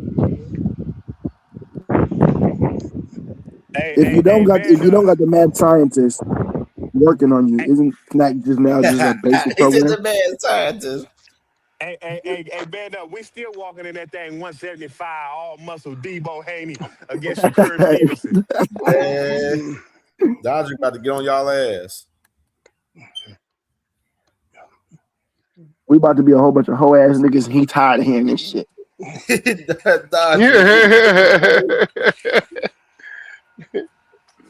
I'm glad y'all know. I'm glad y'all know what's going on, nigga. You got the haters on the way. Nah, I'm glad they came to understanding. Like it should have been at 144 because made the most sense. But I just don't want. I want Keyshawn to get his shot because I don't think Shakur should be taking all his goddamn fights now. Damn, Keyshawn ain't gonna never get to fight no goddamn body because every time he want to fight somebody, Shakur want to come in there. Man, let me get him first, man. Nah, let Keyshawn get some work, man. It's a good warm up because if you beat Yeah, Keyshawn, he's it's building supposed to up have been even fighting more. Keyshawn. They had an agreement, him and Bill. Keyshawn Remember? fight T.O. and Devin, that's nasty work. I mean, if Shakur fight Yeah. T.O. and Devin, that's nasty work. It is nasty work, but if Devin beat Lomachenko and Shakur, ooh, Nigga. and Brian Norman, Yo, your enthusiasm is hilarious. it's time. Y'all really keep throwing Brian That shit Norman. was Y'all really keep stupid as throwing Brian fuck. Norman up there. Why y'all keep throwing Brian Norman Jr. name up there? Because he going to be a champ again. I bet you he'd be a champ I again. think he will too. I think he will be too. But I think bet I you. want to see Y'all Shakur should give fight him his somebody. get back. Hey, if they gonna fight, let them fight, but let them get them niggas out the way first. They got niggas who got grudge matches right now, and they still don't want to fight this shit. Devin got a better resume than Shakur. Facts. Yep. Devin resume way Say better. that Yep. too, Fit. Devin resume way Yep. better than Shakur's. Say Shakur that True too, that actually Fit. got too. Shakur actually has the worst resume out of all of them. If we're Yeah, honest, Queen Yeah, you Hanos. do. Queen Hanos. I say stop it it, all the Faye. time. Faye, That's you Yeah, right. know, he That's stop called it. right. you Man, Queen Faye, Hanos. don't make God me piss you damn. off, we Faye. re- Don't we make Tell me really him. the piss you off. Tell him. we really the Thanos clan, man. Hey, We with the doesn't Tatum Shakur have Mayweather. the least fight out of all of them though? I don't know, Mm-hmm. but he still got the worst Yeah, he resume got the out of less all of them. fights. No, I Shakur already beat told. T.O. better than anybody Shakur and Hank beat. Man, Nah, cut he it ain't. out. I He don't know ain't better about that. than. He beat I don't know You about Lomachenko. know, that. it's not. That's not far fetched. But T.O. is fucking trash. Tio ain't He beat trash. He just not Lomachenko elite. T.O. easy. Stop is saying trash. people I don't. trash. Hey, He bro. beat Lomachenko better than he did better against Lomachenko than Devin did. Oof. That's a fact. Nah, he was getting his Yeah. ass whooped. He was That getting his was ass whooped old. by That was Lomachenko. old T.O. That was old T.O. He Man, beat Josh Dillon. Hey, bro. After that San Martin Everybody said fight, he was I undefeated. can't fuck with T.O. ever. How Nope. many undisputed I said champions Ryan have he beat? Garcia fight. I can't fuck with that shit ever. Nigga, I don't want to hear that shit. Right, Ryan beat this dude Both ass them and niggas he got ain't their rule ass him out. whooped. Yeah, and he ain't trying to get his get back. He made him look. He made him. Yo, he took a lot away from Devin in that fight. Why Ryan y'all just keep beat that listen? nigga Like, why y'all keep ass. crying about this rematch with Devin and Ryan? Like, why do I want to rematch a nigga that dropped me 7 times? And people's like, oh, he was on the Australian. He was on the Australian. Okay, maybe he won't drop you 7 times. He'll drop you 4. Like, what are we talking about? He said he was cheated and that shit didn't count. So we got to see what the real result is. Hey, check out. I'm gonna get this tweet and posted though up Yeah, what's the on tweet? here. What's the But tweet, the man Kim? Keyshawn Davis, he just said he'd rather lose more weight than get in the ring with the businessman. I'm your mandatory, bro. Stop trying to make up the fights. Pound scared. Told you. Bro, you not Damn, no, that we're boy not. Keyshawn You on his just got top. on the scene, bro. We been going back and forth. Keyshawn just Keyshawn on got his here. top. Man, come on, See, man. this is why I had. This is why I wanted to come up here and go at 2 Cents because she said I don't care about the kid Austin fights. I'm all about niggas fighting their mandatory. I'm all about that shit. Fight your fucking mandatory Mm. because we don't get no movement No, in I the didn't tell division him if not nobody to. fights their mandatory. Nah. Yeah, I'll let you get off, Hanos. No, I Now let wasn't me get saying don't mine know off. because you Nah, misconstrued Hanos, what let I'm me get saying. I mine off. wasn't saying don't I ain't fight. I missing said for I a don't really goddamn care thing. for it. The list of comprehension. Now you I got care the for it. comprehension. I You up here with the no, comprehension no, you level got. of flyer frequency now. Come on, bro. Oh, whoa, you ain't gonna disrespect me like that now. Bro, if this nigga Shakur steal the Devin Haney fight from Keyshawn, they definitely fighting. This nigga. That mean that's what the second fight he stole from him. It's like, no, come on. Why Yeah, y'all Keyshawn so I that don't definitely would get be Second that. fight.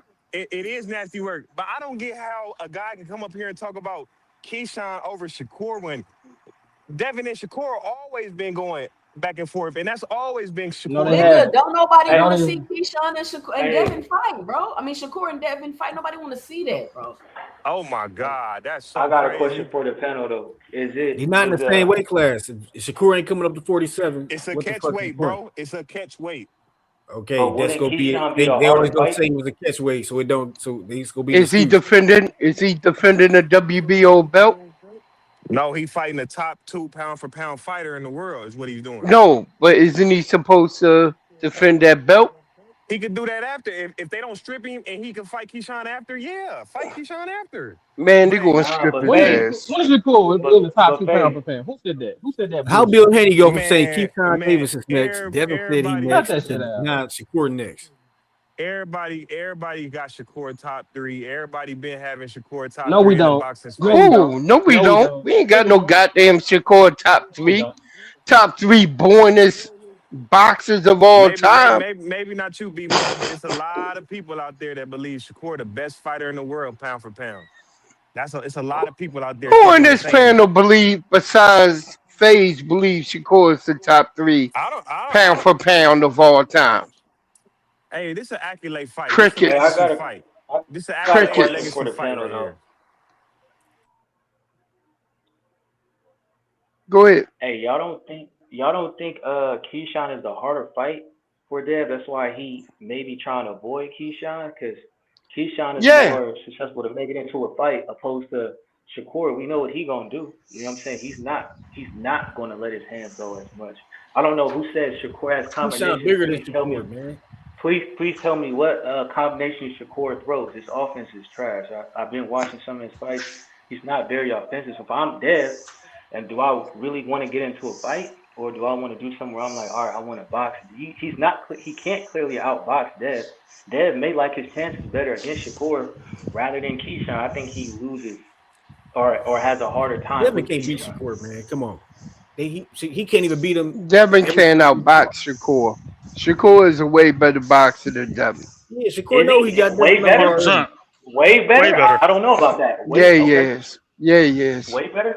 What makes him way Shakur better? ain't never got his jaw cracked like Devin did multiple He times. know how to match the distance But better. who has Shakur You know what I fought with the mean? speed and That's power his of Ryan defense. Garcia? But That he nigga's haven't four fought. division He haven't champion. fought Two-time nobody. world That's his champion. Who has problem. Shakur fought with the He got speed more and power of accolades than Ryan Devin, Garcia? dog. What are you But talking but about? Who Shakur has is a Shakur better Devin fought? fighter. don't have the speed and power of Ryan Garcia, so what does that matter? Yeah, that's what I'm saying, bro. Exactly. Come on, bro. Y'all got y'all helmets Shakur on has up way here. better boxing skills.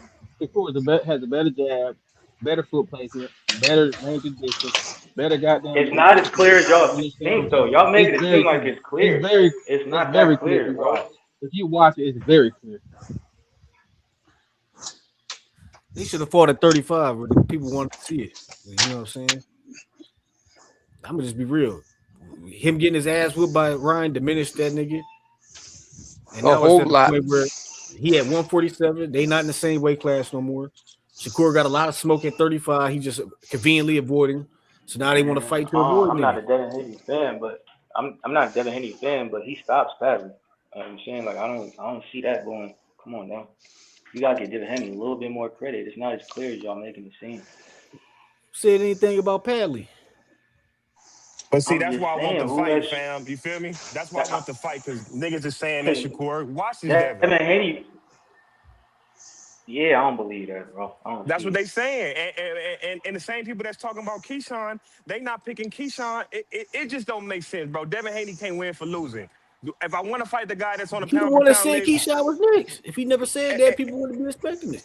if I want to fight That's why the he guy should that's be top, fighting people in his weight class. Stop trying to fight little ass if I want niggas. to fight the guy that's on the pound for pound list, it's a bad fight. If I want to fight the guy that moved It's up, not I a pulled bad him fight. up It's and I just not fought the him. fight that should be It's the same made. thing. Nobody It's said not a it's a bad bad fight. It's just fight. not a fight to be. So y'all taking it too personal. He should be fighting Keyshawn. Keyshawn's is mandatory. Fight your fucking mandatory and build a story up a little bit more. Exactly. Make it a little bit bigger and fight somebody your goddamn size So why and Shakur get it don't got to in. fight though? My problem is He did. Shakur not Shakur fighting. can go fight us. We want Shakur to fight Shot. Right. Shakur can fight Shot. He can And fight then this fucking another thing too, Dondre. Niggas calling Gary Devin Over Haney Russell. a Dev? bully. Hold Okay, on. Hold on. niggas calling Devin Haney a bully. But did niggas call Shakur a bully when he jumped up in the ring after Oshaki beat Ford and called him a bitch ass nigga in his middle of his Yo, hometown? when Niggas we wasn't say saying that. bully, we not talking about being a bully. Nigga, yo, what is wrong with you?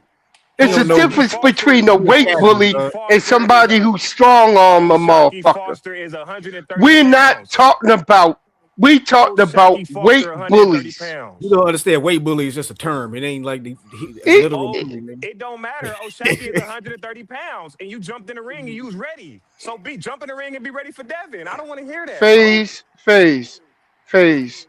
Come Shakur got on, in the man. ring You with Devin got too. you And got to Devin get ain't off take the your fight. knees sometime, man. For real. Get off your knees. I know they hurt. You might not even have your knee pads, man. Come on. Cut it out. All I'm saying is, I want to see Keyshawn knock out Devin. That's why I want him to fight Keyshawn. Shakur not gonna knock him out. Yeah, He's just gonna beat exactly. him easy. He's gonna make Hey, him look bro. like a little bit Keyshawn will gas whip nigga Devin he is. ass, man. Right. See, we love it. We love it. Either way, when they was talking about Keyshawn, everybody was picking Devin. Now they talking about Shakur Who and Devin. Now everybody? everybody picking is you can't win for losing, but I just want to see one of them. They taking the lesser ass whooping is what he taking. Exactly. Turkey probably said Because you like he, somebody. You might as well. This show that I made today. Turkey like I This got a show is question for the panel when it's self-explanatory, time. bro. Self-explanatory. Wildfire and boxer, bro. It's just a fucking wildfire, bro. It Got a truly question. is, dog. Hey, can I get 3 people to hit the cash app and support the cook up today, man. I need 3 people hit the cash at any amount, man. Support the grind, support this cook up, man. We dropping crazy shit happening with the news with Shakur and Devin agreeing to fight at 144 today, and then you got Keyshawn chopping in, popping his shit, you know what I'm saying, right here. You know what I mean? Talking about the man don't want to fight is mandatory right here as far as Devin Haney. And as well, man, it finally got announced with I seen some of the Zuffa guys earlier that they're pressing upon. This got announced too. Official as far as the actual fights. You got Edgar Berlanga, Stephen Butler. That ain't no it ain't a layup fight for Edgar. Just looking at his resume. I look at Stephen Butler's resume, he fucking around might get with that man Berlanga. Real shit. I ain't gonna lie. And then the man Africa is after all going to fight the man Ricardo Salles. You know what I'm saying? So well, hey Cam, let me ask you this, right? But no, I ain't asking you this. I'm telling you this. The boy ain't been the same since Fat Joe took the damn chain off his neck. I'm from New York. Well, I ain't from, but I've been here 20 plus years. The boy ain't been the same since they took it. He already wasn't from the Bronx. He's from Brooklyn, claiming the Bronx. No. Just trying to let you know that. So he better show and prove and not Butler as the F-U-C-K fuck out if he wants to get back to where he thought he was. Puerto Rico ain't with you like that, and I know it. It definitely ain't Puerto Rico. Oh no, it definitely ain't that. No. You better knock him out and get back to how you used to be. That Stephen Butler fight ain't no layup. I looked at dude's resume when I seen it. I was like, hey, this ain't no layup fight for Edgar right here, man. He better be on this shit, dude. I don't care. I got Berlanga winning by you threw a parade off of losing to Canelo. You better knock Stephen Butler out or at least dominate him. I ain't trying to hear none of that. That's what it is. You from Brooklyn. So I mean, like, are these cool, good fights? People cool with these fights? Like this? I'm just trying to Cam, because I'm just trying to understand, right? I know what you mean. When I'm looking at the fights we getting now, and then I'm looking at the fights we was getting before when everybody was complaining, like when they complained about PBC and all this other shit, and I'm like, were those not good? So it wasn't the quality y'all wanted. Y'all wanted quantity. Is that what's going on here? Y'all are happy because y'all are getting more fights. It doesn't matter that they're not quality fights. Am I getting? Are they on the same card too, Cent? Are these fights on the same card? Yeah, this is in New York, July 26th. This is Zuffa 9th card right here, July 26th in New York. These tickets need to be minimum hundreds of dollars. There's no way anybody. Are you serious? I don't know. Are you talking about? You said July. Yep, July 26th. July 26th. These cards got to stay in man. I mean, they may be decent cards. We never know. Wait, hold on. Where they fighting at in New York? It's at the Infosys Theater. It's at the theater over there in MSG. So they fighting in a small stadium. Yep. Okay, so yeah, these tickets ain't gonna cost much, so they probably. Yeah, I think they said it's like a 5,000 seat, John. Yeah, that's the Hulu theater. These people probably going yeah. Like you could walk by and be like, hey, you want to go in here? And yeah, shit like that. Yeah, instead of going to the movies and watch a bullshit movie or go to a bar where you just gonna spend money to watch the same shit anyway. Like why not go there live and watch it? We can just walk in there and get it. Yeah, they'll probably sell out. This is a decent card. This is. I don't know if it sell out. I don't know. That's a good card. They're having the city a comeback. Sergey Deverchenko on the card too. Well, you got two comeback fight. You know, Edgar Berlanga coming back off of getting completely, beat the fuck up. That's what happened. And you got Africa coming, after not being able to have his fight on probably the biggest card of his career, dropping his belt, 2, moving up in weight. Yeah, we can see it. Hey Cam, Yo, hey, how you feel about Shakur and Devin making a fight? You feel like he should fight Keyshawn, or you think he should fight Shakur? I mean, shit. If they got, I mean, obviously the bigger fight is Shakur for Devin. You know what I'm saying? In the between Keyshawn and Devin. I mean, Keyshawn and Shakur concerned. I mean, Shakur is the bigger fight for Devin, but you should fight Rolly. No, I'm asking. Me personally, I Cam, want the man to fight Ryan out of everybody. That's just me. But in the particular far as what we have right there, if they agree to fight at 144 at the catchweight, make it happen. Let's see it. Like, stop. I'm tired of all the talking. For one, I'm tired of all the talking and all this platform to platform. We doing this at 147 rehydration and we 144 or this straight up at 147. Oh no, I want to fight at 140. No, I don't really want to fight at 140. I want to fight at 135. Like, I'm tired of all this bullshit talking from all these motherfuckers, bro. Fucking fight. Lock in a fucking fight for once. Please. Like, it's too much talking, man. Too much damn talking. Please, somebody lock in the fucking fight, please. I don't give I agree to 2 cents points. To 2 cents point, right? Listen, every fight ain't gonna be that mega fight, and sometimes you gonna have to bet on yourself. And I'm gonna keep saying this. These guys are basing who they think they are off of this Money Mayweather persona. Here's the thing. Money Mayweather only had 11 fights professionally. Pretty Boy Floyd had 39. And a lot of you motherfuckers ain't close to Pretty Boy Floyd. True that. And that's where I'm going to leave it at with how they think they feel, who they think they are. You not here. I've been here. I'm 45 years old. I seen this shit. I watched the Indian style when I used to have the illegal box. My godfather used to bring the box over there with the chip in there. Seen it. This streaming shit ain't nothing new to me. And I'm telling you, don't go to the bathroom for a Mike Tyson fight. And Roy Jones was some of the sweetest shit I've ever seen before in my life. Yeah, I hear what you're saying, gang. You're right. But I'm telling you, these guys, these all your favorite fighters, bro. Your favorite fighters, you're basing it off of 11 professional fights where you think that you can make hundreds of millions of dollars without doing the work of the first 39 professional, rough, rugged, undeniable fights.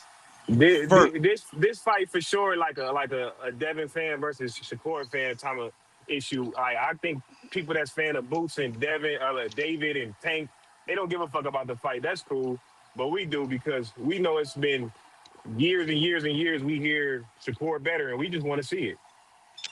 My thing about it is, far as a nigga that's like kind of new to boxing and shit like that, I got a question to what OG just said or what bro just said. Does it not change? Does it not change within the eras? Every sport changes. You know what I mean? It was easier to win Super Bowls or championships back then. And I know this is an individual sport and this is fighting, but does it not change? Does the ties not change? Because, you know what I mean, the pay-per-view model's dying pretty much from when Mayweather was, you know what I mean, selling pay-per-views. So it's like moving to Netflix and shit. You know what I mean? We're getting more eyes than we're getting more buyers, you know what I mean, in a sense. So I'm like, shouldn't that change as well? The money should get bigger within the times, right? So you should be getting the money faster than you would, you know what I mean, due to past time. Am I saying that? Am I speaking wrong when I say that? Well, I would say more so to the context, like right now, like I'm gonna say this, be honest with y'all, man. I know some of y'all motherfuckers ain't gonna like what I'm about to say, but I really think, you know what I'm saying, for Shakur and Devin to be in the position of them going to Zuffa, I think it's bullshit, real shit. I think it's real lot bullshit. I think they shouldn't be in a position of going over there to get a fight. I think they should have more value where they have a lot of these promoters wanting them to, you know, be a part of, you know, their brand and, you know, put on fights for them and shit. But we're obviously seeing that's not the fucking case right here. You know what I mean? And you seeing, you know, all of this shit, you know, Turkey Al-Sheikh, how he's dealt with, you know, Shakur and Devin. Just think about it and scale it out how he's dealt with them. You know what I mean? Putting Shakur on undercards, putting Devin on undercards. You know what I mean? Like, and then of course recently he had him with T.O. with, you know, with the main event, you know, in January and everything. But, you know, recent timing, it's been, you know, Turkey really, you know, really not valuing these guys as much, for real, honestly. Yes, you know, he's getting these guys paid, you know, on certain particular fights and stuff, you know, whatsoever. But for, you know, them to be in a position of where they're going to Zuffa, bro, I think is, you know, they're it just shows the value of those guys, man, and that's the perspective that a lot of fans isn't thinking of, you know, in depth, for real. Like, we already know a lot of the people that's at Zuffa is there for their last meals, man. A lot of people that's over there at Zuffa don't have much value. You know what I'm saying? We just seen Everson Garcia just get, you know, dropped from Zuffa after his first fight. He had one fight with Zuffa and he got dropped. Mm-hmm. You know what I mean? And so, on a multi-contract. Yeah, you know what I mean. So it was that was something I told y'all that could happen with these guys at Zuffa, man. So I'm just saying. Now he's sitting on the show for 5 years now. And he's gonna be on. Interesting perspective, man, for real. And hey, I feel like they shouldn't be in position going over there. I feel like they measure themselves as stars, but a lot of the stars ain't going over there, man. That's just the fact of the matter, man. Like, see, I think Turkey's trying to get a return on investment off him. Like, he gave Haney money and he co-mained a couple fights. He having that? Yeah, he got him because there was supposed to be a Ryan fight. Turkey ain't even pushing to get them, man. He's not even pushing for the Ryan and Devin fight. We don't even know if he's going to be pushing for the Shakur shit. I mean, all we know from Dana for Zuffa was, you know, for the report from Sean Zattel that, you know, Zuffa wants to fight for us, Devin and Shakur. But, you know, does Turkey, does he want to fight? That's the motherfucker that I need to be asking the question for real. Man, hell no, he don't want to fight. That nigga ain't trying to be sitting in there falling asleep like he was going toward the Brian Norman fight. He was in there and knocked the fuck out. That shit was crazy. They want to get them boys knocked off, man. So see, and that's another. They want one of them boys to get knocked off, obviously, right now. That's another thing with Haney. Like, you had Norman hurt. You could have finished him off in a couple rounds, and then you just sat back for another 8 rounds and called it a day. So people don't want to pay for that shit.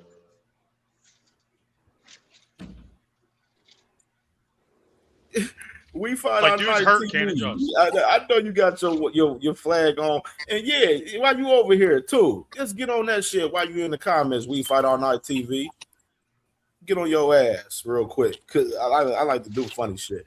Let's play this shit. 2 cents. I know you gonna get a kick out of this shit, sis. Our attempt to stop the UFC fight at the White House. A challenge filed in court here in Washington, D.C. by 2 community organizers seeks a court order to intervene. The organizers are both from Virginia, one of whom is a military veteran, and they argue the event, the UFC fight on White House grounds, is not only unlawful, but, quote, deeply corrupt. Their 35-page complaint, filed this weekend, says that Trump ally, UFC executive Dana White, close friend, close ally of the president, is enjoying what none have enjoyed before: unfettered access to the White House and Lincoln Memorial to stage a private, for-profit sporting event. What's more, it says there are reportedly packages, VIP packages, selling for between $1 million and $1.5 million per head. A for-profit venture on the sacred historic grounds of the White House. They're also arguing another company, Paramount Skydance, owner of CBS News, my prior employer, and David Ellison, who have recently been cozying up to the president, also stand to benefit from the White House grounds. It says here in the lawsuit that this celebration of America cannot be enjoyed by most without first paying $8.99 plus tax for a Paramount Plus streaming subscription. The litigation would have to move swiftly to truly stop this UFC fight, but they note in the lawsuit that the timing here is really sus, that the event's being held on the president's 80th birthday, that this could be viewed as personal self-aggrandizement versus something for the public's consumption. And they also raise the prospect that the Claw, that massive apparatus and venue that's been erected on the White House grounds, could stay longer than anticipated, that the president has publicly flirted with keeping it up well beyond the event. Something, again, you'd want to run through Congress first. And page 15 of this lawsuit includes words I've never read in a civil complaint before in federal court. They note some of the recent quotes from some of the UFC contenders, fighters, about each other. A lot of... So they lied, Cam? Didn't they say it was free? Yeah, they lied. Didn't they say they lied. VIP So packages for over typical $1 Dana million White shit, and Turkish shit. everything. So you're telling me people are running around here worried about Al Heyman being sued, who's not even in the lawsuit, but nobody can acknowledge this corrupt shit I keep pointing out about That's Dana the White? That's the president's house. You can't blame that on Dana. President letting that shit go down. Bro, he in on the scheme. What do you mean? Yeah, so if the president letting him do it, I mean, come on, that's not Dana corrupting. That's Donald Trump corrupting. Donald Trump shouldn't be charging them people $1 million for that. Even though he bought all that TKO stock. Hold on. And by the way, We Fight on Night TV, that's not an Instagram source. That's a guy that used to work at CBS, by the way, sir. So get your facts right before you answer it. Dana can't do that unless We do legit shit over here. We don't do no fugazi shit over here. We Fight All Night TV like some of these other guys do. And that is Donald Trump more corrupt than Dana, right there for sure. Like all the motherfuckers Niggas ain't working together. All of them. They all going corrupt. down. Who got the authority? They all going down. It's gonna happen in November. Donald Trump got the authority right FaZe, there. you can't be serious. FaZe, listen. White them already in antitrust lawsuits with the UFC. Paramount Plus getting sued by California and New York because they saying that the merger is a monopoly and it's a fucking national security risk. Like, what are we talking about? But y'all sitting here want to act like he's gonna bring the boxers to Zuffa and just treat them so well and fair. Come on, man. That's all I'm asking You people. gonna treat them niggas acknowledge. to a trip to Guantanamo Bay? Y'all niggas taking that turkey money in that zoo. Y'all niggas getting locked up. They I guarantee you they taking taxpayer money to pay for all this shit. Yeah, I don't know what they I are. don't know what they're doing, but what's gonna happen is when Trump get out that White House and then people start investigating and all kind of shit and this and that and not like it's gonna be crazy. It's gonna be crazy. And I'm gonna say right again, because I've been telling y'all from the jump about this stuff. It's deeper than boxers getting paid a lot of money. I don't know why people think, like you seen Dana White just drop that boxer. I don't know why people think Dana White is finna come into boxing, scoop up all the boxers that ain't getting paid, and he's gonna put them on Zuffa and pay them a living wage, because if they wasn't with Zuffa, they'll be sitting on the shelf. Do you know how many boxers be sitting on the shelf and don't make money? And I was asking people, telling me that, do they deserve to be making the money? Because as you can see, if Zuffa scoop them up and they lose and they don't perform, guess what they ass gonna be doing? Sitting back on the shelf. For 5 years. For 5 years. That's a different story. That's not cool if they not letting people compete if they drop them. That's foul. But who's in charge of that White House event? It's gotta be Donald Trump. Trump is not in charge of the event. So them niggas can just override Trump and just say, we gonna do this shit on your lawn and Trump can't say shit. I don't know what your point is about this. My point is, this is on Donald Trump, not Dana White. Dana White is part of Trump's clique. They niggas at his inauguration. They in the syndicate together. He just don't get it. He just don't get it. It's called Rico, Trump, nigga. Donald Trump, as the president of the United States, is breaking the law in front of the world. That's Donald Trump. That's more responsibility on Trump. Oh, Dana White already got caught fixing fights for UFC. You know what I'm saying? He helped Trump get elected. Yeah, Trump and then what's going to happen? What's going to happen? Popping at UFC events. This nigga's in time with them niggas, and they all going down. Hey, T-Sam, if I'm not mistaken, isn't it an investigation going on right now on the UFC and Dana White for fixing fights that the FBI is heading up? What better way to get out of that and have the FBI drop that investigation by having a goddamn UFC fight on the White House lawn?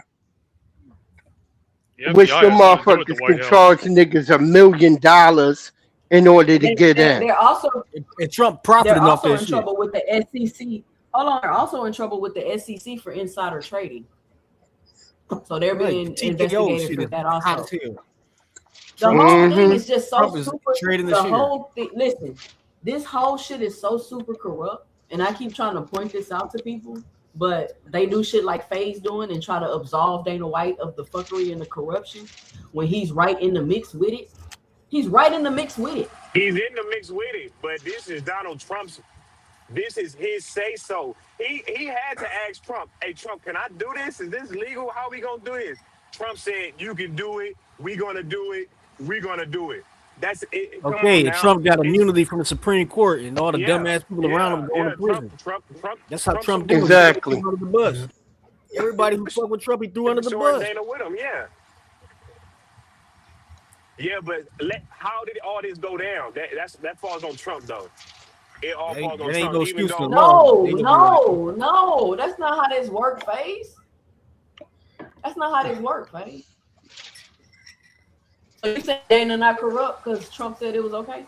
No, I'm not saying. I'm saying they paying for that UFC fight of the White with taxpayer money on the White House. It is corrupt, but Donald Trump is pulling this off with the UFC. Dana White's supposed to say, "No, thank you, sir, but I ain't fucking with this." That's what he putting the U.S. Heat agreeing to do this shit and taking the money. Absolutely, it's all Trump for this. In this particular case, it's all Trump. Yeah, 1,000%. Yeah. Trump That's all Trump when it's a UFC event. In front of our face, just like he did last time. Doesn't Trump go to UFC events and arm in arm with Dana White? Yeah. They partners. They co-conspiracy. They robbing a U.S. taxpayer with this bullshit ass event. This shit costed the U.S. taxpayer a shitload of money. This shit is fraud, nigga. This would be the most egregious thing ever done by a president. We should be on Trump. This would be the most egregious thing a president ever did.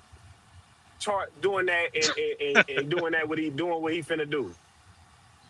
You know, some people treat Trump like their favorite fighters, man. Some people treat Trump like their favorite fighters, man. He can't do any wrong. You know, that's right. how people, you know. Yeah, he letting this go down. He know that's against the law. That ain't he don't care. He got when TKO came out. The first thing the Congress did this year was push through that TKO shit for they fucking build so they can start fucking over people and had a monopoly in the motherfucking sport. Yep. That's because Donald Trump pushed it. It's a co-conspiracy. They using the presidential office to push through this fucking legislation. All the congressmen that signed up to this shit, they guilty too. It's gonna be a shit show. All these motherfuckers going down. True that. The shares of the TKO on the stock. Mm-hmm. You know what I'm saying? It's like this nigga is pillaging this shit across all boards. Nigga hitting all types of licks. And the thing is, he gonna get away with the shit. Yep. The only thing that could take him down is some Epstein files. Hey, can I get one? Hey, this motherfucker, my boy D1 trying to come on here. Can I get one person to drop off for D1? Because D1 trying to come up here and do a rant real quick on this motherfucker. D1, pull up now, Brody. You already motherfuckers been trying to come on this panel crazy today. TD, what's goody, Brody? Yo, what's good, everybody, man? Chilling, man. I just saw that they dropped the card in New York. I'm gonna tell you something, man. Boxing is really killing my pockets, man. That's another fight I'm gonna have to go to in New York with this Berlanga and Hitchens and You know, I heard Jalil Hackett is on the card. He's fighting Derevyanchenko. That's a good fight. That's good. He's That's good. Yeah, he's on the card. So so I far, like. It makes sense yeah. for him to be on that card for sure, and he ain't fought since that debut too. Yeah. Yeah. So so I mean that's pretty good. I'll definitely be in the building for that fight. For damn, man, 3 fights in a month and a half. Jesus Cristo, man. But hopefully the tickets is not as crazy. You know what I'm saying? I see that the Mason tickets has actually gone up. So all the ringside areas is bought. Like when I got my ringside, I paid 2 apiece, right? So I bought 2. There's 4. But like there's some seats now at the Mason fight is like $1,000, and you're not even ringside. Yeah, bro. Crazy. I just seen a report just now that just reported today that Mason Cordina has sold over 3,500 tickets, and tickets is going fast as fuck. So, hey, y'all gonna fuck with the Cleveland fight, man. Better get them tickets ASAP. They going crazy, man. We got less than a month away from the fight, man. And fuck with my brother D1 on the raffle, man, for the ringside ticket. He got 2 of them. He might raffle off 2 of them. So fuck with my brother D1, man, for sure. D1 was goody, Brody. What up with you, bro? You see that bullshit on Twitter? They agreed to fight at 144. We broke it up here. We already talked about it up here. Man. Yeah, right. What's your thoughts? It's gay. I mean, sorry. Yeah, I think Shakur's bitch made, bro. Like real shit. The fuck is that? How they're gonna announce their Zuffa deal? We're both going over here to fight on fucking Zuffa and say fuck the rest of boxing. Fucking 2 sellout clown bitch made motherfuckers. Pretty much. Fuck boxing over. Fuck them 2 clowns. I don't even give a fuck what they got going on, and that's a pillow fight as far as I'm fucking concerned. That's gonna be trash. You ain't lying. Straight garbage. What's up with all y'all? Dave, salute. I can't see who else up there. 2 cents, salute. Oh y'all. TD, what up? Chilling, man. More What's good, bro? Ill Will, what's up with you, man? No cat. What's up? Yeah. You got 2 Ill Wills up there? That's crazy work. Hogging up 2 spots on the panel and shit. I've been trying to get on this for like 20 minutes, bro. You got 2 profiles up there. How you in this bitch twice though? How did that shit even happen? Back like you never left and shit. So we got a spot open. Ill Will got his other one up here already. But yeah, man. Let's go back to CamJ panel. Soon as listen, you got to hop on CamJ panel as soon as he open it up, or you ain't getting up there. Talk about the Trump thing, though. I want to hear what you say about the Trump thing. What Trump thing? Well, they saying they not supposed to be charging people to be at the White House, and it's still supposed to go down. Yeah, you want to see really that clip? D100. Let me show you. I'll run it back for you. Yeah, run it I back. don't really get to that boy. it. I know we fight all night TV. That boy in there in his feelings over there about this clip. He don't like that shit. Our attempt to stop the UFC fight at the White House. A challenge filed in court here in Washington, D.C. by 2 community organizers seeks a court order to intervene. The organizers are both from Virginia, one of whom is a military veteran, and they argue the event, the UFC fight on White House grounds, is not only unlawful, but, quote, deeply corrupt. Their 35-page complaint, filed this weekend, says that Trump ally, UFC executive Dana White, close friend, close ally of the president, is enjoying what none have enjoyed before: unfettered access to the White House and Lincoln Memorial to stage a private, for-profit sporting event. What's more, it says there are reportedly packages, VIP packages, selling for between $1 million and $1.5 million per head. A for-profit venture on the sacred historic grounds of the White House. They're also arguing another company, Paramount Skydance, owner of CBS News, my prior employer, and David Ellison, who have recently been cozying up to the president, also stand to benefit from the White House grounds. It says here in the lawsuit that this celebration of America cannot be enjoyed by most without first paying $8.99 plus tax for a Paramount Plus streaming subscription. The litigation would have to move swiftly to truly stop this UFC fight, but they note in the lawsuit that the timing here is really sus, that the event's being held on the president's 80th birthday, that this could be viewed as personal self-aggrandizement versus something for the public's consumption. And they also raise the prospect that the claw, that massive apparatus and venue that's been erected on the White House grounds, could stay longer than anticipated, that the president has publicly flirted with keeping it up well beyond the event. Something, again, you'd want to run through Congress first. And page 15 of this lawsuit includes words I've never read in a civil complaint before in federal court. They note some of the recent quotes.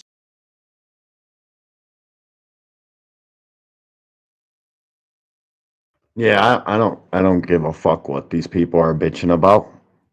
That shit don't matter to me. Fucking crazy politicians worried about people fucking Trump having a fight at the White House. Who gives a fuck? Go bitch about something else. How about you people get your fucking lives in order? How about you fucking worry about what's going on in your own home rather than the fucking Donald Trump's house? That's what I think. I don't give a fuck. No, that shit is elite, dog. You can't fucking desecrate the White House. Man, stop that. People just gonna look at Bro, shit. Taxpayer money to put up a cage in the fucking big ass claw. He talking about that shit gonna be permanently there. On top, it's ridiculous at this point. They follow it. They laundering the money. What through the fuck is the claw? What is the claw? You shouldn't have voted for the guy. That Though. shit that look like the archers with the American shit on it. I don't know what the Yeah, fuck bro. it is. It's like Shouldn't have voted for the fucking guy. Shouldn't have voted for him. I ain't vote for him. Damn, y'all Well, see somebody did. I ain't even say all that. He said that. I have a rebuttal, but yeah, but I'm let y'all finish. What's good at you? Well, I mean, them Nah, niggas go is ahead, going Juke. to jail, Go man. ahead, That's Juke. what I'm saying. Dana White, Yeah. he good. Chef Juke. What up? What up? What up? It's poppin', sis. What up? What up? So what up? How y'all doing? So what I'm hearing is like maybe you don't understand how things work. Like maybe they do. Like I agree, folks should have voted for him, right? But my thing is this: I definitely have a problem because it's our tax dollars. And when you're saying you're going to keep it up permanently, that means the rebuilding of it, the maintenance of it, all that is our tax dollars. So when you're talking about why they keep cutting programs for your grandma, they keep cutting Medicare now, because I don't know if any of y'all take care of anybody. When you're wondering why all your social programs are why it's getting harder and harder to live, and you wonder where that money's been diverted to, it's being diverted to this. We pay for the White House, our tax dollars. All that, everything, all this, and half these salaries probably is coming from us. So say I don't care where my money go. Maybe to me that's just I don't know if that's just ignorance or what it is. Maybe I don't care about nobody. Maybe I don't take care of nobody. Maybe I'm just selfish and just don't gotta live and don't worry about nothing. The stuff that's being cut and the real life consequences that's happening to people. And I do. And so yeah, that does bother me when folks when stuff going up, and resources are being cut. It's because of stuff like this. And if it's now permanent, that's even more expensive. So you have rich folks already making money off poor folks who got to pay taxes, and they're using our tax dollars as a slush fund. So I do that's an added cost to all the extra stuff that's already happened, and this is completely unnecessary. So no, I do have a problem with it. And it's crazy to say that because Trump letting it, and Dana White, no, Dana White is still a citizen, therefore he's subject to the law just like Trump. So let's say Trump gets out of office, whatever. Let's say whatever happens, he can be sued. He could be criminally prosecuted. Yes, it is. He's just as corrupt. And the thing is, what everybody defending his corruption is insane to me. But the minute they thought that a lawsuit was even aimed at Al Haymon, y'all couldn't shut up about it. And so, no, I do have a problem with this. I do. The people who depend on me. I don't know about the rest of y'all. So I don't understand, like, oh, it is no big deal. Yes, it is a big deal. We're interested, like, this is looking real. Like, this is what they do in Russia and other countries where they have no say. So, and then you wonder why everybody's dirt poor. He's trying to kill the middle class by taking all your tax dollars, destroying it, so that now you go back to a system of, like, feudalism. I don't know if y'all know what feudalism is, but feudalism means there's no middle class. I'm talking about, like, the Game of Thrones type, where there's kings and queens, and then there's just everybody else just dirt poor. That's what they're trying to take it to. So folks saying, well, I don't care. No one cares until you're in a situation where everybody dirt poor. Y'all cool right now because y'all thinking it because everything ain't broken yet. Y'all saying that now. Everybody keeps saying it ain't that bad until it gets worse and gets worse and gets worse. You're in a boiling pot saying it ain't that hot, it ain't that hot. What are you talking about? So absolutely have a problem with that. But you know what? Folks don't care because at the end of the day, they think internet arguments for their fighter that they like is more important than what's going to happen to their kids and their grandparents and whatever. Because folks don't take care of them. Let me run up. Folks ain't taking care of people. So y'all probably don't see what's happening. But that's my issue with that. Another thing I want to say about this whole Shakur versus Devin thing, I think it's crazy that folks are saying, "Oh, we want this fight." Didn't Devin say that catch weight was trash? Didn't he trash? Didn't he say that that's like not a real fight? And it's an exhibition when you do a catch weight.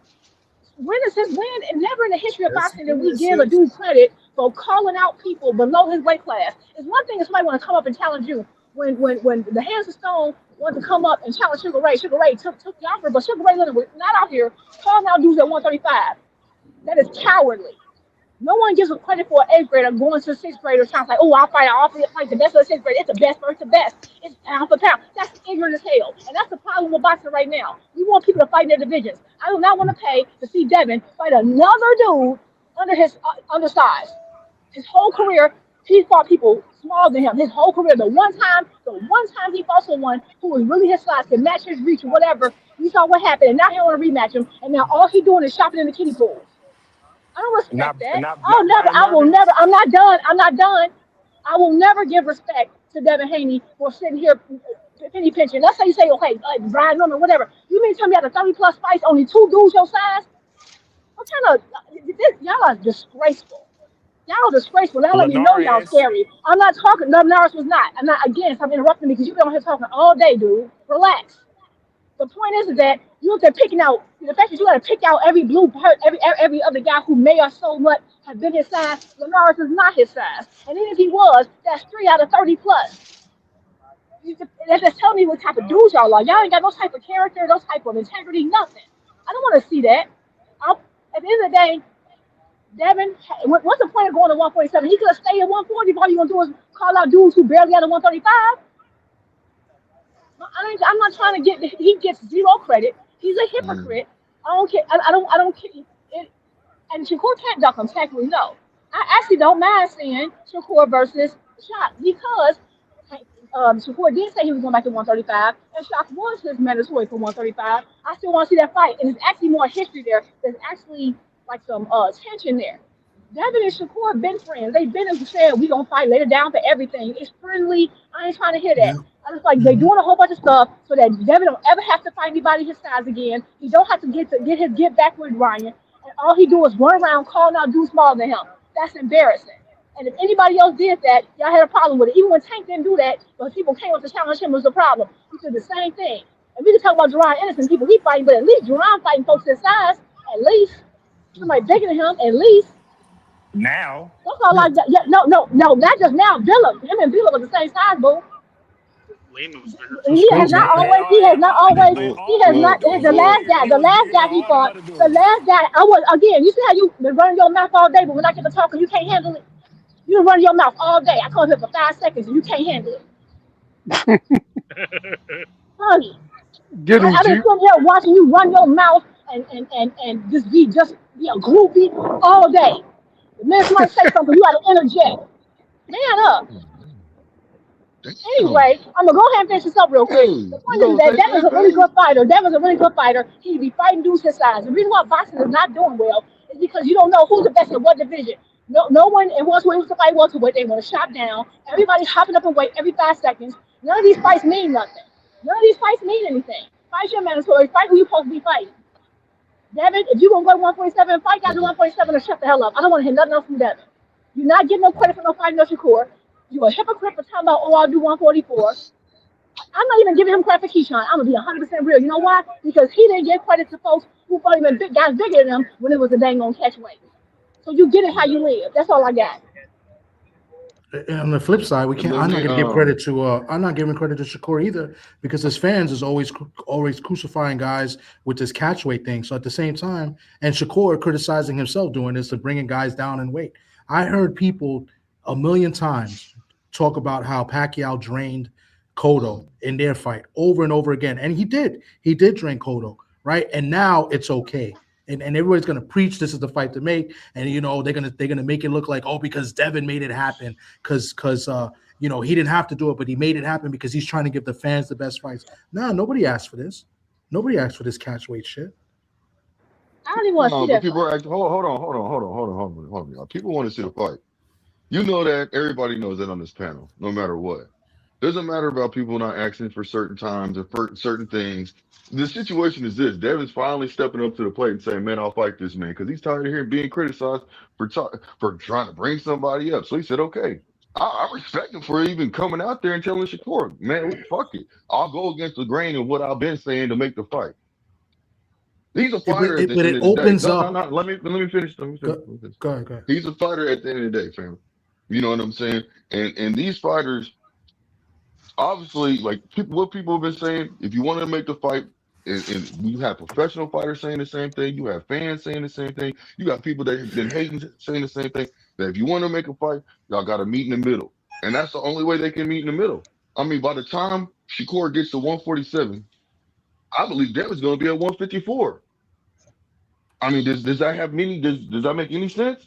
Because the simple fact is, right now, at least Devin's saying, you know what, fuck all that. I know this fight. We can make money. Everybody, there's going to be people back in this fight. That will happen. I don't know if it's going to happen, but at least that makes me feel better about Devin by him even reaching out to Shakur and telling him that. So I give him a little bit more respect than what I've been giving. Shut that soft shit up. No, I ain't shutting no soft shit up. See, At 47, Haney should be fighting. The fact is that y'all want to basically criticize fighters for not fighting each other. Now he's fighting each other. Now, I don't want to see the fight. He's fighting at a catchweight. It doesn't matter. That's not what I'm saying. I'm not saying. Shut that soft ass shit up. And the best man to win. That's some soft ass shit. Shut that soft ass shit up. All that soft talking. I know you can do it, man. You got to. Man, shut that soft ass shit up, man. You ain't with me. With most of what you're saying. Haney should be trying to get that Rolly fight. And then off the Rolly fight, he should be trying to line up Garcia. If not, he should be going off the position in WBO. Fans are never satisfied. Really? That's what I'm saying. Exactly, Fans are never satisfied.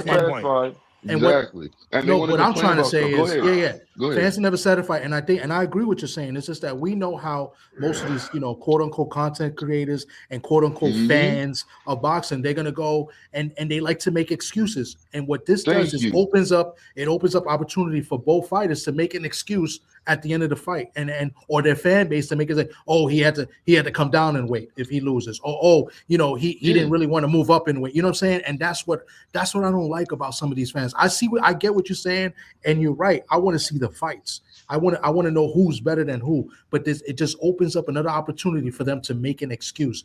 Like, but I wasn't comfortable really moving up there. I did it so I can make the fans. You know what I'm saying? And that's what's gonna happen. If Devin agreed to that and they fight and Devin loses, he agreed to it, and it's a fight that the world, you know what I mean? Like, I agree. I'm not giving him no excuse. I have no interest in two handicap fighters fighting. I'd rather see Shakur fight Morataya than fight fucking Haney at 44. That's crazy right there. Me that too. Type of shit. Come on, man. That's crazy, bro. This is Haney crazy. at 44 is ass. This is crazy. People are complaining about seeing. So y'all want to see People them are fight complaining about him fighting more Morataya. They're saying that wasn't Bro, a fight. nobody want to see that shit, bro. Nobody wants to see what, 2 cents? What you talking about? People will watch. Goddamn Shano's fight. The Shano's fight. Don't nobody want to see the Shano's fight. Then hold on, be more. People will watch Devin and Shakur fight each other. That's fine. Make the fight. But what people are saying is they still have other fights that they would rather each fighter fight than see fight each other. Nobody's saying they don't want to see the fight. Well, some people like, no, some people are saying that. I'm saying, some people are saying that. I'm saying, I did not just say that, nigga. I'm saying some people don't want to see the fight because it's other fights that they would rather see them fight. Cool. But people are trying to make it seem like this is the fight everybody want to see. This is highly anticipated type situation. And it's really not. That's all I'm trying to say. Like, yeah, people will watch the fight. Okay, cool. But it's not highly anticipated. It's not the biggest fight that could be made right now. It's not none of that. That's my point. People want it's some bullshit. I'm gonna say this. I feel like, in my opinion, that people do want to see this fight. They do. And the only people that don't want to see this fight, hold on, be more. The only reason why people don't want to see it is because, in my opinion, they don't really like the fighters. The people that just want to see the fight. Yo, that wasn't D1 interrupting you. I'm interrupting you now. Don't be fucking saying hold up. You don't know who's even talking to you, bro. I didn't interrupt you. Why are you hold on, man? Why are you making it seem like I'm trying to be like negative to you or something like that, bro? I don't know who it was. I'm just saying, let me finish. Just don't fucking say my name, then. Just I Leave didn't it say big. D1. I didn't say You you. did. He said be more. It was I me. said be more. Never said D1. God damn, see, this is what I'm talking about. Us as fans, we getting upset over the smallest shit. Like right now. We shouldn't be upset. We Blue, you having cry boxing all talk. day. Are Just keep you talking. kidding me, Look, we bro? having boxing talk. We just having boxing talk. Ain't nobody Oh trying my to attack god. nobody as far as I'm concerned. That's all I'm saying. Blue, you Now I don't know you why love to niggas is cry, getting a nigga. little emotional. You And the most females. emotional nigga on the panel. Nah, What are it's you talking you. about? Yeah, I It, would say I ain't gonna exactly. lie. I Exactly. would say this as far as the Shakur and Devin fight. It had they both had they do got a thing for the 10 years, whatever the some odd years they've been. It is a storyline in particular with those guys. Thank you. Is the storyline strong? You know what I'm saying? You know what I'm saying? It's strong to some people's eyes. It's not strong to some other people's eyes. But they do Cam, have what's the storyline, a Cam? story. What's the storyline? See, See, was what happened was they coming tried to up make up a together, they was storyline with that born 25%. together, and Wow. they was like these motherfuckers was like brothers damn near. You know what I'm saying? They was almost brothers at one point. The I heard original stories boxing about brothers. Bill and them saying that they was staying like Shakur was staying the night at Devin's Tank and house and Shakur was shit. You know what I'm brothers saying? And too. like shit like that. Like No, they wasn't. Hey man, let this. He was asking He questions. Let came him in answer for a them. Cam, couple hold on, couple Cam. days. they got this. It's Check like this a out. brotherly love type of storyline. It's But a Cam, check semi this brotherly out. love storyline. It's a weird storyline, but they got a storyline in a sense. But check And they this got out. they got real big history because one time they was getting ready to They fight hopped in the and it got ring hold on, trashed. Blue. They hopped in the ring. Think about it, the storyline. Shakur hopped in the ring and it was a 25% offer and all this other shit, only to find out later there was no fucking offer. They literally made that shit up to create a storyline. Yup. They So that even literally makes made it All better of that when you up. that think shit. about it. They got the That even makes it 75-25 better. split, the sparring, you know what I mean?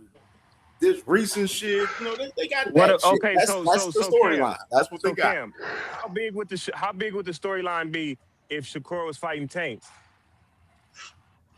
Oh, It doesn't it'd matter. be It's big. just the It'd be best big. versus I the mean, best. they got a story. Devin and Shakur got a storyline. They do. It's like a Yeah, friendly storyline in a sense, They do though. got a storyline. it's But the hold best on. versus It's the some Cam, let me friendly say this to shit, you. kind of They though. have a so These Cam, I niggas think like they have a soap better operas and storyline shit, than man.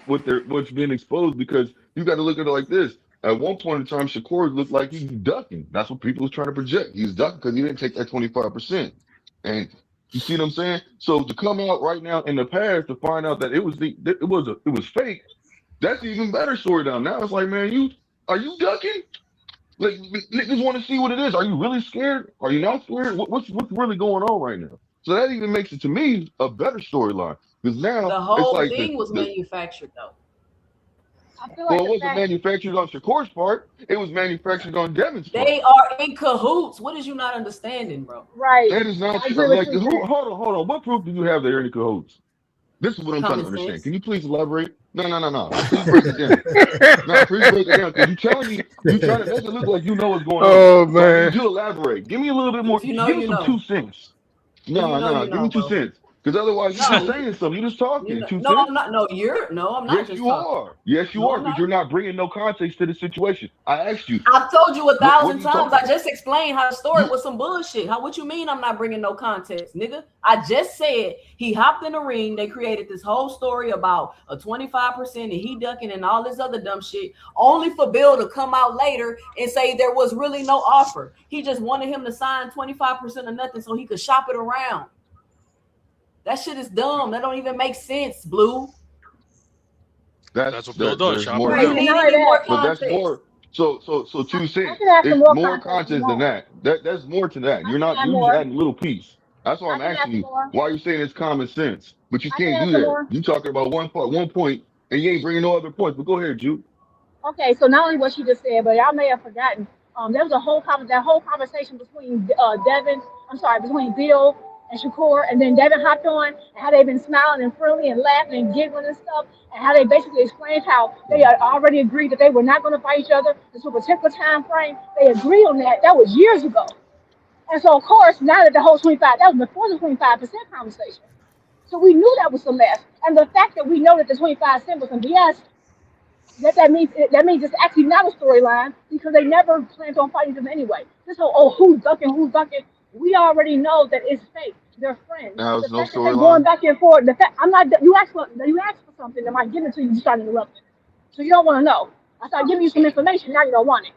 The point is that it actually takes away from the narrative because the narrative was always fake. It was just building their both their names up. They're just going back and forth. They've been friends. They've been said it on for the world to hear it. The boxing boys who very pro Haney even said, "Come on now, Bill, you know y'all won on nothing." And then another thing from Devin Haney's point. Remember, Devin Haney had said what his resolution was. It was to fight Loma and to go to 140. So he never planned on fighting Tank. He never planned on fighting Shakur at 135. He never planned for it, and he told y'all years ago. And then Bill, Devin, and Shakur got online and said that they never planned on fighting each other. It's all just them talking to build their names up and the potential of a fight later. That's all it is. So what Two Cents saying actually goes along with that. They've given you multiple examples. So if you need any more context, then you just don't want to know. No one believed that. No one was asking for that fight. No one believed anybody was ducking because it came out there it was a BS anyway. Bob Arum told y'all it was BS. It was just what Devin does, and sometimes Shakur too, is to say a whole bunch of stuff to keep their name out there. We've known that for years. Who's next to the We've ice known cream that for man? years now. So at the end of the day, no, it's not a big storyline because we already know they just full of it. The storyline though is actually Shakur and Oshaki because they actually got beef, and you asked him to beat your man, so he beat your man. That's what we want to see. All this other mess, they not care about none of this. It's BS, and it's been proven already. Yep. I understand that it's a story that you don't like. No, it's not. Because I understand it's a story that. No, check it out. I understand it's a story that you don't like, but it's still a storyline. No matter what, it's still a storyline. No, it's a story, meaning it was false. It's a It's love not a story. It was false. It's It's not a story because it was false. storyline. It's Because not it true. doesn't matter that you don't agree with it. It's still a Oshaki storyline. truly. No, it's not that we disagree with it. They admitted it already on wax, on video, on 4K. It's not that we don't like it. They admitted it. They admitted It's still a it storyline. years ago. It's not a storyline. That's not a storyline. It's just that they're friends. That's all we know. They're brothers. They're brothers, and they're singing and they're coloring. They're brothers. They're not friends like that. You lying. Devin You was are the first lying. brother. They're not Devin was the Give first me a brother. hug, Dev. Give me a high five. Give me a high five. Devin was the first brother. Devin was the first brother before. So you agree they were original? They're the original boxing brothers. Yes, they were. They said it. Wait a minute. That's not a disagreement. That's not an opinion. It's a fact. They got on live and told us. Like you want to argue with facts? Is the sun not hot now? Is water not wet? This is not a discussion. They admitted it live years ago. Ain't no dang on narrative. They just talking. And Keyshawn and Devin got a storyline. Then I mean, there's storylines all over. That's the case. Tweeting back and forth is not a storyline. I'm sorry. I mean, they agreed to That's the not a fight. storyline. They agreed. Bill Haney agreed to the fight. He didn't follow through. Devin has agreed to a fight with 1,000 people. So did Shakur. Doesn't That's matter. not a storyline. There's still a storyline. It's not a storyline, right? You just said That's that not a Oshaki is the storyline. You know definition. You said Oshaki is the storyline. Because they have beef. Because they have real beef. Because they have real beef. You want to change the definition. You want to change the definition. You want to change the definition. You want to change the definition of a storyline. They don't have a storyline. Tweeting back and forth. Tweeting back and forth is not a storyline. Tweeting back and forth is not a storyline. Tweeting back and forth. I know you mad. I know you mad. I'm sorry. You should have told Bill, Devin, and Shakur to shut up. They already admitted that the storyline was fake. They already admitted it. You can cry to the cows come home. It don't matter. It don't matter. They admitted it already. They're friends. They're friends. It's over. They're friends. They're just talking. It's marketing. I'm sorry. They're marketing. Yes, they are. They admit it. Yes, they are. They are friends. Matter of fact, Bill got. Yes, they are friends. They're friends. There's no storyline. They're friends. They're friends. I just told you.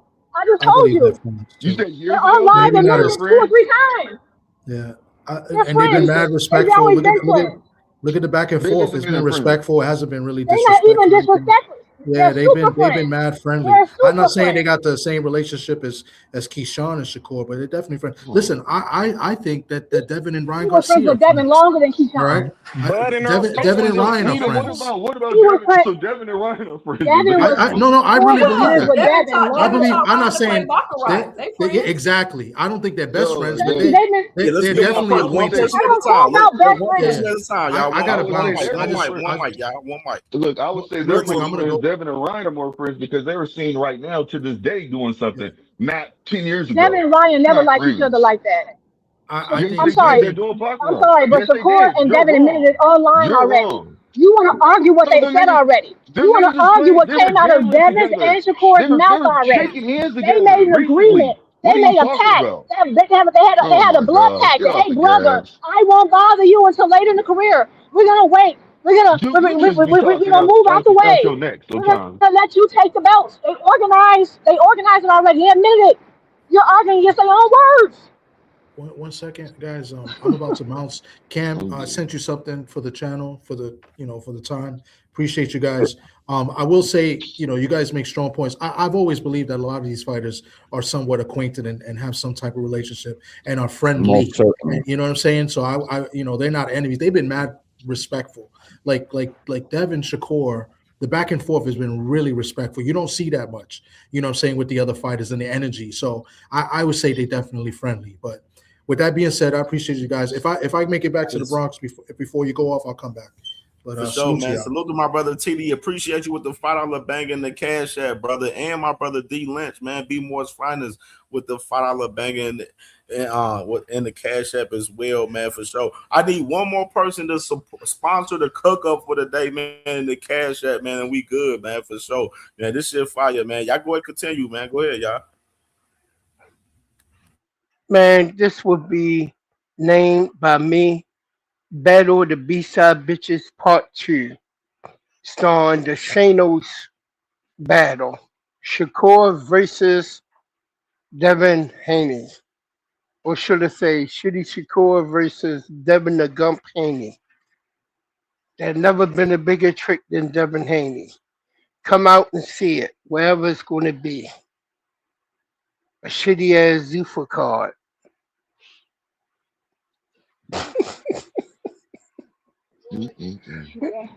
That's what it is. That's what I see, man. This fight, come on, man. It's some bullshit. This shit is shitty ass super card.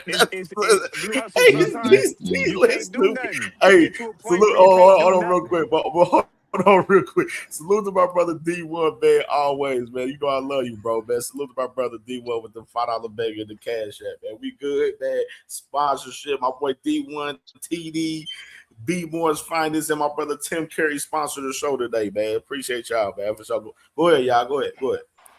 Hey, Blue Hustle, man. Sometimes Shout out. Hold on. Shout out to the people that were, supporting the channel and everybody, what I'm saying, listening and hitting that like button. Go ahead, Cam. I Go was ahead, Faye. saying, it sometimes it's nothing you could do. I mean, them is two top 5 pound for pound fighters that's trying to fight, and all I'm hearing is, go fight Oshaki, who's a 130 pounder, or go fight Keyshawn, who just moved up. It's never enough, and I just don't get it. It's a legacy fight for both. Yeah, It shouldn't be I too much agree. pushback. Yeah, but Doesn't matter what what you weight they don't fight at. get is Well, it doesn't they matter fighting each what weight they other fight at. So so it's a they can legacy fight avoid without a fighting belt. Hold on. everybody else. It's a legacy fight without a belt because that y'all was saying No, that. they I can mean, put the not belt you, but they online. It's were He can saying it's still that. put the belt online. Two He can cents. It's a they can still legacy fight for the fight belt. because one guy is a 4-time champion and another guy's a 3-time champion that was undisputed at one point. These are two guys with all the accolades fighting. But that's what I'm trying to tell you. I get what you're saying, and maybe if these were different fighters, people would probably feel that way. I'm sure some people do feel that way, but nobody give a fuck, FaZe. All that accolade, pound for pound. Some people don't even understand why Shakur Stevenson is number 3 on the pound for pound list. Since a lot of this stuff is not like authentic and genuine to a lot of people, you don't. That's why you don't get that excitement, that anticipation. Like none of that is there for this fight. You don't have to be excited, 2 cents, but is it a big fight for boxing? It's not a big Yes, fight. No. If you're not excited, bro. Okay. No. Okay. It's not going to do nothing for boxing. Wow. That's what are you, man? Because these whatever, are man. two You motherfuckers who guys, can't fill out a goddamn same. casino hall. Well, Do you obviously hear what Shakur I'm can sell saying? out. You're talking He just about his the last two. fight. What did he You're do his talking last fight? about What two did Shakur do his last motherfuckers. fight? Did he sell He out his last did fight? Did bullshit. Shakur sell out his last fight? Hell no. Yes, he did. What are you talking about? See, No, this he is what I'm didn't. saying. He You're just did talking. not Yes, sell he out his did. last He did sell out his fight. last He fight. You're did tripping. not. Yes, he did. Look at Yes, the he did. numbers. Look at You the can yell numbers. all you want Look at the to and numbers. disagree with me, but He he only did. did a $3 million gate, and the Right. motherfucker They ain't adding supposedly up. They got. ain't adding up. Bro, he sold out. No, he didn't. He No, he did. didn't. No, he didn't. I'm not gonna go back and Neither forth with one it. of them. We got Him. we can agree and disagree, man. It's Who all good. sold out? Who Shakur sold sold out his out? last fight. Shakur sold out Trying sold to out say the whole fight. Shakur sold out Madison Square Gardens. He did. No, he He didn't. did. If he would have sold They out gave out Madison Yes, Square Madison Square Garden, Garden. they They gave gave it out out. all them damn he tickets. did. Be more. That's Be what they more. He did. did. They gave out all those tickets. And yeah, Bro, they they give out did give tickets out a all the lot of fucking time. They tickets. give out tickets all the time. Be more. Cut it out, Yeah, they give man. out tickets all the time because All the Kentucky time. bought all the damn seats in the damn arena. Bro, you just talking to talk. Here we go. Man, this is bullshit. Be honest with Talking yourself and the stop talking all the truth. time. I'm being honest, yo. I'm being Hold on. honest. I don't know. Hold on. Pause. I know this motherfucker ain't hit my motherfucking link talking about motherfucking Radio Hacker. Radio Hacker, you know you gotta drop a 50 ball to hit my link, boy. Drop that 50 ball in the cash app, then we'll lift your suspicion, my good brother. Hey, what? Bye bye. Hey, Cam, Have a good Cam, day. why? Enjoy the Why chat. you be doing that? Cam, why you be He doing still up fucking in hacker Madison like Square that, bro? Garden. They was in the He gotta small pay room. the he gotta He wasn't pay in the the main ticket room. on my platform. I ain't fucking with dude. Fuck him. Come on, man. Hey, That's Cam, big be like, Manos down Cam, you there, be on man. his That's big head, Manos bro. son, man.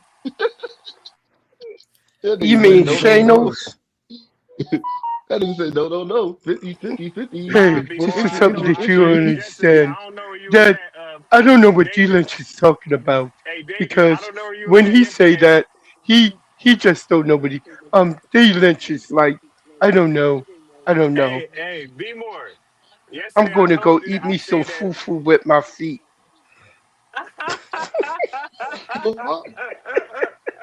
Hey, now, be more. I That's was funny doing. right there. What you just said. Now, be more. Now, You be more. stupid, man. Be more. You OG be more. That was funny. Nigga say eat foo with my feet. That was funny, nigga. That was It's funny. me. It's hacker. It's hacker. Hey, the hacker do that shit, B more. You Nigga stupid. say he gonna eat foo with his Oh feet. yeah, man. Oh man. Tell hacker go eat some fufu with his feet, man. Ain't nobody got time for that nigga, yo. We can hear. We already know No. how he gonna be slipping and gurping on Devin Haney, yo. Ain't nobody got time for that, man. That shit's crazy.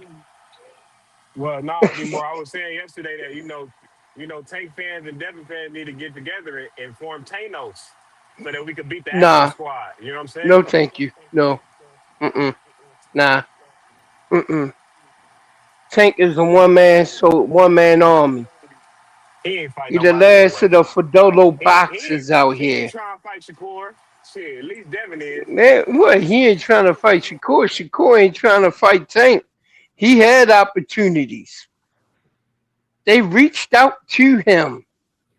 It was more important for him to go sign a contract in which he fought Padlock Padley, William Cepeda, and another couple other crumb bums than fight Tank and get that payday. He been telling his fans that he wanted for the longest. I'll do anything to make this fight. Nigga, we already gave you, you know what you gotta do. Plain and simple. And if you ain't gonna do that, like G Money say, you gotta go ahead and get it out the mud. Hey, Hey, that's gonna be one of the check out biggest the scams. latest Oh, go right ahead, here. Cam. So y'all remember Yeah, Keyshawn tweeted out right here with his tweet yeah, responding with Devin and shit talking about yeah. basically saying, Devin rather lose more weight than get in the ring with the businessman. He said, I'm your mandatory, bro. Stop trying to make other fights. And then the man, Devin, responded to him and said, sit this one out on 2 key. Basically saying that he got to sit this one out for us to fight with him and Keyshawn. Yeah, I But like that. this was a little interesting factor that I've seen people now that there's these two guys, Shakur and Devin, is talking about fighting at the catch weight at 144. Look what people digging up in the archives, man.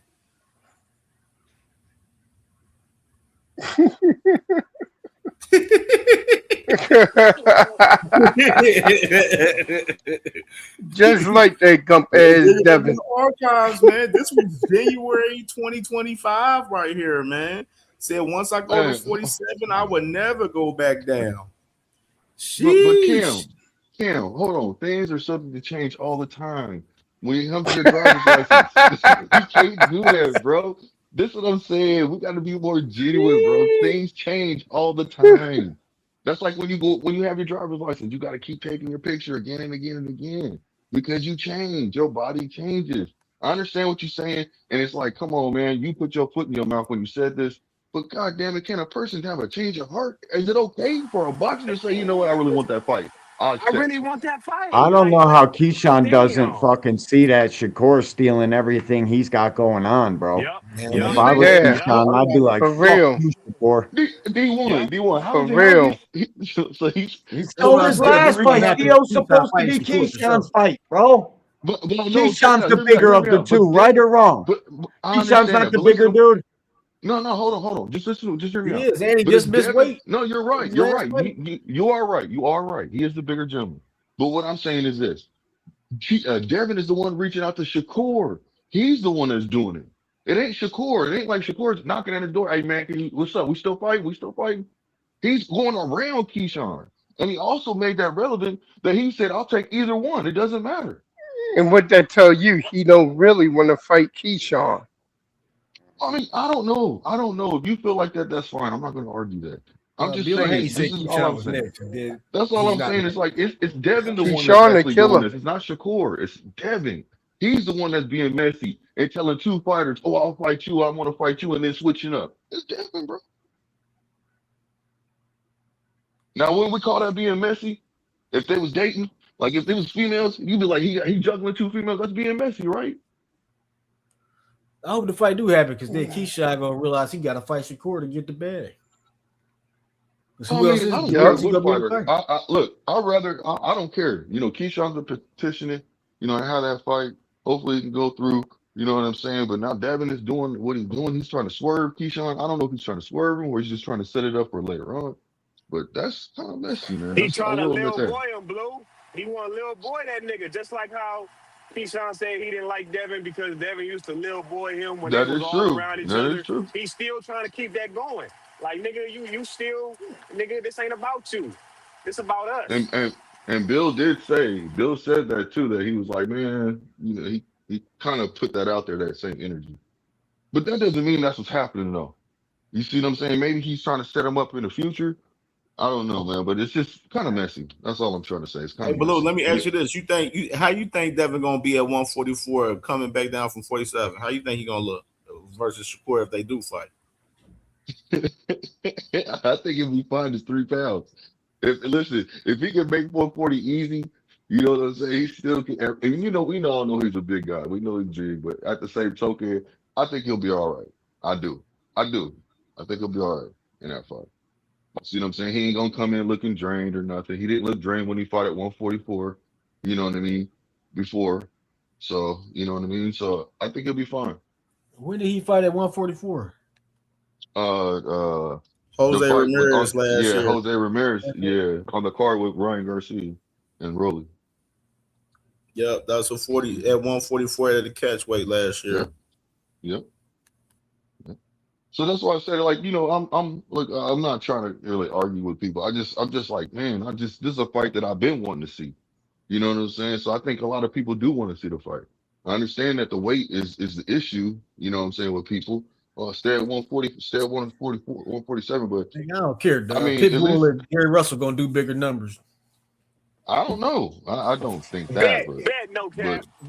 I don't think that at all. But Bet. Still nobody You watch know the that ain't ring, true. bro. Most people don't even know what ring is. None of that turkey Fuck shit. Pitbull. Pitbull trash. We talking about 2 pound for pound guys in they prime. That Pitbull trash when he beat Rolly, who Devin just ducked and got built. Why Devin When he ain't beat the shit out unifying? of Rolly? Why Devin don't want to be undisputed no more all of a sudden? Why he But I ducking gotta Ryan say, and kicking his ass? the past 2 weeks of boxing has been fucking comedy, bro. This shit been fucking comedy. That's all. Only people want to see Pitbull is It's more people. entertainment. It's more people annoyed with this shit than excited about it. For real, if we're honest. Yep. It's almost like they want to irritate the fans. That's a fact. So I told y'all Devin was gonna get that strap to Keyshawn.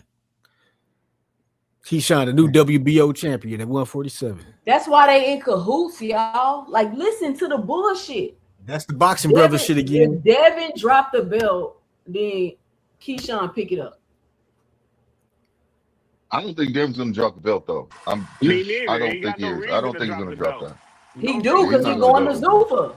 How you know he's gonna get to keep that belt? Well, we don't know. We don't know if that's gonna happen. If he's not fighting for a belt, I don't think he can But drop the belt. but y'all do agree that's the perfect play though, man. That's the perfect play though. Listen, Ain't that the perfect play? If he's trying to, if he's trying to move funny, then yeah, it's the perfect play. If you have hidden agendas, you know what I'm saying? Yes, it is the perfect play. It is. I mean, I have to agree. But I honestly feel like Devin is gonna fight Keyshawn. They think. Look, I'm pretty sure they got confidence they can beat Keyshawn. I'm pretty sure. I'm positive they're not going to duck that. I'm pretty positive they're not going to duck that because Bill has insinuated that he's food to them. They're not worried about it or him. Period. Damn, yo, I got an update. Little homie that was defending himself against a mob of boys down I think it's Alabama, Carmelo Anthony.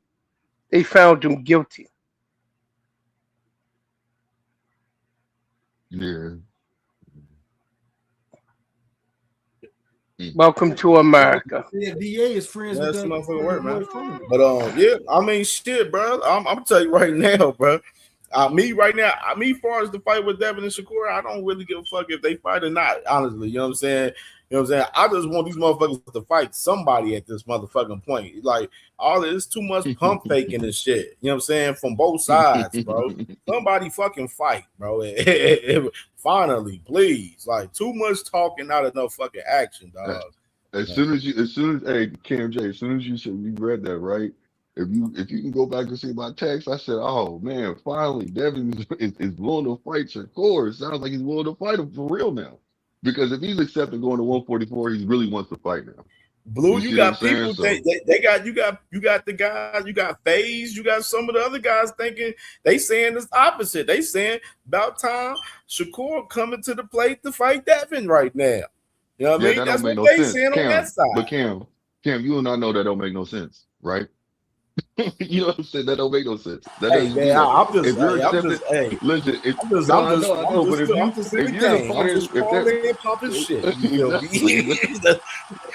know that don't make no sense. It's the other way around. That's common sense. You know what I'm saying? Because he's the one saying, "Look, bro, I'll come down.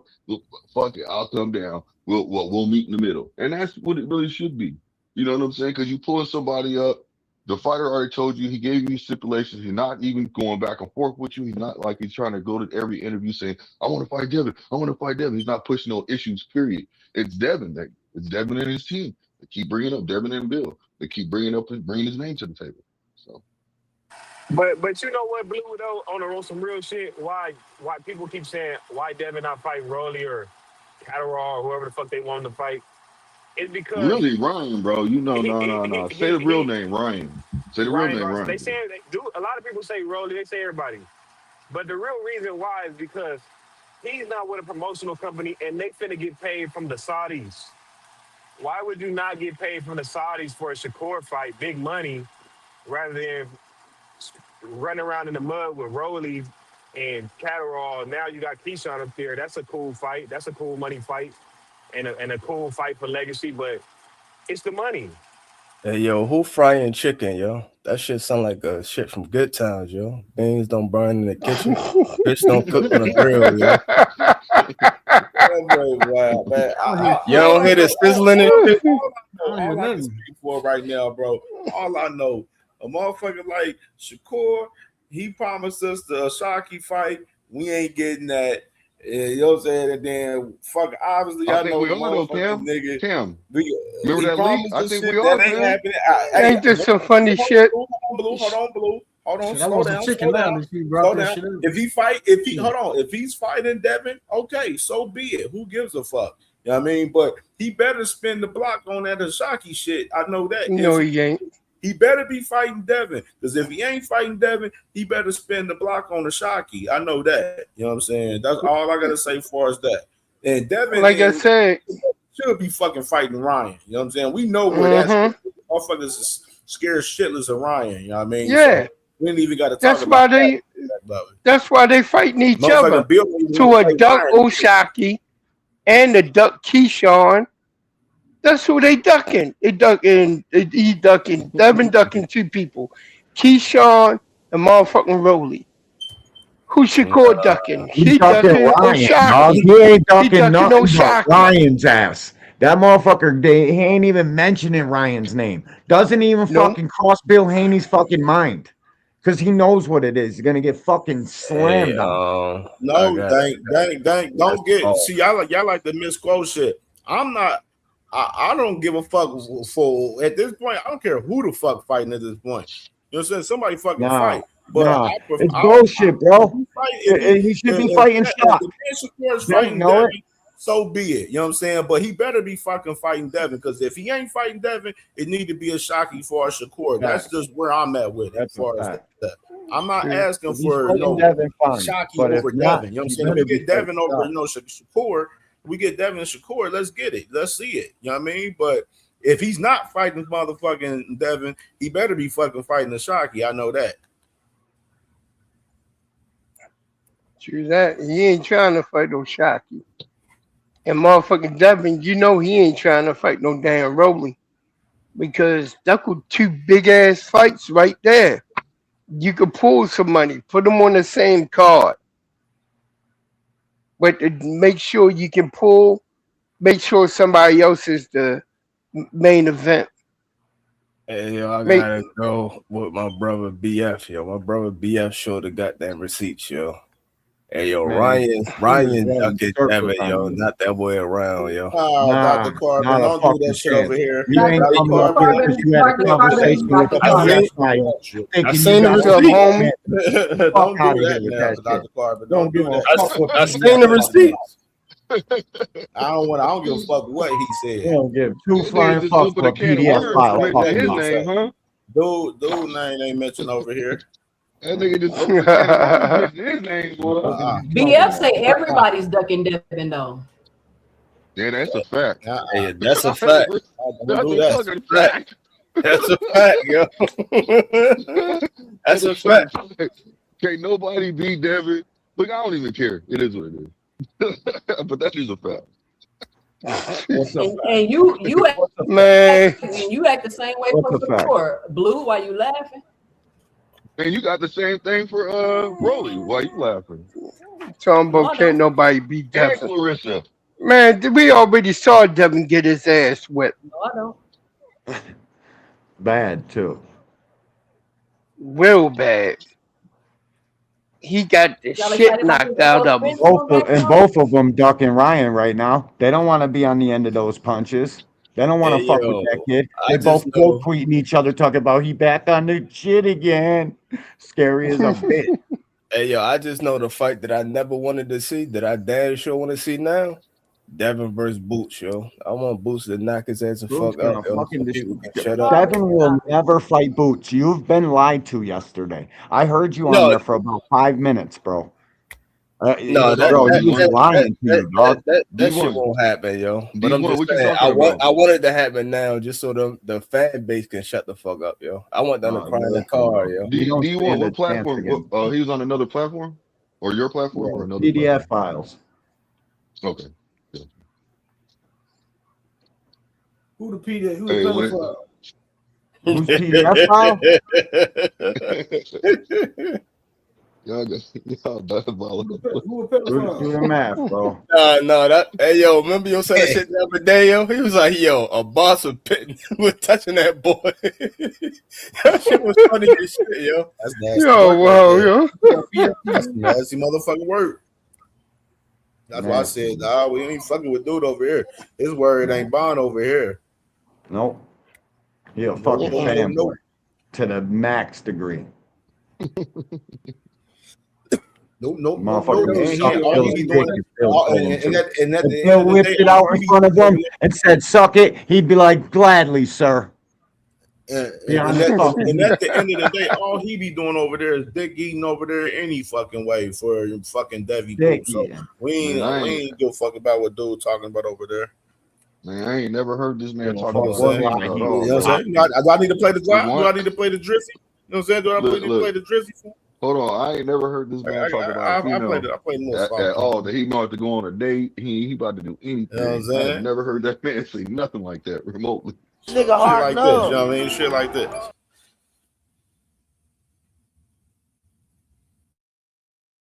Nigga hard enough. You wanna have with an Indian for real? Nigga hard enough. You wanna have with an Indian for real? That was crazy. I ain't gonna lie. That was crazy. I ain't gonna lie. Don't. Boy, that That was, boy. hey, I ain't never You seen sucking dick. I'm stupid at me. I'm goof at me.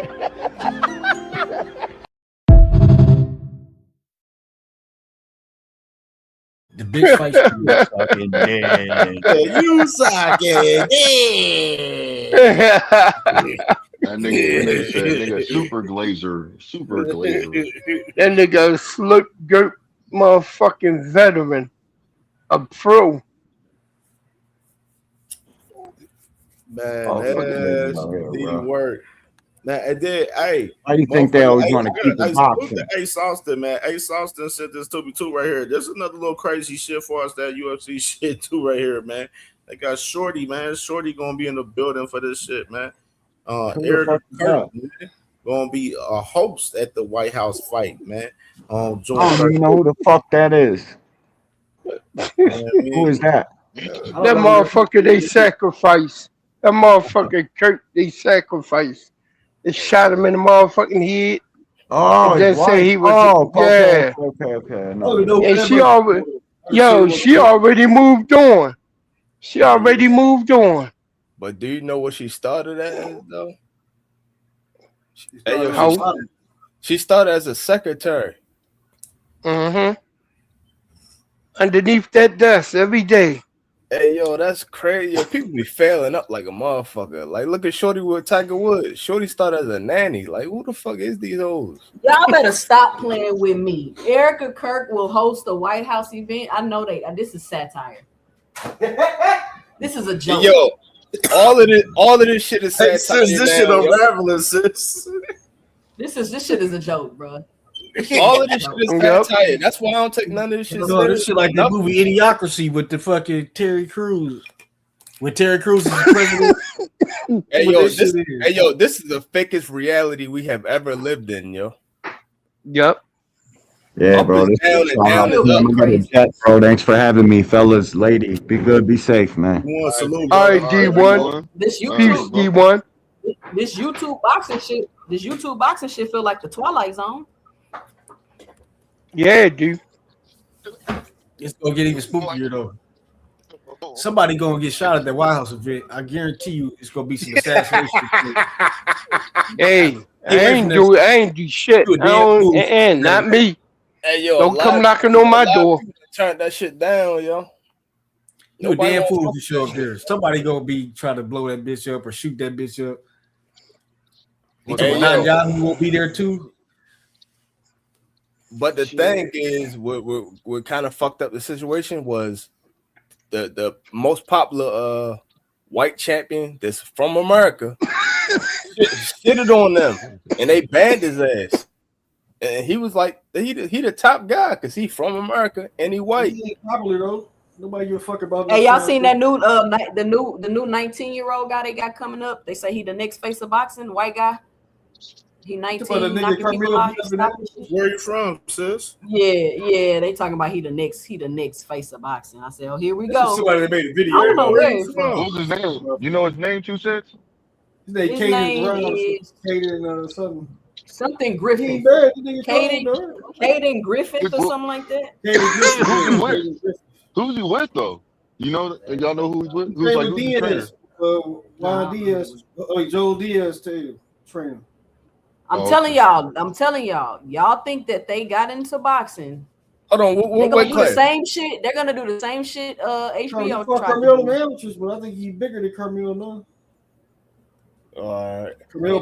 Carmelo beat the shit out that boy. I don't know why they was acting like that. Was such a close fight.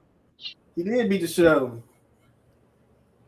But yeah, I can already see what's happening and how shit is trending. But y'all gonna see. Hey yo, Scooter Davis, Abdullah Mason, who the fuck he gonna run into that's not gonna blend his ass up? Cause they young enough, so that's who he gonna run into.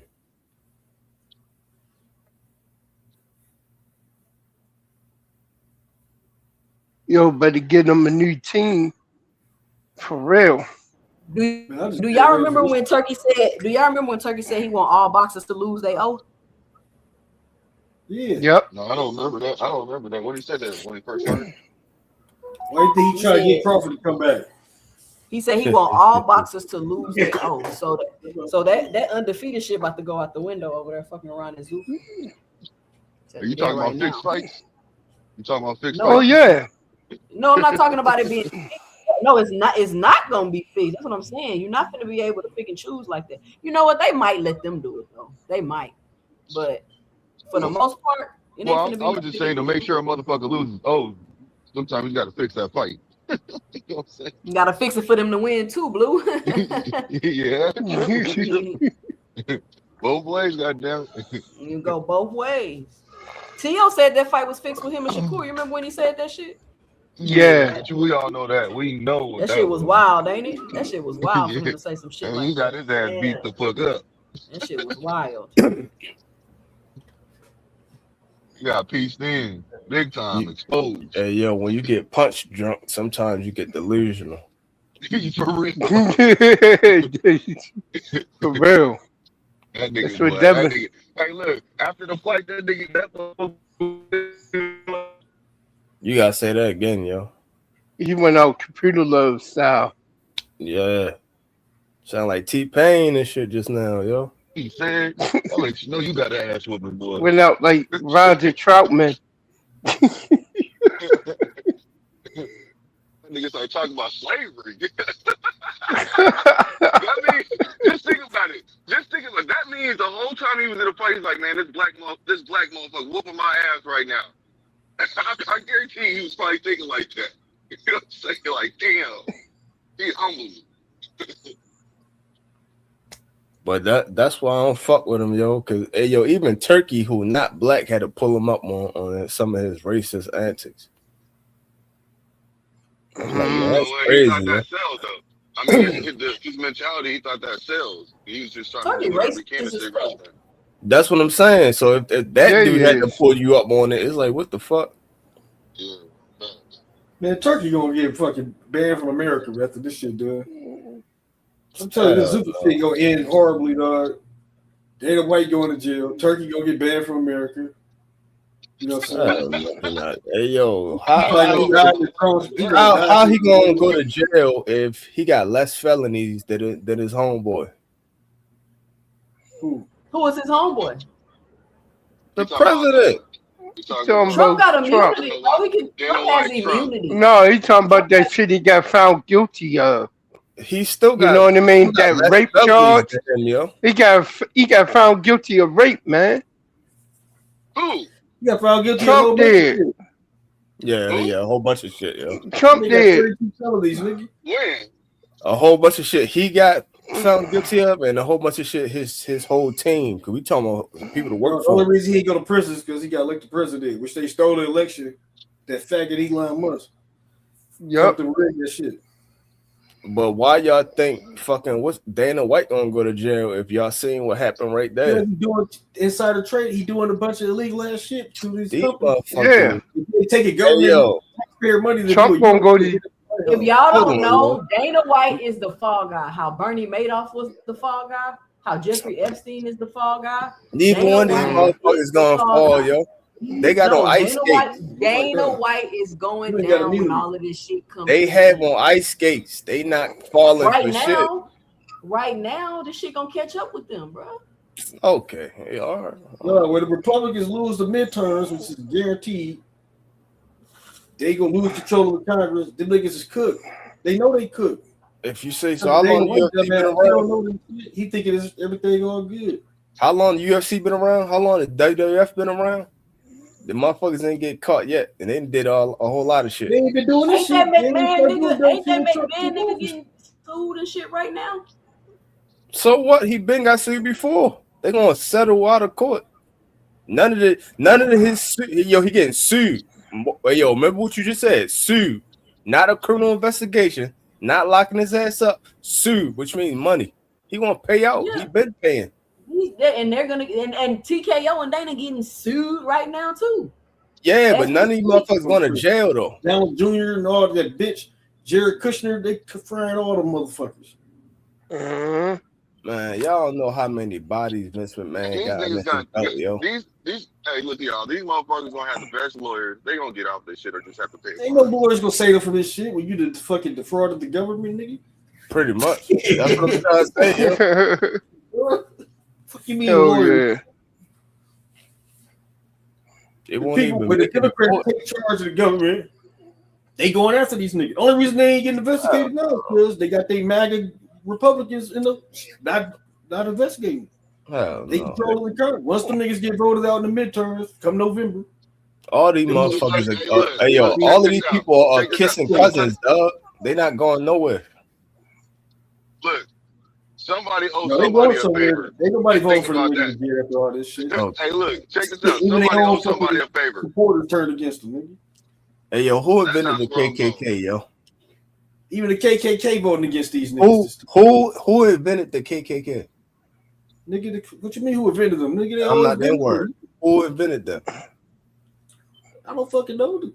The Democratic Party invented them, yo. Nothing has changed. That's what I'm The saying. Dixiecrats. What are you talking The about? Dixiecrats. They used to be called The Dixiecrats. Republican, the Democrat Party ain't the same as it was back then, bro. Nothing has changed. Listen, that's why I said, you know, And everybody they owes still the somebody a same. favor. They Think still the about it. side of both coins, though. Okay. They still the same people. Yo, when the cameras go off, they back there having whole parties and shit, playing cards, smoking cigars, drinking bourbon. He did a moment of silence for the nigga that killed George Floyd.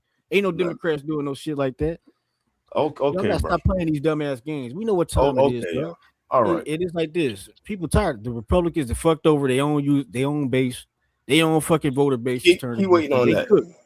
Keep Them waiting niggas is on that. getting voted out in November.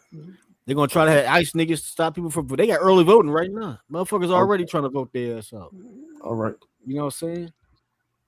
Okay. It's gonna be a shit show, though. Trump already know he could, but Trump like fuck it. I done made myself rich. You know how many licks this nigga been hitting doing these illegal ass deals? This nigga's sons got a contract. They made a motherfucking drone company. They got a government contract to make these drones right before they went to war with the Iran. And his fucking son, Donald Jr. is his company and shit. So they got a government These niggas is making these niggas that made like $500 billion already. You know what I'm saying? They still ain't. These niggas is just going ham, nigga. Like Well, this that's shit why I is some said what I crazy just shit. said. That's why I said what I just said when it comes down to it. There's always somebody that owes somebody a favor. This is how life goes. Oh, you remember when I took care of this for you? Yeah, it's about that time. No, they robbing the country of all the money. They literally country we gonna be broken as motherfuckers gonna go to the bank and they ain't gonna be able to withdraw shit. There ain't gonna be nothing in that bitch. That's how much licks these niggas is hitting, dog. You know what I'm saying? Jared Kushner is trying to make it. Hey, somebody out here. Some people feel like that man Shakur taking that man Keyshawn Shine, man, with the with the Devin fight, man. Now he is. It's the second time he done took a payday from that boy. He gonna keep doing it too, because Keyshawn playing second fiddle. He be in the baby lures. Mm-hmm. You know what I'm saying? It's like Shakur, like, nigga, I need that. You my son. You my son. Stay out of the way, Prince. While I get this money. Yeah, tell him Jay Prince. He do what I say. Tell him. So let me tell y'all the latest dumb news that I just seen just now. It's a lot of crazy it's crazy shit going down today. Ring magazine, the Ring. You remember I reported this shit last week for us the fight with AJ and Fury, where they was talking about having the fight with AJ and Fury possibly in the United States. Now they're reporting that they're possibly going to have this fight with AJ and Fury at Sophie Stadium out there in LA in California. Right it's so far. Yes, yeah, it's so far in California right now. So what's y'all thoughts about Fury and fucking AJ, a fight that should be in the UK? They're putting this fight in the US. Ain't nobody going to see that shit. Hey, yo, you gotta understand. Everybody, it's a lot of take that shit to the O2 Arena. It's a lot of scam shit. Hey, yo, look, you gotta understand, they trying to get the American market. Tyson Fury can't fight in the US though. Cam, that's what Tyson I Fury thought is banned from the US. Yeah, for real. He banned because of Daniel Kinahan. But all that Kinahan shit in them kids. Yo, what did we just say, yo? So you think he really banned if he fucking with Dana White and them and Turkey and them? They gonna get around that shit. They gonna give him a 1 day pass. Hey, yo, did they not give a Zudo a 1 day pass and then locked his ass up after the fight? No, Word. And sent his ass. Hey, yo, they deported him back to Mexico. They locked his ass up after the fight and deported him back to Mexico. Tyson just pulled up on him. Damn. Right, hey, yo, right at the Netflix. It was the Netflix fight. The very next day, less than 24 hours, he was in jail and he got deported back to Mexico. They said you ain't going nowhere, bro. You ain't going to go out to eat. You ain't celebrating. You ain't doing nothing. Hey, yo, but the guy that they already locked the other guy up anyway, so it ain't like it's a big deal now. But they gonna give his ass a 1 or 2 day pass, and then after that he gotta get the fuck out or go to fuck to jail. Do not pass go. But he rich, yo. He gonna celebrate. Then he gonna get on. I want to see that. Jet. This is my thing. This fight is supposed to be a UK fight, man. This is supposed to be a UK fight. This fight shouldn't be in the US, dog. This is stupid. Then is Fury even safe in the US? Is he even allowed to come in the US? That's the question too. I'm assuming so if they're trying to get this to work out in LA. I mean, the SoFi Stadium, man. But I don't agree with them making that move. This fight's supposed to be in Wembley Stadium out there in the UK, 65, 70 KD. The UK fans are supposed to endure this fight, man. This is UK business, man. This is not US business. This is UK business. They need the American market, so they just putting a big fight on in the American market. This shit gonna flop. It's gonna flop here. Over. That shit ain't gonna sell here at SoFi Stadium. They fucking smoking dope. That's a fucking flop waiting right there. Hey, yo, do y'all know where Fury live at? This is a fight that I don't really want to see, though. I don't care. Hold up. Yo, do you know where Fury live at? He live in an Isle of Man. Do any of y'all know what that is? I know they fucking drive motorcycles on that shit. That's all I know. Hey, yo, the Isle of Man is pretty much a whole scamming island. Like, that's what it is. It's right near the UK, but it's a whole scamming island. Just look it up. Isle of Man. Shit, I mean, all I'm saying, this is UK business. This ain't US business, man. This fight shouldn't be real. You know what I mean? This is UK business. Now when you try to use an American taxpayer money right here. This fight is going to flop out the gate. You know what I'm saying? You can say it's flopping right now. No, they don't care about the shit flopping. They just care about getting it siphoning the US taxpayer dollars through these dumbass events. I know this shit a whole scam because where Turkey getting this money? Saudi Arabia ain't gonna be wasting all this money on boxing, nigga. And they can't do it no more. This was a scam Trump put together, the TKO shit.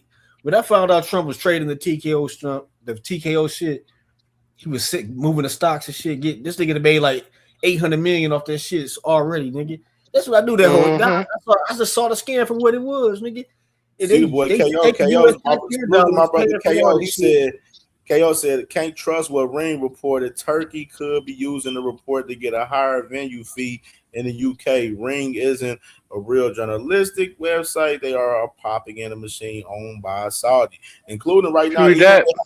Even how boxing scene been moving, man. They didn't eliminate some of the people from boxing scene recently and everything. So I mean, the boxing scene is looking like they on some. On some Ring magazine seller shit right now, too, right now. That's what boxing scene looking like. They about to announce where it's at in a couple of days. Right. But then when the shit hit the fan, they gonna be like how people was when BMF went down. They ain't gonna be posting none of that Turkey shit or none of that Ring shit. KO was good, my brother. Was good, Brody. Chilling. What's up with y'all, man? How y'all doing? Man, how was the vacation? What's going on, KO? What up, KO? Yeah, I need a vacation from the vacation. You feel me?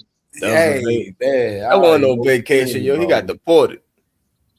Yeah, all that driving around got me tired, bro. But I wanted to hop up a couple of things I wanted to point out. Number one, Zerto wasn't arrested in America, bro, and deported. He got arrested in Mexico.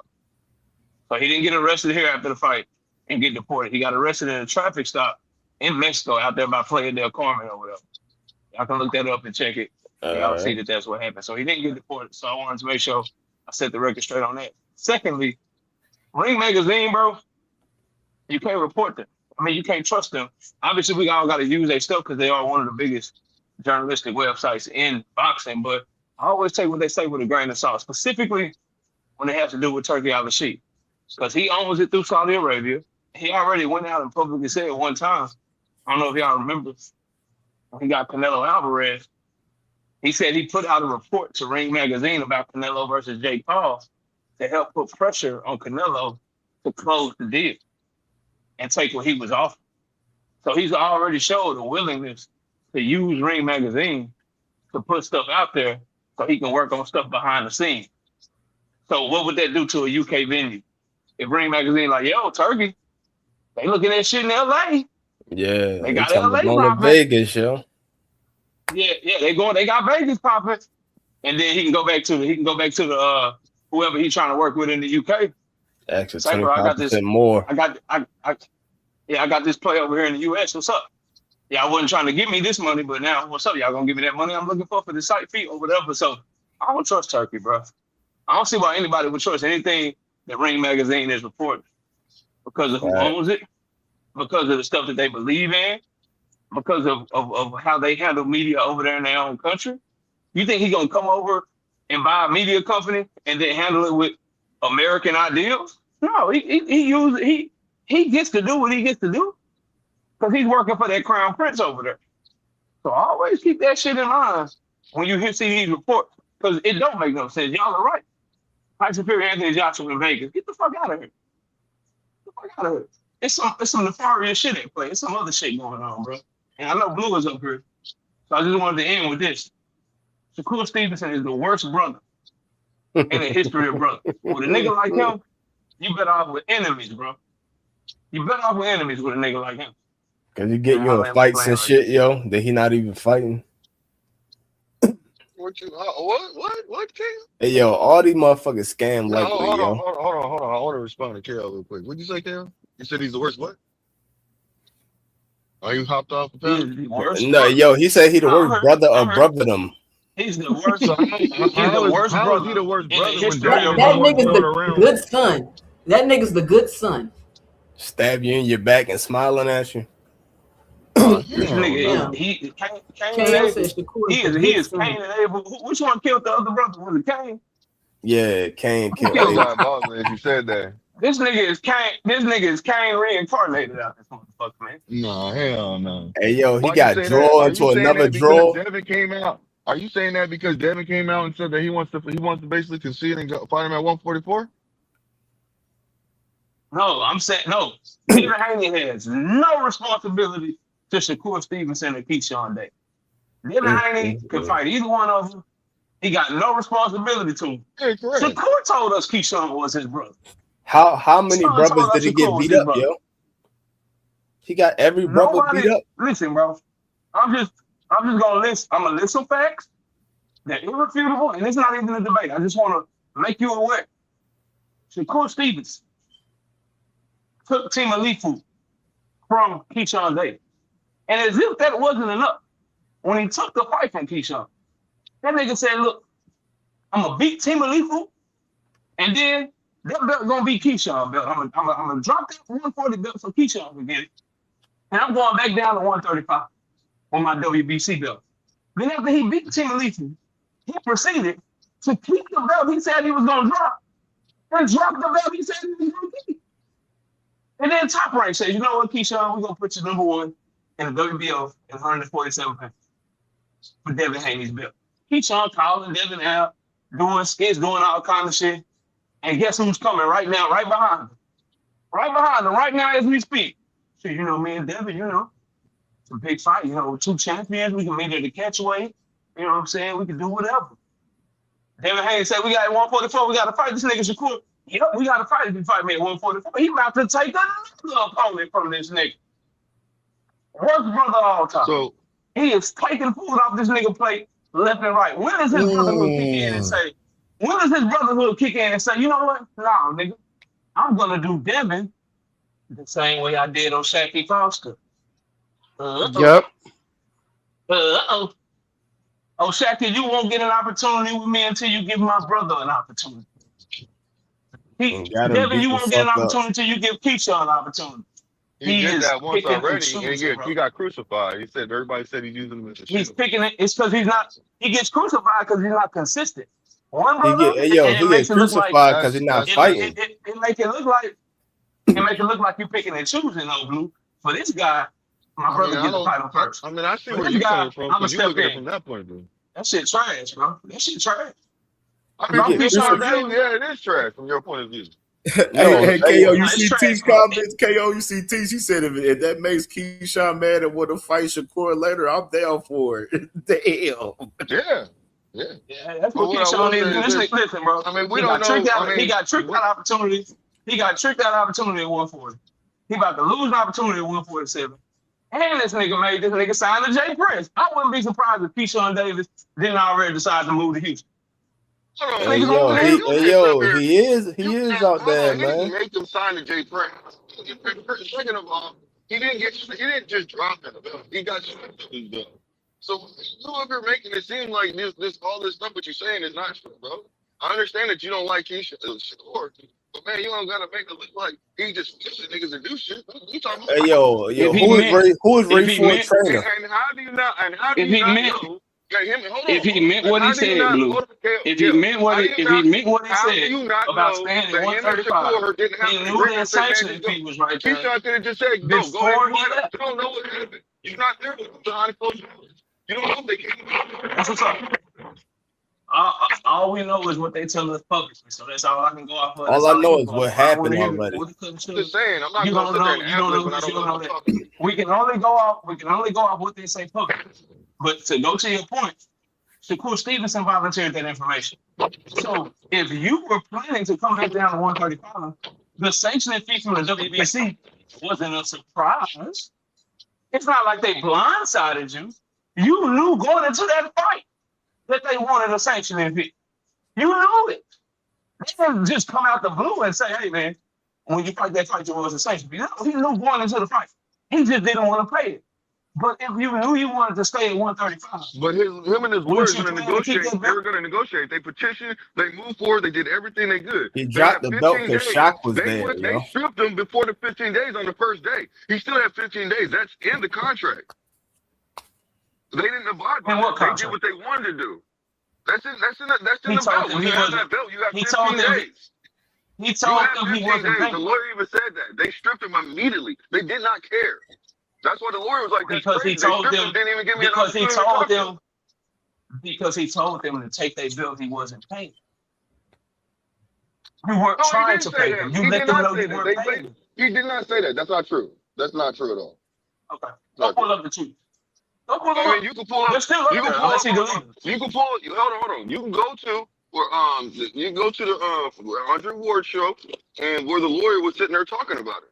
He interviewed his lawyer, Shakur, and Andre Ward's lawyer, and he breaks it down.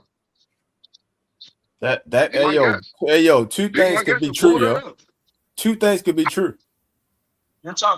What you're talking to me about is an interview that happened either days or weeks after this already happened. When they No, it didn't happen days or Shakur weeks. never said, hold on. Shakur never said, hey man, I was trying to negotiate to pay them. I was trying to do this. No, that nigga said, fuck your bill, take your bill. He tried to pull a Bud Crawford, bro. Come on, man. That's all. He just wanted to pull a Bud. He acted like it was cool. It was cool. Just watch the video, man. That's all I got to say. Just watch the video. You'll see. I ain't gonna watch nothing. Go watch what Shakur said. Hey, hold on. You were the one that brought it to the table, KL, and said, let's watch the video. Now you're saying I ain't going to watch nothing. No, I said go pull up a tweet. Don't want to go post on me, dog. Don't be nasty like that, dog. I said go look at what he said. I ain't say nothing about the video. You want that video up. That's number knockout. one. Can I ask you a question? All right, my bad. Go ahead. Yeah, give me 1 second. Number two, bro. You're not going to move the needle by telling me the dude whose job it is, who gets a cut of Shakur Stevenson's purse. Because I told you you're talking about Josh Dugan, correct? Yeah, his lawyer. That's the lawyer you're talking about, right? Yeah. So the person that Shakur Stevenson paid to look out on his behalf did an interview and spoke on his behalf. How fucking surprising. Oh, how surprising. The nigga that he pays to do his job and make him look good tries to do an interview to make him look good. That's not going to move the needle, dog. I'm sorry, bro. That's not going to move nobody objective needle. Because it's his job to do. That's like me saying, look, bro, you saw Leonard Elvis say Tank Davis was the best nigga since like birth, right? Hey, you heard what Leonard Elvis said about Tank, right? Of course, my nigga. That's what he's supposed to do. I hear what you're saying, but when it comes down to it at the end of the day, no matter what, that's the lawyer. I'm gonna go off with the lawyer saying that he's breaking it down. It ain't like he's sitting there not trying to break everything down. He's trying to be deceptive. He's not doing none of that. He's being open.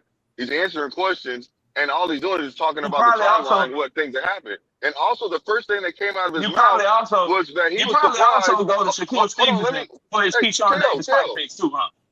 Come on, man. You gotta let me get my point off, bro. You gotta let me get my point because, I know we're trying to have a dialogue, but I just want to. It's gonna be a quick second. But the lawyer even said, when Mauricio Suleiman called him up, he was talking about Bud. What the fuck does Bud have to do with the situation? That's a red flag from the beginning. Probably because they're not paying. I hear what you're saying, but I can't go along with you saying, fam. I'm going to go along with that because that makes more sense to me. That's more logical. That is what it is. That's not just somebody going off feelings. Mm-hmm. That would make sense. That would make sense if the lawyer black, yo. That would make. No, he's not. Josh Dubin's a white dude. That would make sense if Josh Dubin didn't get a cut of Shakur Stevenson's check. If it wasn't Josh Dubin's job to try to make Shakur Stevenson look good. It would even make sense if Josh Dubin or Jay Prince or Shakur himself. About what's going on. Go ahead, you got it. I'm sorry, I got a call. Yeah, but if he's lying about stuff, man, if he's lying about stuff, that get him in trouble, bro. KO Pittman all over the world out here, man. He said, hold on, she got my money. Hey, yo, I got a question, yo. It was for KO, but anybody can answer it, yo. So when Shakur dropped that belt, wasn't that what Shaq was fighting for? So he could be the mandatory for that same belt? Wasn't that the same sanction about it? Yeah, that was the WBC. My bad, bro. I had a call come in and I had to turn off my notification. My fault, fam. What was you saying? No, Blue? My bad, bro. Oh no, you good. I was just saying that, man. I forgot my train of thought, bro, because he just asked the question and it is what it is. If anybody can recall. So this is the last thing I heard you say. This is the last thing I heard you say, talking about Josh Dubin and why you believe him and why it makes sense to you. That's what I was hearing, right? No, it was something. I said something else. You had said something right when you got that phone call, you had said something, and then you got off, and another gentleman just came on because he wanted to ask you a question. My Hey, train of yo, thought because went he straight to got that blue question. eyes and his name Blue, so he believed him. What the fuck? He looked into his eyes and said, "You know what? You right, yo. I trust you, yo." So this is how I wrap up. This is how I wrap up my take on it, bro. And this is what I'm saying, bro. If it wasn't Josh Dubin's job to make Shakur Stevenson look good, I'd take it more serious. If it wasn't Josh Dubin who actually gets paid by Shakur Stevenson to represent him, I'd take it more serious. I would even take it more serious if they started refuting all this shit the moment Shakur got stripped. The facts are they waited. I don't know how long it was. Maybe a day, maybe two. Somebody can tell me. But they waited for him to sit down, do an interview, in a PR move to try to Now, that explain was their side. quick. It was quick though when he If did they that did it interview, bro. immediately, then I believe it. It wasn't within the first 24 hours Yeah, of it him was getting quick. stripped. That interview that he did, Andre Ward did, was quick, and it seemed very genuine. That's why I said, just if you haven't seen it, I thought you might have seen it. You It would just seemed say it genuine. wasn't. But if you haven't seen it, but just go watch it, man. You'll see what I'm talking about. The Andre Ward interview. You know what I'm saying? Hey, yo, but if you can find that tweet, then none of that shit matters. Because if that tweet is true, then none of that shit matters. What tweet? If he said "fuck the belt," I'm not paying. If that tweet is out there and you can find it, then nothing else matters. Because we No, gotta he go with did the say that horse's after he mouth. got stripped, though. That was after he got stripped. He said that Okay. because he was stressed. That's why he said it. It was after he got stripped. It wasn't before. He didn't know. So what's the Nobody date? knew. What's the date on that tweet? And what's the date he got I stripped? don't know. I don't know. No details of that. Okay.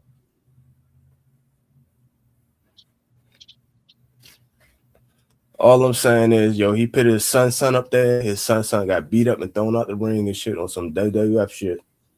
Yo, Yeah. I didn't get a call this time.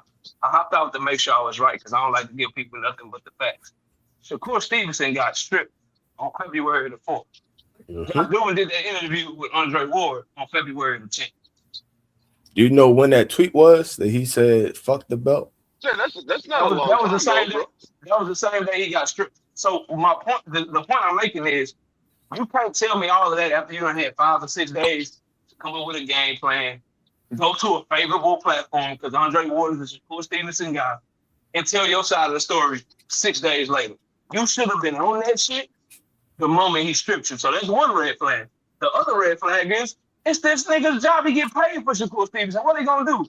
Say, bro, now we knew going in and he wanted that sanction fee, and we just didn't want to pay it. We knew going in and he really wanted to stay at 140. He was just blowing smoke to fight at one. Like, they not finna do that, bro.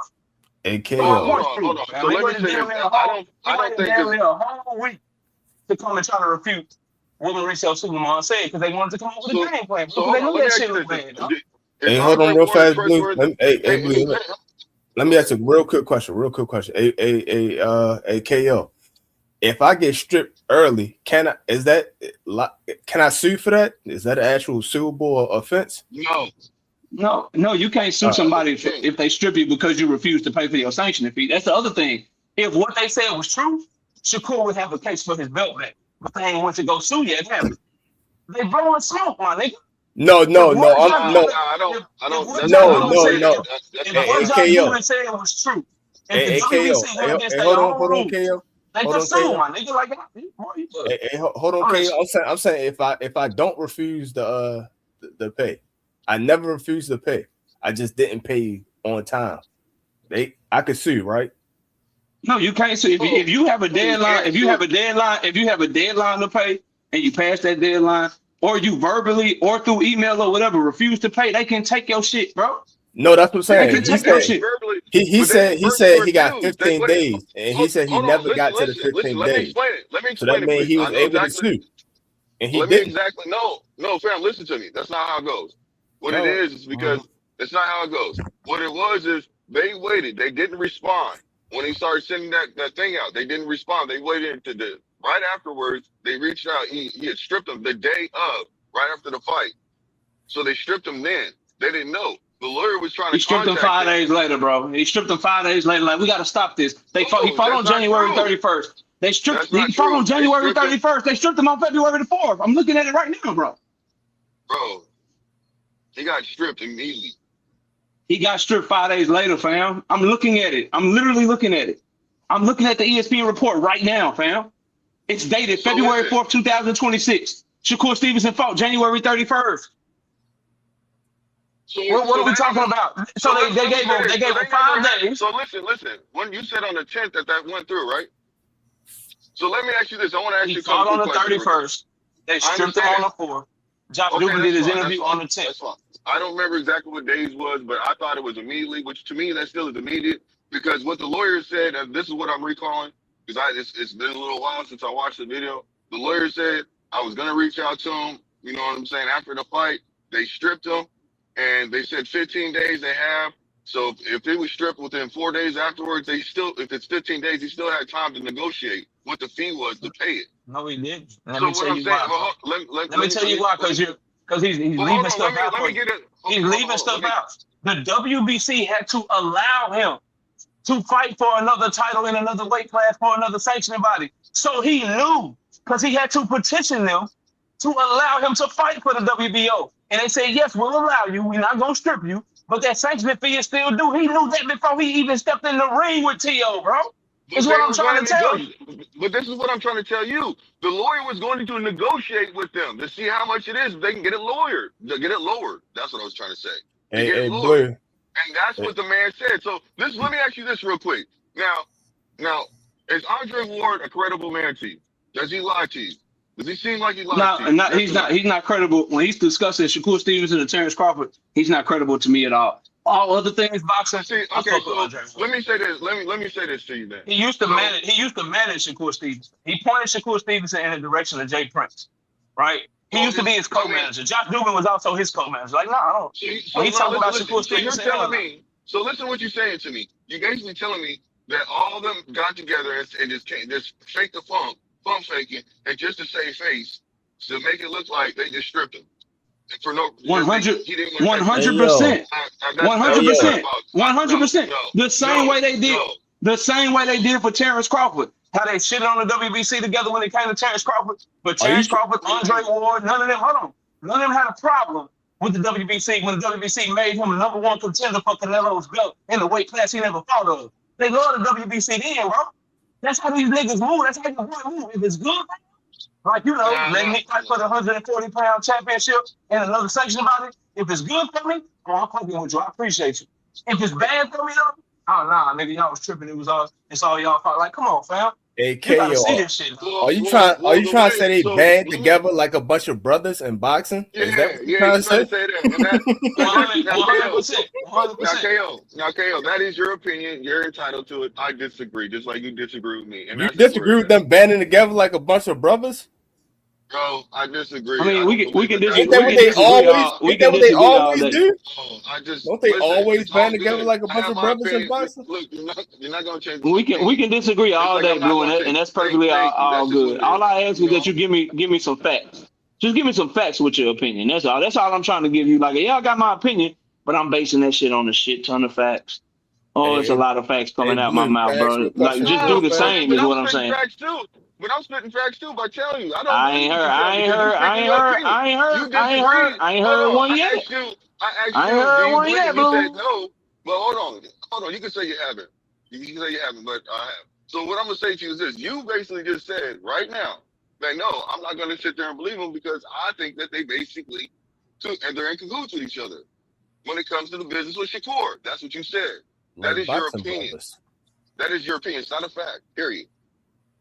And that's what we're talking about on the credibility of what what they're talking about. The credibility. You're speaking your opinion about it. You're not coming with facts. Yo, they are or used to be a team. That is a fact, though. What? Oh my God. All of them are or used to be a team. That is actually a fact. If they all worked for each other at some period of time. Did he come out there and disagree with them? Did Solomon come out there and disagree with them at all? I'm in the middle. I'm in the middle of working out, but I had to let you talk for a second. So that's not what I said, bro. You asked me, do I trust Andre Ward? And I said no. And then the reason I gave you is because Andre Ward called Shakur Stevenson his guy. Shakur Stevenson's manager was Andre Ward's manager for his entire career. Andre Ward himself used to co-manage Shakur Stevenson. Andre Ward walked Shakur Stevenson out alongside Terrence Crawford for a fight. They have a very, very, very close relationship. So as a result, I don't trust Andre Ward's objectivity in covering Shakur Stevenson for those reasons. You see how my opinion is, I don't think he's objective. And then all the facts I just gave you are why I don't think he's objective. That's what I said, bro. Hey, Blue, I got a question. Just like he's not going to get in front of the camera and say anything bad about Bud Crawford. He's not going to get in front of the camera and say anything bad about Jay Prince. He's not going to get in front of the camera and criticize Shakur Stevenson when it comes to this situation. That's what I said, bro. That's my opinion based off facts. Now, if you trust him and you think he is willing to criticize Shakur Stevenson, you think he will be objective, then tell us why and give some facts behind it. Don't just say, I believe him. That's the difference, bro. That's the point. There's no reason, and just like with the lawyer's not going to get up there and speak about, this is just my opinion, because he's bringing facts to the table. He's bringing stuff. So if he's sitting up there lying, people are going to call him out on that. People are going to call these people out. You have a platform. Everybody knows. If somebody's going to object, somebody's going to say, hey, man, that's not true. I disagree with you. That is not true. Solomon should be real quick to come out there and say that's not true. He's done that before. He spoke on it when it came to Bud, when it came to stripping him. And he spoke about it when it came to stripping Shakur. Not once did Solomon mention and say, hey, he didn't mention nothing to say that they didn't try it. He didn't even deny it. He's allowing them to say what they want to say. Hey, Blue, can I ask you a quick no question? matter what, if he came out and disagreed with it, I would say, you know what, dang, you got a point, KO. But in my opinion, I'm just telling you, based off what I'm seeing, going off the facts of what I'm hearing, because I'm not going to sit there and go off what anybody else saying versus going off what them saying. And Solomon ain't saying nothing really. He ain't sitting there speaking about because he is a person that basically said, I'm stripping you guys. But he ain't sitting there defending. The only person that he went in detail about truly was Bud, because he was frustrated. He was like, man, I want that money. You owe me $300. So what I'm saying he said the same exact thing about Shakur Stevenson when he stripped him, bro. He said he didn't want to pay his sanctions. And Shakur said, it's all over the internet for you to see, bro. But they have exposed it. They exposed it and said, look, that's a bad look. They didn't expose anything. They didn't expose anything, bro. They exposed the fact, bro. They didn't expose nothing. Okay. If he pays the sanction fee, he still has his belt, bro. It's simple. If he pays the sanction fee that he knew about going into the fight, he still has his belt, bro. You're repeating yourself, but you're not allowing me to have a rebuttal. Can I have a rebuttal without you cutting in? Because you don't want me to cut you off. So please, just allow me to say what I'm saying, then you can say what you want to say, buddy. So, like I'm saying, no matter what, Solomon didn't come out and dispute anything. Yes, he might have said, oh, the man owes me money. But he did that. He's being facetious about it. He ain't coming out there. He's not coming out there saying that shit. He's saying it because of Bud. He's attacking Shakur. Shakur's been paying his sanction fees on time, doing what he needed to do. He didn't get stripped before. So all of a sudden now, when you find out that Bud is a part, when he asked that question to his lawyer about Bud, that's fishy shit right there. That's something that's messy right there. That means you have intentions. You are being disingenuous. You're not coming at him genuinely and saying, hey, this. And you ain't even telling him you got a problem. You're asking a question and then hanging up, making it look like everything is cool. But then all of a sudden you coming out of nowhere. Oh yeah, I want 120. I want 120,000. When you said so it first, it's cool. So you just told me. You just told me. Okay, you ain't done. Go ahead. Because you're cooking yourself, dog. But go ahead. No, you got it, bro. Go ahead. I'm listening. Go ahead, bro. Hey, yo, hold on. Let me ask my question real fast. Hey, Blue. Yeah. If that guy is a lawyer, why is he talking and doing PR shit rather than suing him? That is his specialty, suing motherfuckers, not doing PR runs. How's he gonna sue him? We've already discussed this a little bit ago, bro. You're not suing nobody.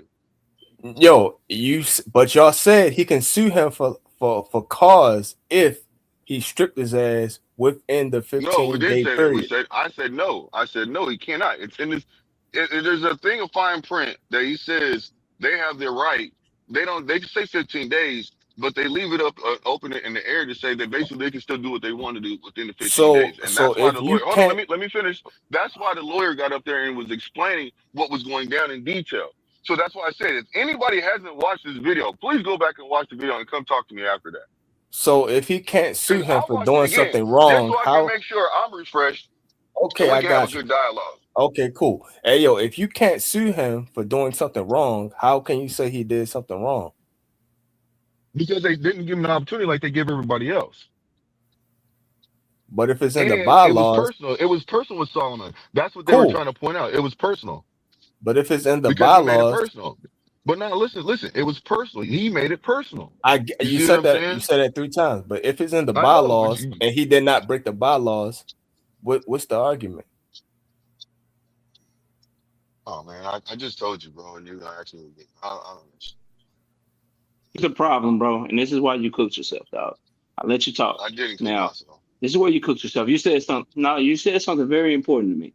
You said Shakur Stevenson and Mauricio Sulaiman, that he been in the WBC for a long time. He always paid his sanction fees. He did this, he did that. So why did he change up now? Why do you need to negotiate all of a sudden? Blood. Now you want to negotiate. You've been paying. Hold on. You've been paying these sanction fees because you was a WBC champion down at featherweight. You had the WBC belt at 130. You had the WBC belt at 135. You had to get approval from the WBC to be able to move to a different weight class to fight at 140. So you've been in contact with them already. You knew that sanctioning fee was coming. The WBC sanctioning fees didn't change. Their percentages didn't change. The only person that changed was Shakur Stevenson. All of a sudden, now you want to negotiate the motherfucking sanctioning fees like there's some negotiation to be had. No, nigga, our fees are this percentage. This is what you pay. He the one that changed. He told them he wanted to not pay him or whatever the fuck Josh Dubin is trying to say. He said after the fact. And you keep giving me what people whose job it is to represent Shakur Stevenson are saying, bro. They're just doing their job to try to not make him look bad, bro. The facts are, if he paid, like, if we just take all of it out of this shit, dog, if we just take all our feelings aside, if he fights Timothy Fu Lopez ass and whoops his ass and then pays his sanctioning fees with no problem, he is still currently the 135 WBC champion and he'll be the 140-pound WBO champion. The reason that he doesn't have his belt right now is because he didn't want to pay fees that he knew he had ahead of time. That's his fault, bro. That's his issue. That's something he did, bro. What position are you in to negotiate? We allowed you to fight for another belt. We let you keep your belt. We didn't strip you. You fought your mandatory. You got your voluntary. So we allowing you to do that. Not once. Instead of saying, look, we were willing to pay. We're paying right now. No, they tried to give you PR. Well, we had this time to negotiate. We were going to negotiate. We were going to do this. We were going to do that. You didn't negotiate when you fought Conceição out, when they put you in the eliminator against Yoshino, when you fought Edwin for the vacant, when you was about to fight Frank Martin for that WBC belt, when you unified with Oscar Valdez, when you had the WBO and he had the WBC, when you fought Joey Gonzalez for his WBC, or for that vacant WBC, you've been dealing with these people, bro. You know what it is. You never planned on coming back to 135.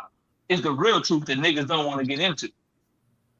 Okay, that's why we made that. Okay, and they just trying to, they doing some smoke screen shit, bro. You gotta wake up, dog. Okay, can you done? So I wanna rebuttal. Done? Rebuttal. All right, KO, are you done? Okay, your sign says you are. So, I'm gonna say this. Now, first of all, the lawyer reached out to him and talked to him. They agreed to it. Mauricio Solomon, he agreed to everything. They said that basically they were talking. He said that it was okay. You know what I'm saying? That they can go. They basically had their blessings. The lawyer also said that afterwards, you know what I'm saying, like a week ahead of time, he sent a message to him, and he got back to it kind of late. But he sent a message to him saying that he wanted $120,000 for the belt, for the sanction, for the fight. And he was like, "Hold on, that don't make no sense. You're not sanctioning this fight, so why should we give that up?" So when he got back to it, they had changed their tune up. So now, because of the situation with Bud, that's why when he asked him if he will Bud, this is what the lawyer's saying.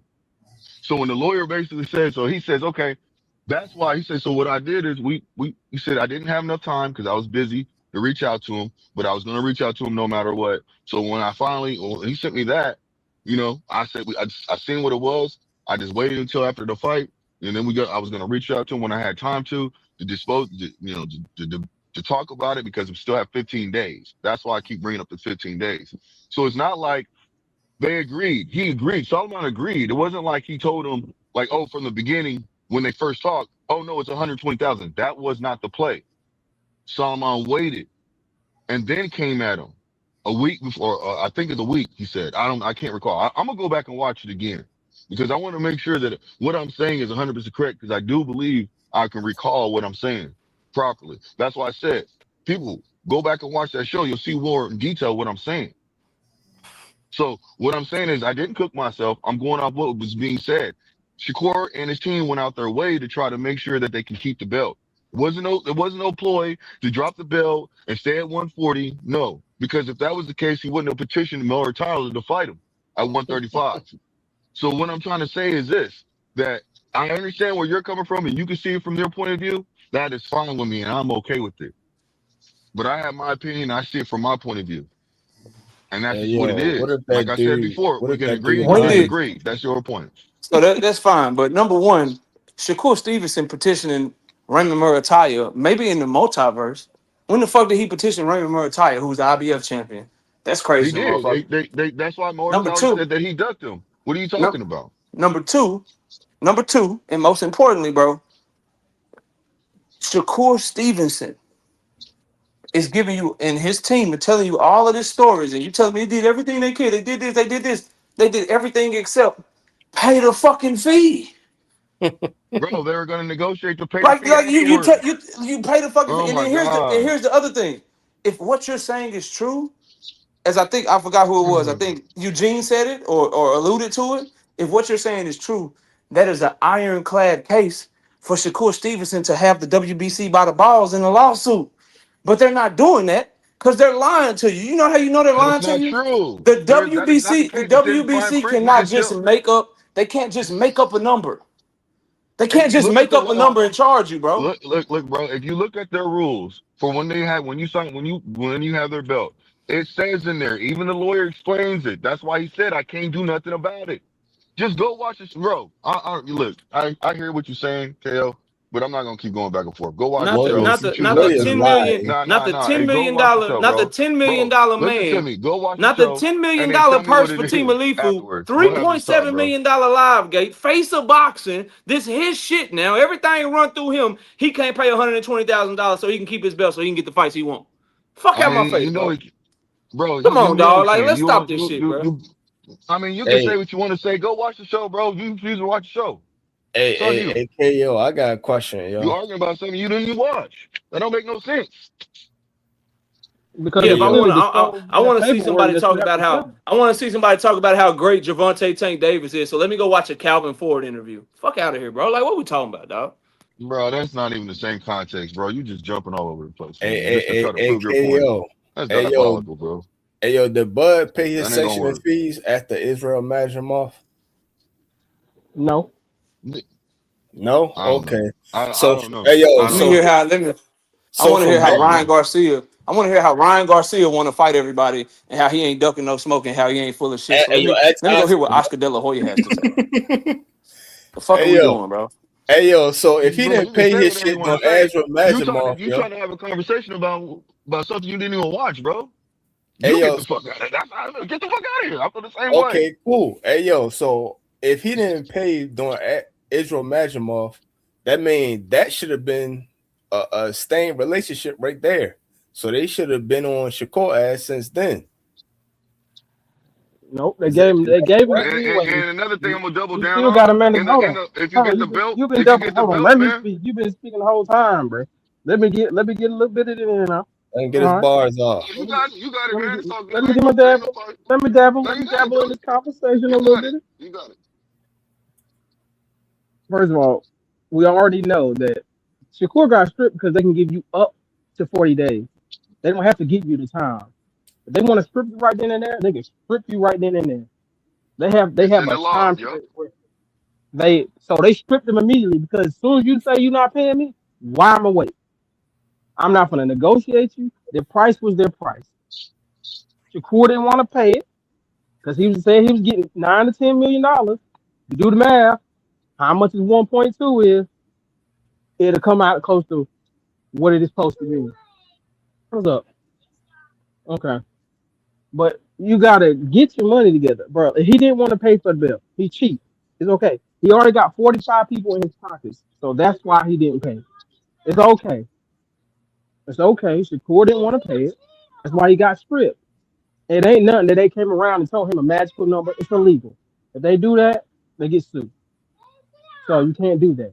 Even Bud couldn't sue when he got stripped because guess what? Their purse that they were supposed to tell him, which I think the real problem is they're not really disclosing their purses, and that's the problem. So, but it's a big thing. Shakur got stripped. He in his goddamn brother way. Let his brother get some work, please. Please let his brother get some work, because Keyshawn gonna be out here fighting nobody forever. Hey, speaking of Keyshawn, Dodrick, I'm glad you mentioned that man name. He was just live recently, man, and I got a clip from his live right here, man. Let me go ahead and drop this clip right here from Keyshawn. He was just live on IG earlier. Here we go. What the hell is you so scared of? I got 15 fights. Like, let's talk about these. Talking real shit. I got 15 fights. You got 30. I'm a young cat, right? Well, come school this young cat. Come school me. The fuck? Come on. But they want to talk about, they just keep saying irrelevant shit. Oh, me and Shakur the bigger fight. Him and Shakur the bigger fight. He's not at your weight class. That doesn't matter. You got a mandatory right here. And you talk about a nigga that's not even at your weight class. And y'all keep talking about this is not scary. Like how? Y'all think this is crazy. Y'all. Let me calm back down. Come on, bro. Y'all gotta, bro. I am only 15 years old. It's not that much damage I can do to you, bro. I'm only 15 years old, bro. It is not that much damage I can do to you.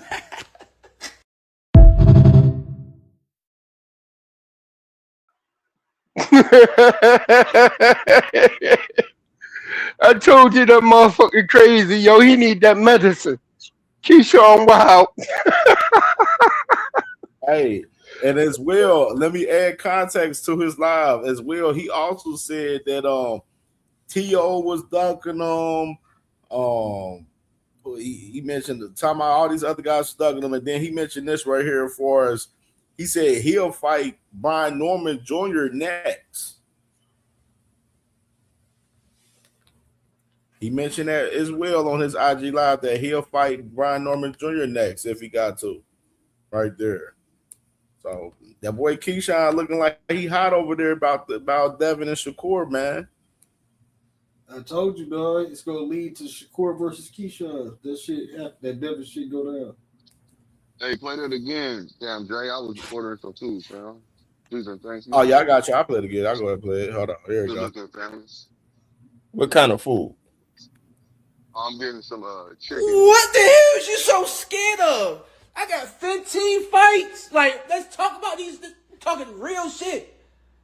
I got 15 fights. You got 30. I'm a young cat, right? Well, come school this young cat. Come school me. The fuck?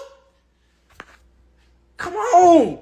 But they want to talk about, they just keep saying irrelevant shit. Oh, me and Shakur the bigger fight. Him and Shakur the bigger fight. He's not at your weight class. That doesn't matter. You got a mandatory right here. And you talk about a nigga that's not even at your weight class. And y'all keep talking about this is not scary. Like how? Y'all think this is crazy. Y'all. Let me calm back down. Come on, bro. Y'all gotta, bro. I am only 15 years old. It's not that much damage I can do to you, bro. I'm only 15 years old, bro. It is not that much damage I can do to you.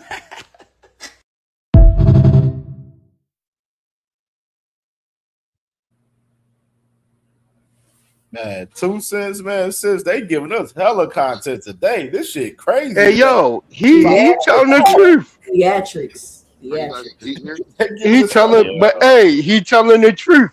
He the mandatory. Oh, here. He gotta fight him or drop the belt.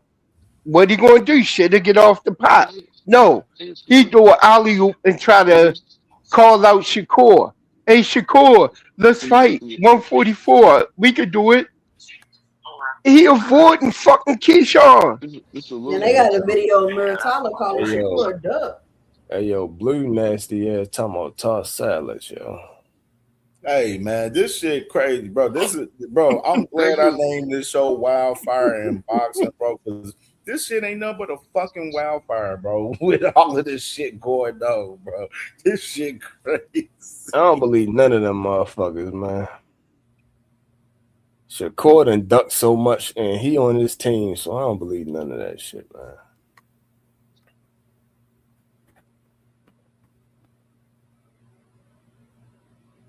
Nah, they gonna hold on. If they don't sit there, I was gonna sit here because I was waiting. Are you guys gonna sit here? Okay, I was gonna sit here. I was actually waiting on. I was waiting on them to leave, but they weren't sitting here. That's what I'm trying to tell you. Hey, yo, you know you're not on mute, That's why I right? put my stuff right there. From when Hey, they yo, got up, they were hey, just sitting there Blue, waiting you're not on on mute. I like would you have got the run up bigger that table one over there. with I'll that. move my What the hell is you so scared of? I got 15 fights. Like, let's talk about these. Talking real shit. I got 15 fights. You got 30. I'm a young cat, right? Well, come school this young cat. Come school me. The fuck? Come on. But they want to talk about, they just keep saying irrelevant shit. Oh, me and Shakur the bigger fight. Him and Shakur the bigger fight. He's not at your weight class. That doesn't matter. You got a mandatory right here. And you talk about a nigga that's not even at your weight class. And y'all keep talking about this is not scary. Like how? Y'all niggas is crazy. Y'all. Let me calm back down. Come on, bro. Y'all gotta, bro. I am only 15 years old. It's not that much damage I can do to you, bro. I'm only 15 years old, bro. It is not that much damage I can do to you.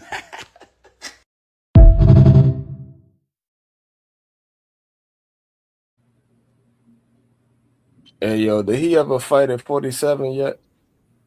Nope. And he ranked #1. I mean, if we go by those tactics, that means Shakur need to fight his fucking mandatory then. And he dropped the belt. Fight Shock, and them two, him and Devin get it on, yo. Other than What that, the fuck these niggas gonna do right there, man? This shit. Shakur Devin, they talking about they gonna fight each other. Shit, and at 44, Keyshawn, he just said that he talking about. He said, shit, since Devin don't want to fucking fight him, he'll fight Brian Norman Jr. instead. You know what I mean? This is fucking wildfire in boxing right now. This shit's crazy. This shit's really a wildfire. Cam. none of them gonna You fight. know what I'm starting to think, man? I'm thinking that since they have that brotherly love, I don't think they're gonna fight over this shit, period, because they don't care. They like whoever gets the fight first is what it is. I think they're so competitive with each other. They look at it like this is just my personal opinion. They look at it like, shoot, if you get it, you get it. If I get it type shit. That's just how I feel, man. Just like he's not even directing that towards Shakur. He's directing that to Devin, saying they're scary. See what I'm saying? So if he was to say anything or throw a little hint like, man, and Shakur's going to accept the fight, if he would have said anything like that, Shakur's going to accept the fight, man, like if there had any pushback whatsoever, then I would say, yeah, there's some tension there. But I don't think there's any, I don't think there's no tension there. I think they are that competitive with each other and good friends where they don't care. They just want to see each other eat and win. Man, I think they full of shit. But you know what I mean? Like I said earlier though, he can't fight nobody. If he fight Shakur, they need to take that belt as soon as he get in the ring. He gets stripped of that belt. Soon as he signed papers, he gets stripped because Keyshawn is the mandatory. You know what I mean? I know y'all beats all cats like to stick to that stuff, so here it is, live and direct.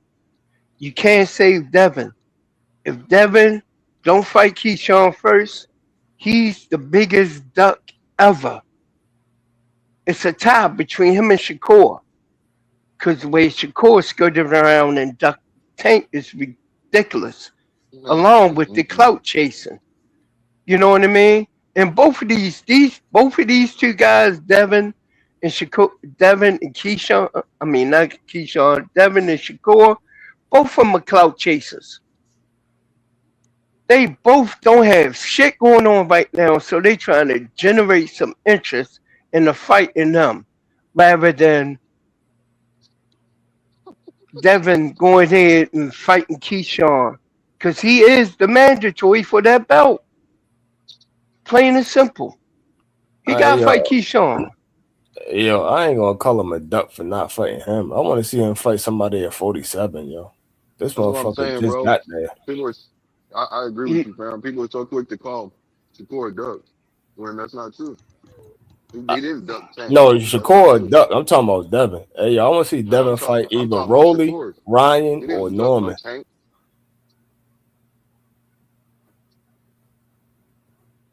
What'd you say? Now they was talking about Devin right there, talking about, you know, they want Devin, they want to see Devin fight guys at 147, and like Ryan and Rolly and stuff, instead of, you know, fight, you know, Shakur at a lower weight class. You know what I mean? In particular, that's what they was just talking about. All right. But hey, yo, you gotta admit it. He skip out on this mandatory. He's a duck. You know what I mean? Plain and Hey, who simple. y'all got in that fight? Hold on, let me ask y'all, who y'all got in that fight with Norman and Keyshawn? What y'all think about that fight if it was to happen? I think that'll be a good ass knock. That'll be a slobber knocker. Keyshawn better stay on the outside. He got. Nigga, you been watching too much wrestling. Nigga said That's slobber. a slobber in the knocker. comments, he said he got Norman over Like Jeff Keyshawn. Ross and shit. Hey, what up, Sheldon? Yo, Hey, man, I would take Keyshawn because he's longer. Keyshawn's a little longer. And probably a little bit better boxer. But Norman's probably a better fighter, if that makes sense. I don't know if Keyshawn got now that he done switched trainers. Listen, So I go with Norman, yo. That's a knockout. That's not going to listen. That fight, that's fight. Somebody beat him. What? Norman switched trainers and got better. Somebody's gonna get knocked out in that fight. Yeah, I believe so. Yeah. I believe so. Somebody going to sleep. Somebody's getting knocked And out. believe so. Somebody's getting the knocked best thing in the world that could happen in that fight is if those two get in a phone booth. If we get a good ass fight that way, that I would love to see that shit. Now, I would love to see that. Now, Keyshawn, if Keyshawn beat Norman, no, yeah, he definitely got to fight Devin now because he earned that. He earned that shit.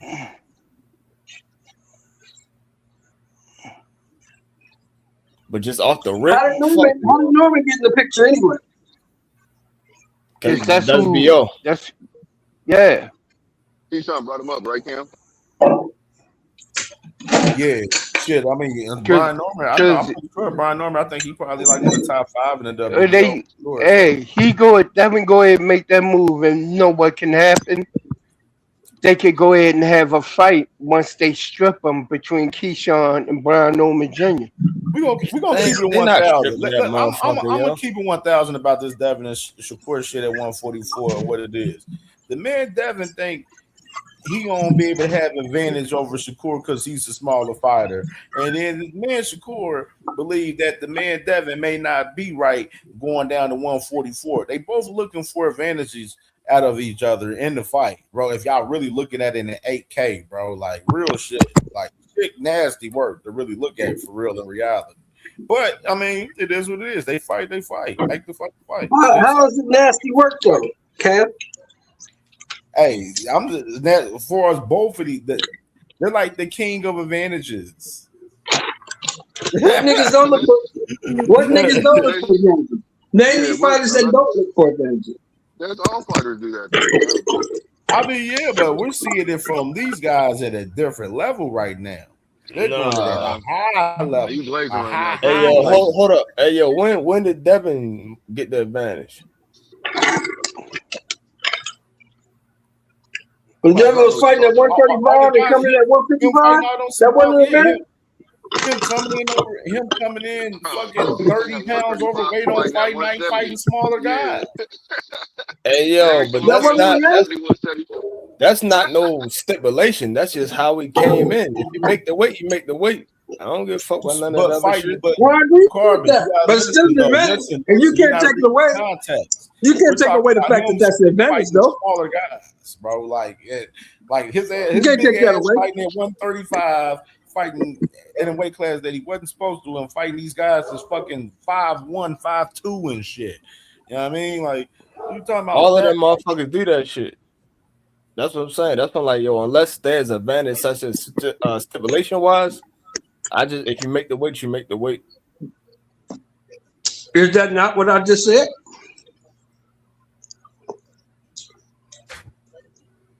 I just said all these niggas looking for an advantage. Every last one of them. But Shakur be calling for stipulations. That's the difference. Hey, if you dumb enough to sign it, that's on you. You talking about if he should decide he want to put a rehydration clause or whatever. Yeah, if that nigga dumb enough to sign it, that's on him. Hey, but if Shakur don't want to fight him, that's what you're going to go to in order to duck out. You gotta think like these niggas think. They be thinking about using shit like that in order to duck out. He don't be ducking. Hey, that's what the motherfuckers will be ducking. He really want that. No, just like motherfuckers go ahead and price themselves out of a fight. No. If I get your dumb ass to sign my stipulation and fight me, then you come on and fight me. If you stupid enough to sign it. Hey, be more used damn right. Like it ain't nothing. Every other word he just uses the word duck. Come on, man. That's what you call it. That's what you call it. What you call it? What you call it? What you call it? What you call it? What you call it? That's not no. That ain't boxing. Boxing is getting in the ring. So it's only boxing. Defending your belt. Wait. So it's only these boxing. niggas don't even defend their belts. Right? Yo, these guys only do not even defend their belts. Benefits you. Are you kidding me? But the stipulation benefits somebody else. Now when was the last? Yo, how come Shakur haven't defended his belt yet? How come Devin haven't defended his belt yet? He ain't got to. He just fought 3 months ago. He just won it 3 months ago. 2 months ago, actually. Hey, look. He just won, motherfucker. But you trying to fight all people want to do Shakur. what I see right now, like B-More. All it looks like you want to do is like I don't want to label you hating. Look, guys, darn, bro, you ain't giving him a chance to even develop another fight. You just said it's an automatic duck. Yo, if you don't fight, you're mandatory. You don't fight, you're mandatory. You know I'm be more nigga. You know who my fuck. Yeah, you know who I fuck with, yo. For real. Tank fight everybody they put in front of him, nigga. Yes, he do. Everybody they put in front of him, he knocked their asses out. Tank only Tank you. Shouting. You full of shit. The only two people that been on the rehydration clause when it came to Tank was Ryan Garcia and Mario Barrios. They the only two boxers. Yeah, he put it on them. Yes, no. You see how big? You see how big they are? Did you see how big they are? Then you see how big their asses are. About nobody else. Of course, you're gonna put the rehydration clause on them. Okay, Tank 5'5". These niggas motherfucking 5'10", 5'9". You can't complain about it. Take 5 pounds. And they walk around heavier. What the fuck? Take 130. Buy that 130. Show more. Hold on. If you that small. Hold on. Show more. Hold on. Come on, man. The fact of the matter is, show more. The fact of the matter is, you got these same guys that was complaining about people doing rehydrations and catch weights, and these motherfuckers is doing it now. That's the issue, matter, bro. Oh yeah. I agree with you.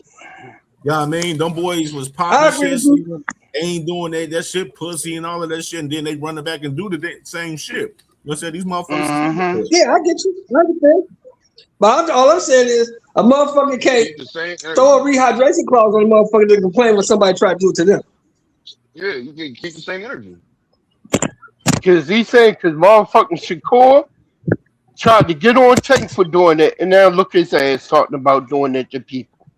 You know what I mean? Talking about doing it to Conor Ben. Talking about putting Devin on one. David, and remember, he said, he was going to put Devin on one. Remember, he said he was going to put Devin on the rehydration clause. Watch that shit if Devin pop up. dumb enough to sign it, and if Devin dumb enough to sign it, that's on Devin. No, watch this show. I got something for B-More. Who did it first though? You can't complain about. Yeah, we know Tank. We know Tank did it before. You know what I mean? But the thing is, these motherfuckers tried to talk shit about Tank for doing it, and they did, and still do. But they not talking shit about Shakur or Devin trying to do, or Keyshawn trying to do that shit, right? It don't matter. It do matter. It shows motherfuckers are some hypocrites. Hey yo, they complain about Tank. So once they sign her for the rehydration clause, then Tank can come out and complain about them. Now they all. So let me say this to you, B-More. Now, has Shakur did a rehydration clause to anybody yet? No, not yet. But he already thinking of putting the play in the use, and that's what he definitely going to do. Listen. If it was the fifth, we all be drunk. So what I'm gonna say to you is, he hasn't done it yet, but your fighter has. Twice. Of course he did. You see, hold up? But see, this is the thing. I see what you're trying to do, but I see what you're trying to do. I'm pulling out the hypocrisy of these individuals that are talking about doing it now, because they talk shit about Tank when he did it to Mario Barrios and Ryan Garcia. Did he do it? Plain and simple. Then you can talk to them face to blue. That's it. Hey, that's the truth, yo. What the fuck? Yeah, it do matter. It do matter. Because you know why? It shows that motherfuckers are hypocrites. Plain and simple. Geese is good for the gander. Yep. I agree with that. So don't never ever say shit about Tank doing the rehydration clause when these motherfuckers sit up here trying to do it. Yeah, but he you did acting it. like these niggas is supposed to be upstanding citizens or some shit. These niggas ain't upstanding citizens. Hey yo, but they didn't do it yet. So once they do it, then these niggas start talking shit. Hey Sheldon, they put themselves on that pedestal, Sheldon. That's their motherfucking issue. Free will. Well, I can't. Hey, Cam, you a nigga from the hood like me, Cam. You got eyes. You see what these niggas is. Niggas is full of shit. You see it. I can't agree with that, yo, because at the end of the day, they just used something to shit on Tank. If it wasn't that, it would have been something else. They just used something. The whole point was they wanted to shit on him. They don't give a fuck about rehydration. Why not? He's my competition. Why would I not shit on him?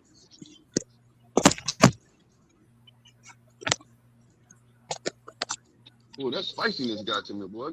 This is competition. This ain't friends shit. We ain't friends, nigga. We don't hang out. Hey. Fuck that nigga. Hey yo, Blue that diarrhea. That motherfucking Shakur fight can be a friendly ass motherfucking fight, man. Which fight? Devin and Shakur, that could be a friendly ass fight. I'm telling you right now, that ain't no friendly fight. Shakur done duck. I'll tell you what to be friendly. I'll tell you what to be friendly is motherfucking Shakur, that Oshaki Foster nigga. That'll be friendly. Oh hell no, there ain't gonna be no motherfucker. That'll be a one-sided ass whooping. It'll be a one-sided ass whooping. Yeah, Shelby, shut your hating ass up. That nigga on Jackie Parker ain't got no chance. It'll be a one-sided ass whooping. You hate motherfucker, Sheldon. Hey, look. Hey, yo, you know what? I don't trust him. Hating that shit more. Hold on, Dr. Carper. Well, tell the man Shakur to get off the damn whippets and come fight the motherfucker then, man. Hell yeah. Hey, here's one for you, Cam. He gonna do the John Jones. Nigga, I was doing whippings for 2 weeks and still whipped your ass. Hey, yo, if you looking for advantage, yo, that lets you know you're not that confident, yo. True that. And yo, and one thing about Shakur, he learned everything he learned, and right, he learned from goddamn Bud Crawford. That's one of the best motherfuckers to learn from what I see. He learned the whole damn routine, the whole play from him. Why you think he got these motherfuckers running around here protecting his ass? Hey, David, you want to fight me? Fight right forward. Yeah, that shit worked. That's some. It worked for Bud, right? It worked for Bud. Yeah, that shit. Yeah, that shit worked. Yeah, that bullshit worked. It seemed like I say that shit worked. That's some crazy shit, yo. For some reason, Shakur think that man Devin sweet as hell, man. How in real shit. I've been noticing Shakur when he talk about that Devin fight, he think that fight gonna be easy than a motherfucker, man. What y'all think about that shit? He ain't fighting. I agree with him. Yep, that's what he believes. If he believes, straight up. Hey, but then listen to y'all. You got Nose Candy Bill. Listening to y'all say Shakur don't take fights unless he think he can win them, right? Hold on, Shell more. And then on the opposite, you got Nose Candy Bill. He said that the fight gonna be easy on his behalf, on Devin's behalf, on Shakur. He said it's gonna be. He said the fight gonna be easier. Hey, he said the fight gonna be easier than Lomachenko. That's what Nose Candy Bill said. Yeah, he sure did. Well, Lomachenko number one wasn't easy. Lomachenko wasn't easy, number one, and number two, if it's so motherfucking easy, why you ain't signed up for it yet? Well, all I gotta say is this: y'all better hope James lights out Tony, teaching Devin some tricks of the inside game. Y'all better hope that shit pay off for his ass. For real. He working with Tony? Wait a minute. He working with James Tony? Yeah, it's a video of him working with James Tony. James Tony teaching him how to duck from that left, right? And working on his inside game. So they must have brought him in to work with them. That ain't a bad nigga to learn from. Hey, yo, I want the rematch with Ryan or the rematch with Norman. Those are actual fights I want. I don't give a fuck. I don't care too much about you. Whatever, whichever one come first, it don't matter. Man, them niggas don't believe in that's their problem. They don't believe in motherfucking return matches or giving a nigga another shot to get his lick back. They don't believe in that shit. They feel as though I beat you once, I ain't gotta fight you no more. Hey, listen, I know. We believe in that. That's what's that's what's fucked up with these cats, yo. That's what's fucked up with them. Another shot. You think you can whoop me? Put the nigga back in the ring. Hell yeah. Whoop his ass again. Hell yeah. That's what I'm talking about. You know what I mean? Shit. And that's something they got out of fucking Floyd playbook. Because Floyd don't give no motherfucking second shot. And you remember that nigga, what's the nigga name from New York? Iran Barkley? He knocked out Thomas Hearns, didn't he? In the third, fourth round? Thomas Hearns said, shit, put that nigga back in the ring again. I gotta get my lick back. Hell got knocked out again. We gotta run that shit back. And he ran that shit back. Roy Jones had to run that shit. When Roy Jones got knocked out, he said, fuck that. I ain't going out like that. He got back in the ring with his ass again. He said, you going to have any excuses after the night, Roy? You going to have any excuses after the night, Roy? Y'all laughing my ass off, yo. I'm like, no, this nigga didn't. That motherfucker was so disrespectful, yo. I was like, damn. And you got to give it to Floyd. Niggas thought somebody beat Floyd. Floyd, run that shit back. Run it back. Yep, Probably Madonna. like Oh, you think one the nigga time. won? Running back. One time. Yeah, Madonna. Shit, I Running wanted back to with see him. Madonna. Running back with Castillo. Oh, you think Castillo Yeah, won? Running back. yeah. But there's always motherfuckers he whitewashed, yo. He really whitewashed the motherfuckers, He didn't yo. whitewash it. That Now, I motherfucker thought go Castillo beat him. 12 I thought Castillo rounds. beat him. I didn't think Yo, motherfucking Mayorga beat him. Madonna beat him. But nah, I thought Castillo beat him. nah. I I thought thought he Castillo won beat him, both bro. of them. I thought he won both of them. But you know what it was? Floyd had this thing of which he been blocking. He was blocking Tank from getting those type of fights. Was a good fight with a Mexican. Why? Because you could grow the fan base. You could draw from their fan base, and all that goes through the gate. When you have two brothers going at it, it might do Mario some numbers. and Ryan You know and what I them. mean?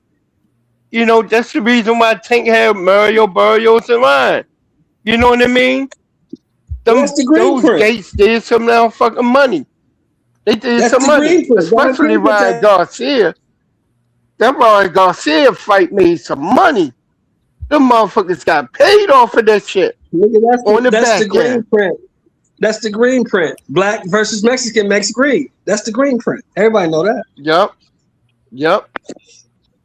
You get that money when you do that shit. For real. When you find those type of fighters that is willing to go in, but and the thing that tripped me out is, yo, they ready to go ahead and go at it. What? You want to fight? All right, let's do it. Bam. They go fight. I don't know what the fuck is up with these breed of motherfuckers, yo. Shit is weird, yo. These motherfuckers literally calling themselves brothers and shit, and you got like No, a secret man, that's the era declaration they not grew to up in. fight each other. That's some Well, they weird grew up in shit, that era, man. man. You gotta remember, they grew up in an era where everybody gets a trophy. Man, that's some fucked up shit. That's how they grew up. I No, hate it's to no, they lose. play sport in elementary school now. They play sports and they don't keep score. Everybody wins. That's some crazy shit, though. That's that new That's shit. crazy That's what shit. they own. That's how they teaching these kids out here That's what not to they really own, do the man. best they can do. Everybody get a Yeah. trophy. No competition. Everybody wins. We're all equal. No, we're not. No, we're not. Yeah, but that's some funny shit. That motherfucking this nigga up here trying to take some more food off of Keyshawn plate. Yeah, he be like, yo, fuck that brother shit, nigga. This is the second time you done did that shit. We gonna fucking fight. Shakur have a shit hemorrhage. That But nigga would go you gotta be crazy. honest though. You gotta be honest. Shakur versus Devin to make more money than Shakur versus Keyshawn. No, you could build up a nice, good ass animosity with You Keyshawn meant and Devin. You meant Devin Shakur. versus Keyshawn, OG. Yeah. Shakur versus Devin makes more money than Devin versus Keyshawn. No, Facts. it's a bigger fight. It's a bigger fight for sure. It's a bigger What I'm trying fight. to tap in. What I'm Keyshawn. trying to tap into though, y'all, is this, bro. If you want us to take your word serious as a man and the shit that you say, Shakur Stevenson actions don't match his words, bro. The love that he tried to say he got for Keyshawn, the way that he tried to act like it's deeper than this and deeper than Mm-hmm. that, his actions don't match that shit, bro.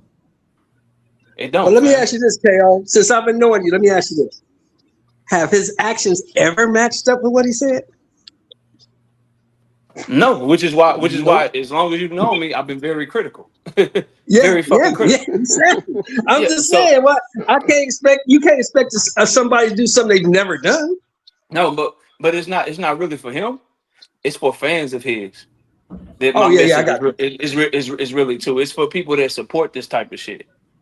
Right, I got you. I understand. Like Yeah, I got you. at what point do we say, look, bro, if you said you at 135, 140, you say this nigga's too big for you and you want to catch weight and you want all this, it's plenty of niggas we want to see you fight at 135 and 140, bro. Let Fight Keyshawn them. have that. Yeah, Let fight them. Keyshawn have how many times is Keyshawn gonna be the number one contender in the weight class and Shakur come try to take that motherfucking fight? Is what I'm saying, OG. Man, Yeah, say that. for real. Man, say True that. Nigga was that. Yeah, number that's four. real talk. True Nigga that. was number one at 140. Shakur went and fought T.O.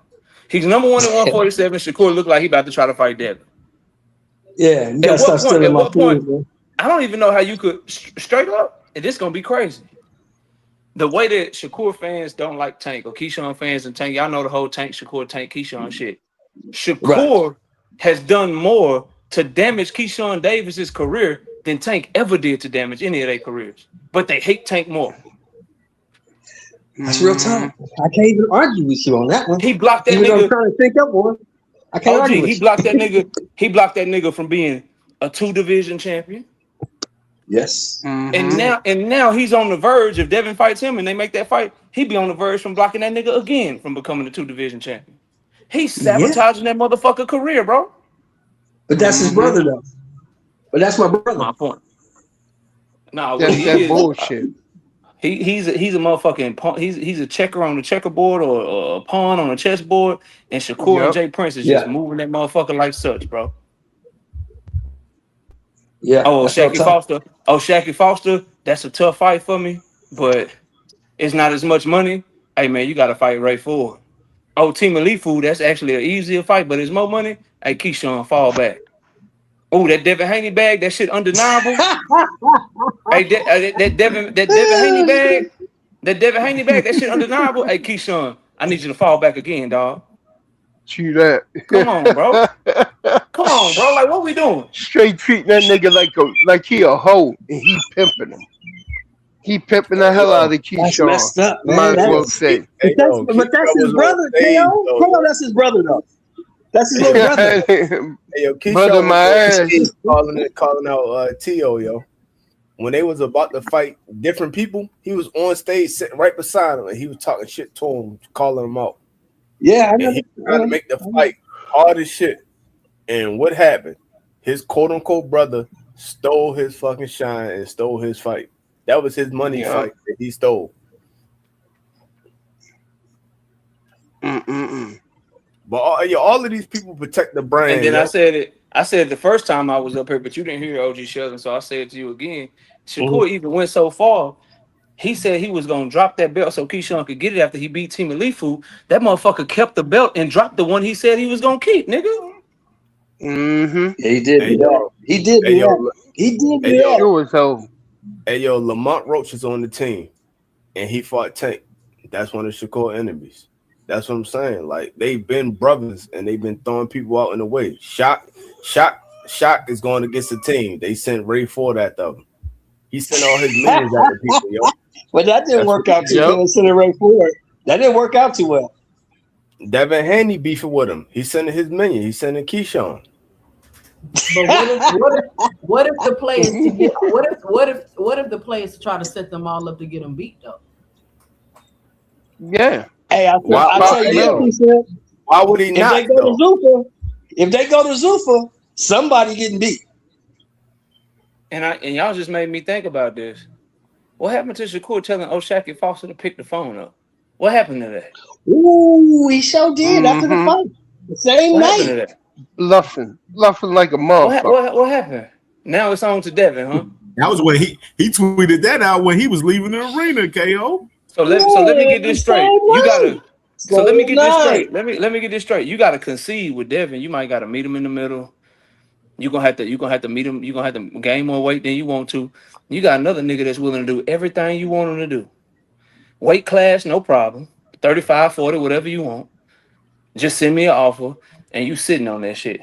And he even went so far as to fight the motherfucker that you told him to fight in order to get an opportunity against you, and you still ain't tried to make that fight. Don't move me. So let me ask you this, KO. You answer this one truthfully from your perspective.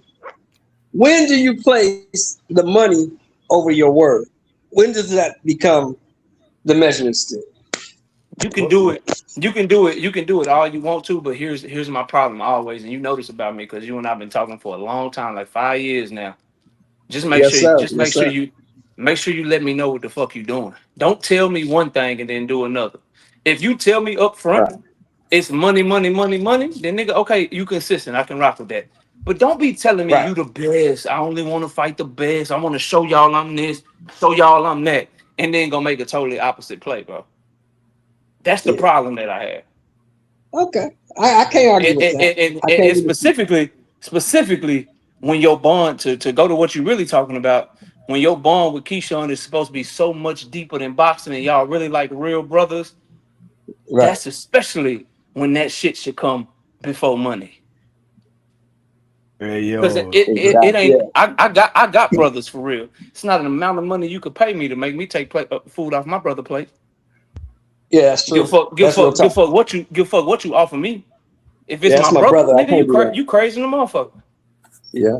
Yo, like people shitting on the Cliscos, but the Cliscos told you from the gate, no, it ain't happening. We're never doing it. Shakur is the Pooh Shiesty of boxing, yo. Why y'all trusting? Straight push. He a shiesty ass little nigga, yo. Lie, yo. Why you think Tank said fuck that nigga? He don't want. That's why I take like he ain't fucking with that nigga. He saw that snake shit that nigga was trying to do. He was like, oh, all right. That's why he put him over there. That's exactly the reason why. Cause he a shiesty ass little motherfucker, yo. Jersey niggas, yo. Hey, not all Jersey niggas, yo. Jersey. Jersey nigga thing. Keyshawn just eating that shit up. He going heavy at Devin Haney right now, nigga. You need to direct some of that shit to Shakur Stevenson, bro. Dang. Mm-hmm. What Jersey? North or South Jersey, yo? I mean, dang, Shakur just he just a straight bitch, ain't man? Fuck it. He should be leaning on them niggas. Yo, Keyshawn should be leaning on that nigga right now, yo. Shakur's a straight Blue, you seen the video, man? Yeah. That's how he behaves. We can have our criticisms of Devin Haney. Let me remind you, Blue. I'm gonna remind you. Man, what's up with this meeting? Why are we here? Guys, I have brought you here today to propose my plan. I don't like to lose. This is my plan to prevent all of us from losing. Let's pretend we are brothers. We won't have to fight each other. I made a contract to make sure we all agree to not fight each other. Yo, that's a good idea. Let's do it. But Shakur, we are in the same division. What will we do if we're forced to fight? Listen, I will get all of the belts for us. You tell everyone you don't care about the belts. That way, no one can force us to fight, brother. But Shaka, what if I outgrow my division and I have to move up to yours? Listen, little Ray Ray, when I move up, you move up. And come train at my gym so that we will never fight. What about us, Shakur? We are both champions at 140. Gary, tell him you want to fight me last. When the time comes, I will move divisions, little bro. Shakur, what about when you move up? I don't want to fight you, bro. Richardson, sign to Zuffa so that we won't fight. Before you sign, call me out so that it is not suspicious. Now sign the contract to be boxing brothers. Why they want me here so bad? We are not friends. Man, I'm going after all of y'all. There's no friends in boxing, clowns. Abdullah, no, please. I won't let these frauds ruin boxing. I'll go after all.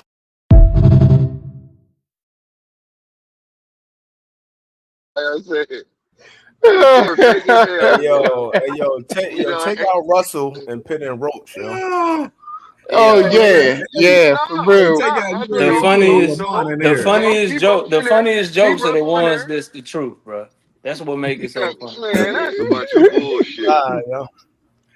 And what happened? Little Ray Ford. Guess who was training Ray Ford? That shit is funny though. He did it. Who was training Ray Ford? His cousin. He had his cousin training him for the fight in the corner with him. Man, I knew that wasn't gonna work well, bro. I knew dude wasn't that guy. Man, in that corner for Ray. Yo, remember shot to get a man in your corner? that man Shakur and put Shot the funny motherfucker, yo. Shot, yo, fuck with Shocky, yo. He said, "Hey Ray, you're training my gym."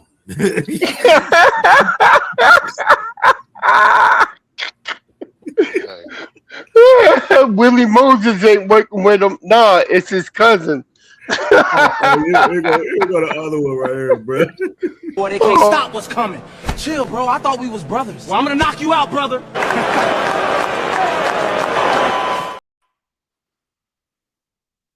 Man, Shakur, why you telling people we gonna fight?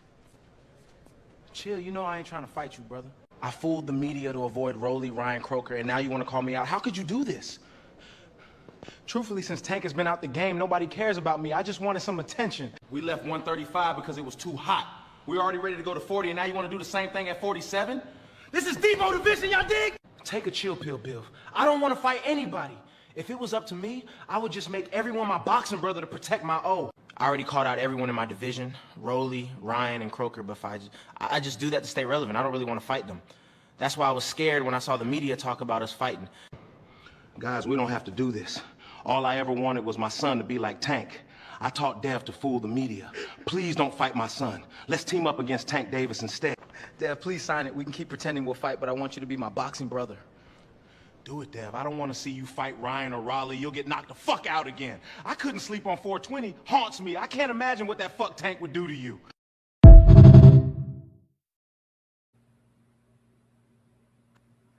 Damn, KO, you was right. The true shit be the funniest shit. Because that's exactly the truth. He said, this is Debo division, you dig?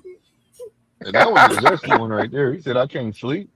He said after 420, seeing Devin get his ass whipped on 420, he can't sleep no more. You see the interview Shock did, but the details he gave make sense. He painted the picture.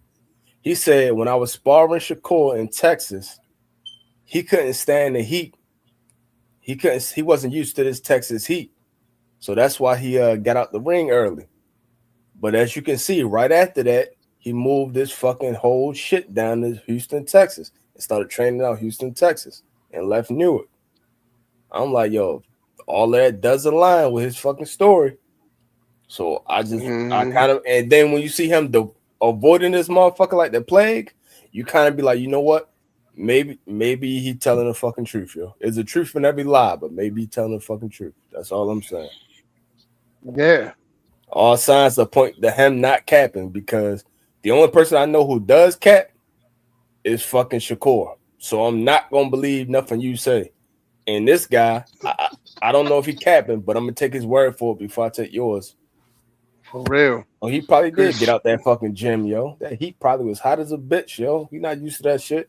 Newark is cold. You feel what I'm saying? It's the new clip from Mashaki right here from the latest interview right here. Here you go. I had already had people coming to me, and they was already like questioning if me and him was still cool or not. And I'm confused because I'm thinking Buddy a good dude, a cool dude, but they like, nah, like he checking on you. He trying to see if my fighter beat you up, trying to see if we got the best of you. Or he like, man, I don't know. I don't want to get in between it, but like it seemed like, you know, they got a problem. So, you know, after that, him hit me up, asking me to come spar and everything. It was like, nah, I ain't doing none of that. So once the Ray Forrest stuff came around and Ray went on the internet and was like, he want to be there hand and foot every day with me and woo woo if y'all fight him. And I'm like, damn, so you coming to me texting me this and then you going to your man saying that. So why don't I just come to you for the smoke? If we got to do all that trying to backdoor and do all that slimy stuff, then I'm gonna just come see you. And then once I told him that on the internet, the first thing he do is go disrespecting me as a man. You see what I'm saying? Throwing out personal business, throwing out certain insults, and it's like, yo, you can't keep it boxing. And I understand why, because we know what happened, so you can't keep it boxing. You got to go to disrespectful stuff. So that's been my target, my number one target ever since. You know, we men, so we got to get that off, and that's just how I feel. What did you think when it certainly surfaced this week?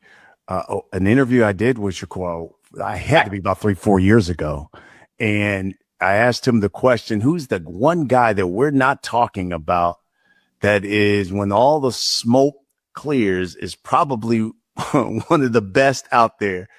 And he mentioned O'Shaquie Foster. Yeah, nah, for sure. And that was around the time we was doing a lot of sparring. And how I go from that to a bum. So that tell you right there, man. It's yeah. I love it.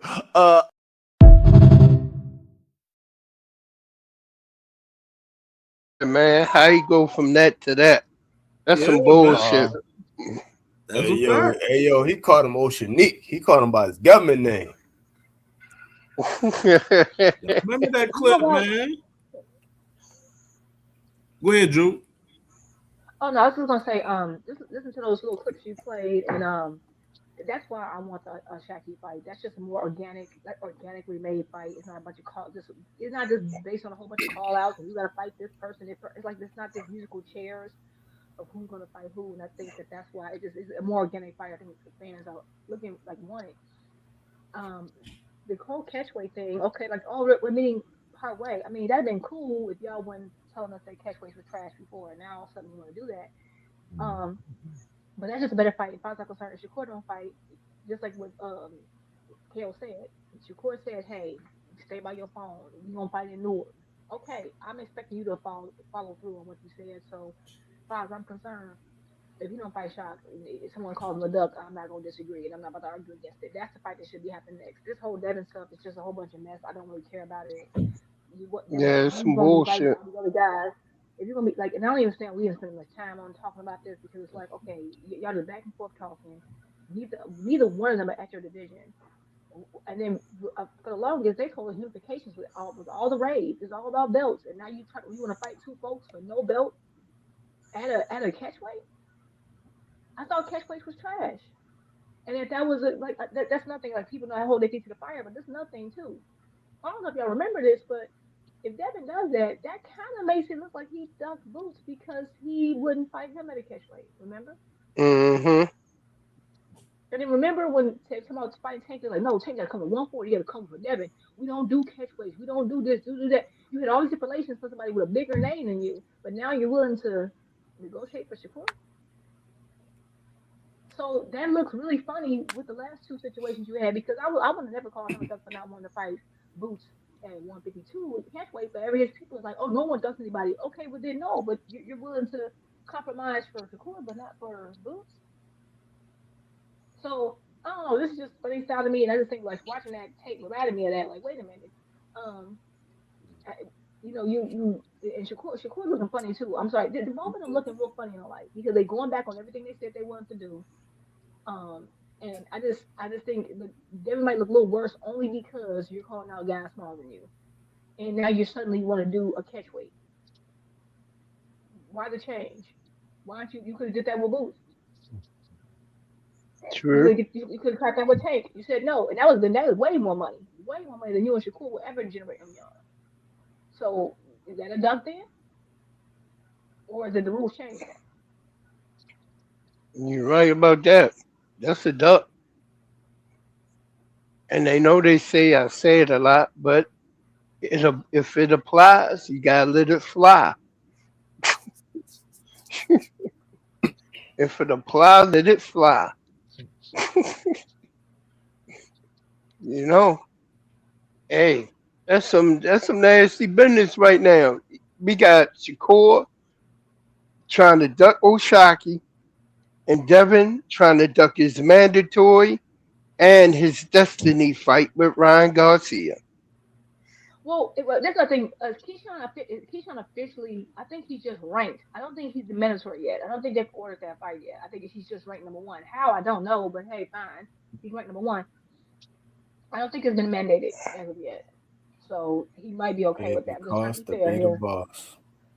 I just feel like all this all this weight hopping. Like, what? I just don't see the point of it. It's really annoying me. I just miss when people just announce the fight. Let's get it busy. That's why I'm appreciating Boots right now. I'm appreciating Abdullah, Xander.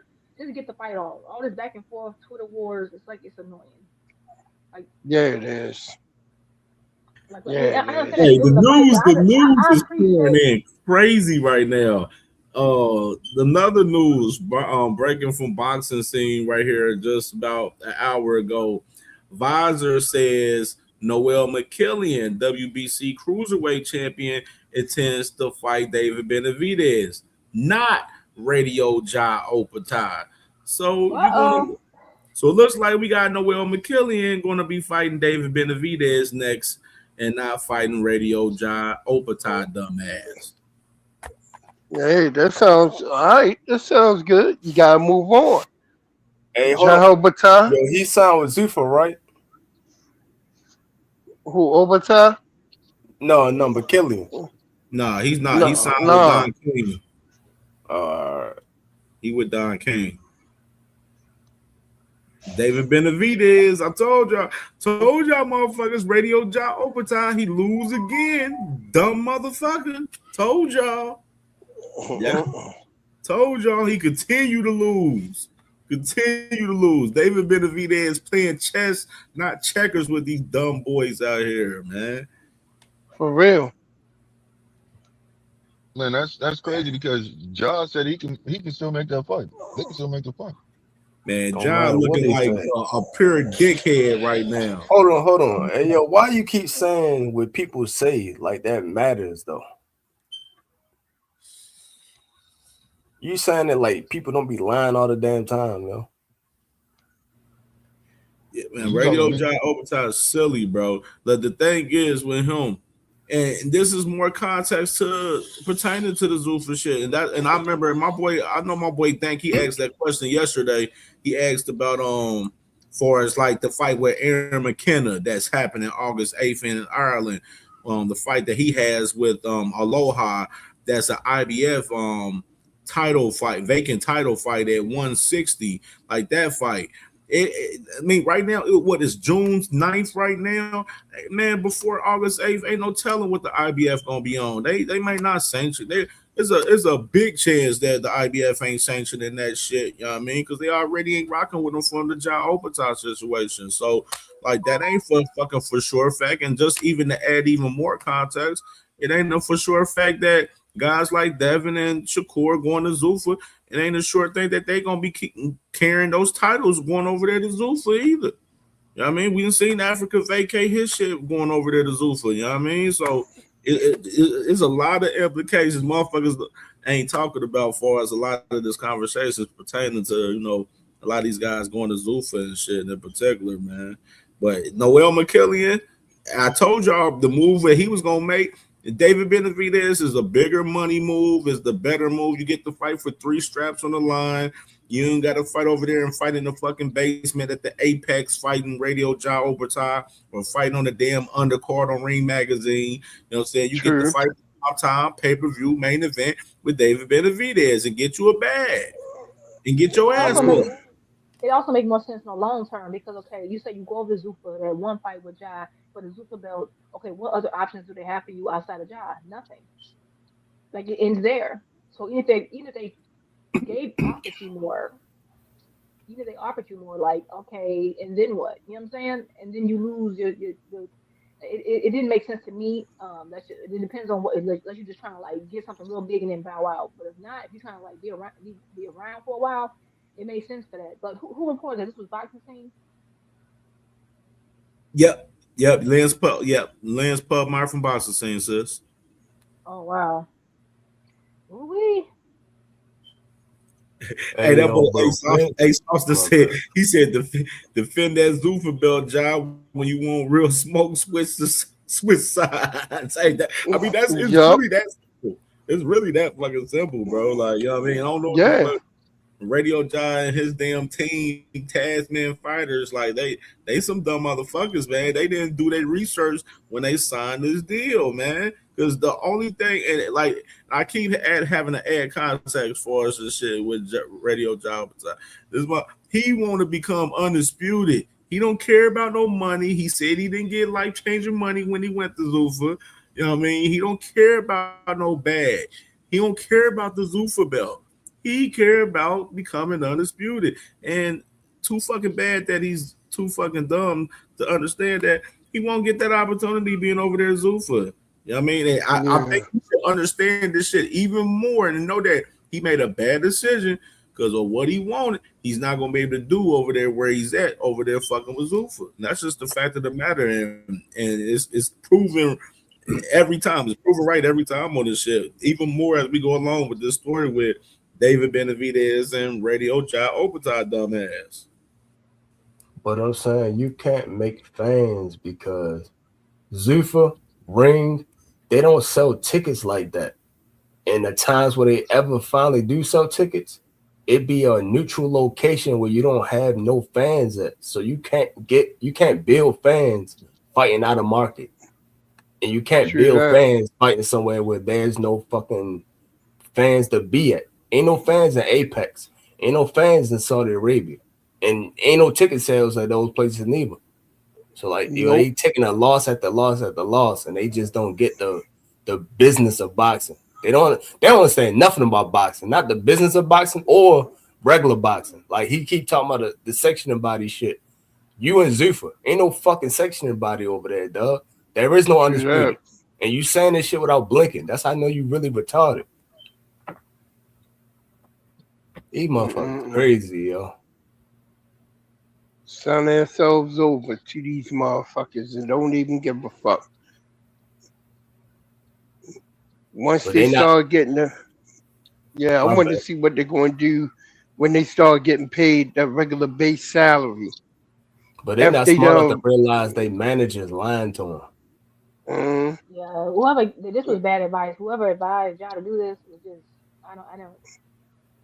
So It's he not. already out there went on and said, since he said his dream was to be undisputed, he haven't said anything against Zuffa since, and he hasn't. He been towing the party line. Like I don't his feel sorry lawsuit, for he gonna win I his don't feel sorry for lawsuit. Radio Jai Opetai at all. I don't feel sorry for him. You gotta know what the fuck you signed up for. Fucking dummy. You gotta know what the fuck you Hey signed up yo, for. I don't feel sorry for hey yo, him. but hold up, to that point though, I did say it on Jab and I said it on 2 Cent shit. If you look at the next Zuffa fight, Zuffa 10, that's for a belt. That's for a sanctioning belt. So it is possible because it's happening right there. But Man, I don't know what like the I fuck. was talking about, you ain't listen to. Hold on, Sheldon. You ain't listen to me when I mentioned that about Aaron McKenna. That's who I was talking about. Aaron McKenna's fighting for an IBF vacant at 160 August 8th. It's June 9th right now. Ain't no motherfucking telling in between time, man. They gonna fuck around and not sanction that shit, dog. You know what I mean? Real shit. You know what I mean? It's a big possible chance that shit happen. That shit ain't gonna fuck around and get sanctioned. It's too many. It's Wait too a many minute, he fighting questions, on a not enough Zuffa card for a answers. sanction belt? Yeah. No, Aaron McKenna. They got all right. So Zuffa got this card in Ireland where they got Colin Wash. He's fighting this guy, and then they got Aaron McKenna fighting this guy on Aloha in a vacant IBF title fight at 160, August 8th. Like I just said, it's not a for sure thing that they gonna sanction that shit. You know what I mean? Like the fucking they snuck. I feel like Aaron McKenna. I didn't even know. I know his brother signed with fucking Zuffa, but I didn't know Aaron was signed with him though. Just looking up at it, but adding the context to it, like I said, that was a IBF vacant title fight. Aaron McKenna just going over there to Zuffa. They trying to sneak that shit in there, but it ain't a for sure thing. The IBF don't sanction that shit. You know what I mean? That's just the honest to God truth on that. I don't trust none of these motherfuckers, dog. Cause hey yo, you don't even know who paying who. God damn. Like Conor Ben, you don't even know where his contract came from. Is it Ring? Is it Zuffa? Is it this? Is it that? I mean, shit don't fucking matter. I mean, he went Zuffa, but shit, I know that 15 million for one fight was capped. You know what I mean? Due to the fact that he ended up signing a fucking multi-fight deal right after that. So originally, in my opinion, his deal was always a multi-fight fucking deal. It was never one fight, and Eddie Hearn told us that, and that was proven correct. Hey, yo, when shit sound like some bullshit, I don't fuck with it, and I just tap out. Like, man, fuck this shit. But that's what you did when we. That's Shit, I told you that when you told me he was fighting Briggs and Progrades. I told you nobody giving that nigga no $15 million to fight all that this dude. shit is some scam likely shit, yo. No, I don't say everybody's stuff is. I would say theirs is because I mentioned this on Tuesday's show the other day. I said I don't know if y'all remember, like back when even it was like when the zone kind of got started, when you had even it was Triller. Back then when they were making these fights, you would have like multiple journalists, multiple people confirming stuff, and they would have like an article and they give you all the details about the deal. all these specifications. It was like, you know, and it wasn't just like the people who was aligned or associated with them that were saying it. You had like third party sources confirming it. When it comes to the Zupa stuff, and even a lot of this ring stuff, they keep this throwing out stuff. No one's confirmed it. No one like the whole Connor's going to Zupa, but no one's wrote about this deal in depth specifically. Even Eddie Hearn says he don't he they did it in a way where he can't sue, and it was probably because he's not officially signed to Zupa. They just announced that he was. There's nothing. There's no paper trail. Back when Canelo, when DAZN gave Canelo the multi-fight deal and Triple G the multi-fight deal, and they had stock and you had all the specifics. You have not seen that with any of them. So that right there should tell you it's some weird stuff alone. That's why like, I don't understand why people keep saying no, because Super gonna give them. Why like everything about this organization is based on y'all fantasies or boxing fans' fantasies. No one confirmed any of this stuff. We don't none of it. And when it comes to this whole McKenna fight, IBF, I mean, maybe they might let it go through. But I remember they said the same thing about Ja. They said Ja's gonna fight for the IBF to finish IBF on Zuffa. What happened weeks before that happened? They yanked it because they said that Ja was not forthcoming about the fact that he's fighting for a Zuffa title when he was trying to do both together. They said absolutely not. That violates our own bylaws. So we're gonna give you your money back, and we took it. Now this fight could go ahead. Go ahead. What if it's for the IBF and no Zuffa? Then the IBF might be fine with it. It depends. We gotta wait and see. But in the day, I just think that people are just like, anytime people say, "Oh, wait, Zuba gonna pay them a whole bunch of money for this," just gonna have. Says who? Zuba ain't saying squat. Like half the stuff we talk about when it comes to Zuba is just stuff that people are like wishful thinking. Zuba ain't said a word. The boxer's not confirming nothing. It's nothing. It's just rumors, and like that's half what we talk about. We gotta see. We'll see what happens with McKenna, but I don't know yet. All this shit fake, yo. Like what I'm trying to say, like what I said earlier about, or not earlier, but the other day about food. Long as they put the shit in there and get away with it, that you just gotta word it correctly. Like ice cream and shit. If you look at ice cream, it's not even ice cream no more. It's like ice treats or frozen treats. That's why that shit don't Yeah. fucking melt. Because it's not ice cream. That's the same way. Long as they put worded a certain way, they can slide through the legalese and get away with certain shit. But it's all lies. That's why I don't fucking none of that shit. If you can't give me a straight answer, like that's why I fuck with Bill Haney a lot. Because if you can't give me a straight answer on some shit, I ain't trying to hear none of that shit you talking. Just tell me yes or no, A or B, black or white. You can't do that. Bill Man, Haney. fuck everything you saying. And you shouldn't fuck with him at all because he ain't never gonna give you a straight answer. I don't. Yeah, for I real. don't. Bill Haney, a lying motherfucker, yo. Hey, that motherfucker still won't even say Ryan. Now he asked him about Ryan. He said, well, no, well, King, King, Then he asked you a question. I ain't got time for that shit. Yeah, man, that boy be wildin', bro. He be wildin', dog. Real shit. Salute to y'all, man. Let me go and close this thing out, man. Appreciate you for sure, man. Appreciate you, man. I'm gone. All right, What my you do man, today, Gene. nigga? Like 8 hours? You did like 8 hours? Yeah, man. Yeah. Almost damn near. He did a full shift. God damn!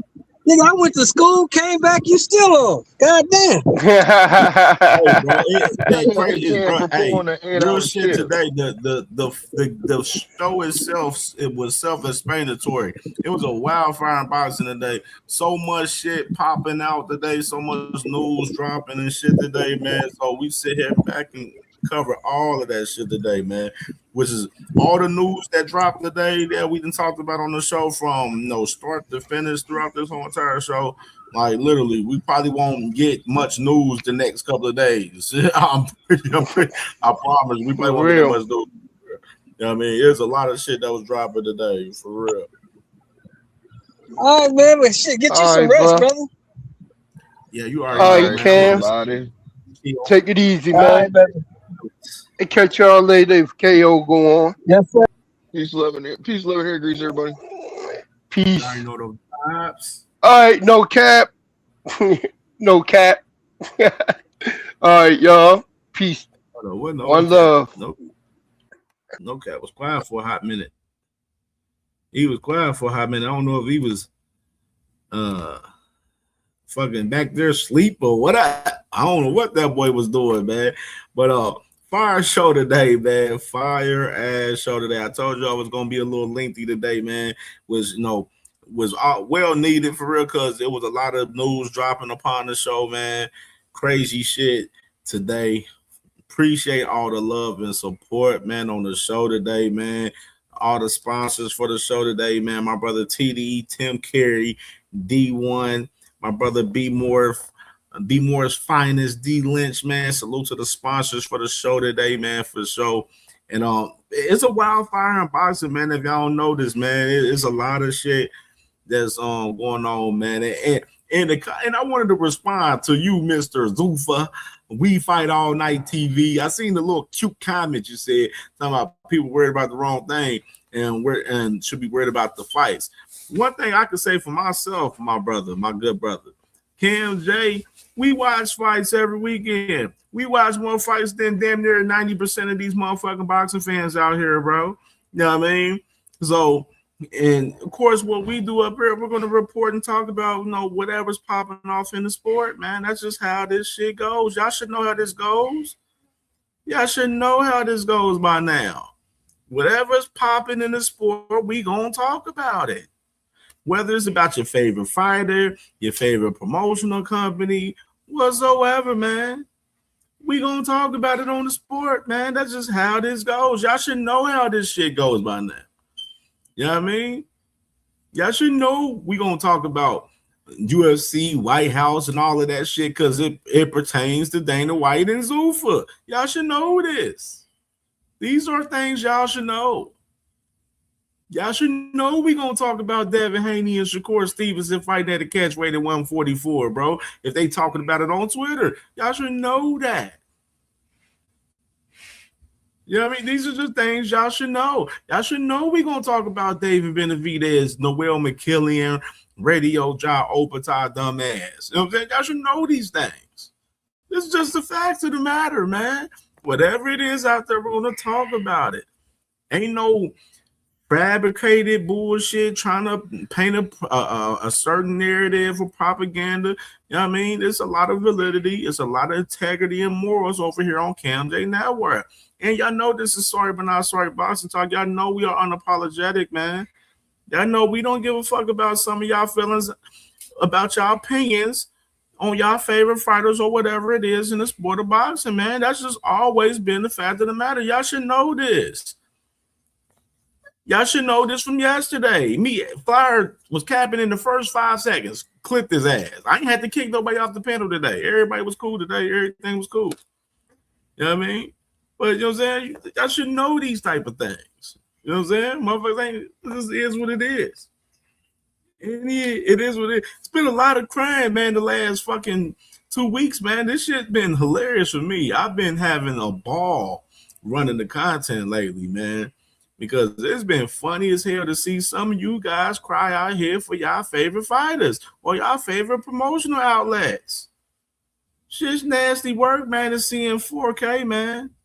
Nasty motherfucking work, man. Nasty motherfucking work. But we gonna see. We gonna see, man. We gonna see till then. What else? What other news pop up? And y'all know we gonna report and talk about it, man. Y'all know the vibes. Tomorrow, I will not be live tomorrow. I got an off day tomorrow with the wifey tomorrow person. So we'll be back at it Thursday morning, Friday, Saturday, man, heavy. So lengthy, lengthy show set Thursday. I will tell you that right now. The show Thursday is going to be probably about the same like this is today. So, I mean, definitely be ready for Thursday, man, for sure, man. We're going to be off tomorrow, man. We're going to be out with the wifey, man, chilling tomorrow. So, definitely salute to y'all. We got more content. I'm trying to decide. I'm supposed to do this Bengals show. We got an NFL show we're going to be doing tonight on the channel, man. We might do it. I'm trying to decide if I'm going to do it live or not. I might do it live. Fuck it. We might do it live. If not, I might just record it and we drop it on the channel tomorrow. But most definitely, man, we working, man. Y'all already know the vibes, man. We active. If y'all watch this on the playback, please, most definitely, hit that like button, man. Subscribe to the channel if you're new to the channel, man. Y'all know we on the road to 1K, man. The road to 1K, I think we at like 940, 939 right now. So we getting close to 1K, man. So we pushing upon that. And we doing our thing, man. We doing some great things, man, on the channel, man. Great things, man, and appreciate all the love and support from everyone, man, for sure, man. It's been amazing lately. I truly appreciate and love you all, man, most definitely. It's been lit on CamJNetwork, man. One of the hottest, you know what I'm saying? One of the hottest boxing channels right now, man. Real shit. I don't even toot my horn about a lot of shit. I know a lot of people have been talking about CamJNetwork, what we've been doing over here lately, man. It's been bringing some new faces and everything over here recently, man, the last month, man. So it's been lit over here lately, man. Real shit. And I'm loving it, and I'm loving the support from everyone. And I truly love all of y'all for supporting what we do over here, man, every day, man, for sure, man. So appreciate y'all, man. Enjoy y'all Tuesday. We will see y'all Thursday morning. We'll be back at it bright and early Thursday morning. I'll make sure I get the show prepared Wednesday night so we can be bright and early, right, you know what I'm saying, ready for Thursday, man. So salute to everyone. Enjoy y'all Tuesday, and we'll see y'all Thursday. Salute. Love y'all.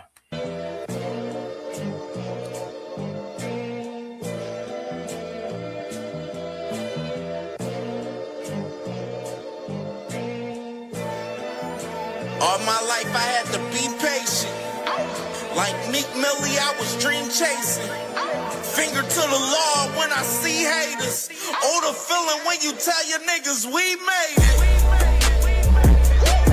Ooh, baby. Ooh, baby. Ooh, baby. Ooh, baby. It's showtime like Kareem Lakers. I make a masterpiece, seem basic. No Meek Millie, but I'm dream chasing. Took the shortcut like Anita Baker. I want the bright lights that you see in Vegas. I need a big house with like 3 basements. Drop an M on the whip, think I'm speed racing. Don't know if it's the Transformer or the Green Ranger. My nigga Mac got the beat banging. Young nigga selling crack as a teenager. Had fiends playing baseball out here free basing. Had me showing off the rings like a Freemason. My mama gone, but I keep pacing. Trying to keep it all together like I need braces. Family calling when they need favors. When I was broke, they was acting like complete strangers. All my life I had to be patient. Like Meek Millie, I was dream chasing. Finger to the law when I see haters. Oh, the feeling when you tell your niggas we made it. Ooh, baby. Ooh, baby. Ooh, baby. Ooh, baby. Rest in peace, the Nippy was the street savior. Got my credit right now, I need acres. Gotta turn your dirty money into clean paper. Trying to own a franchise without a key player. I go through hoes like I weave laces. Tree blazers, let they mama noodles be flavored. Meat takers that be acting like the D sacred. You bust in, you would think they on their knees praying. Then I slide like a screensaver. When I'm done, make some scrambled eggs, cheese bacon. Then it's on to the next, I ain't a speed dater. Little bitch ain't gon' hear from me till weeks later. I don't see no things changing. Kids still dodging bullets like they seen Matrix. These young niggas really need saving, but OGs won't teach them that the street's dangerous. All my life I had to be patient. Like Meek Millie, I was dream chasing. Finger to the law when I see haters. Oh, the feeling when you tell your niggas we made it. Ooh, baby. Yeah, with the young King Dev, I just feel like I have a responsibility to defend him as my brother. You know what I mean? Because I just know the propaganda is heavy. Devin is all of us, man. He is all of us.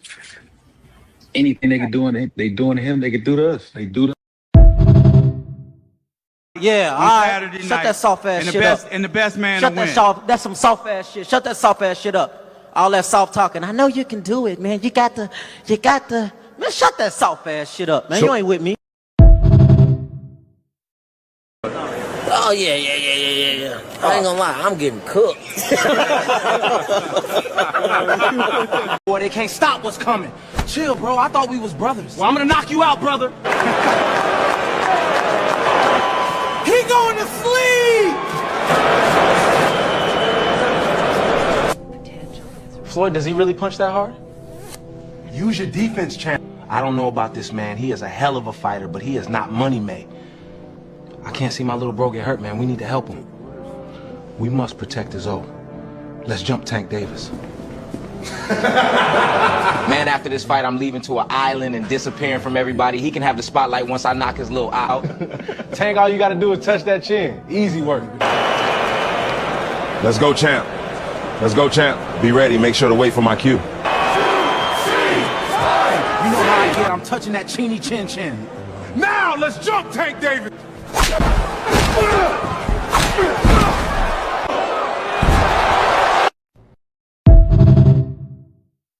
I don't know if ain't nobody told you, bro, you feel me? But I feel like I gotta be the one to tell you, family member. You know, it's been going on for a while, bro, and motherfuckers tired of this shit. I'ma tell you though, family, I ain't the one that give a fuck, you hear me? I ain't gonna lie, family, you might be the biggest dick rider ever, family. You a real professional dick rider, feel like you need to go to the Olympics, cuz. You be riding the fuck out that bike, man. Get off that motherfucker, man. It ain't getting you no money, cuz. Stop dick riding, family member. Go get your own motion, your own shit, man. Go to the Olympics.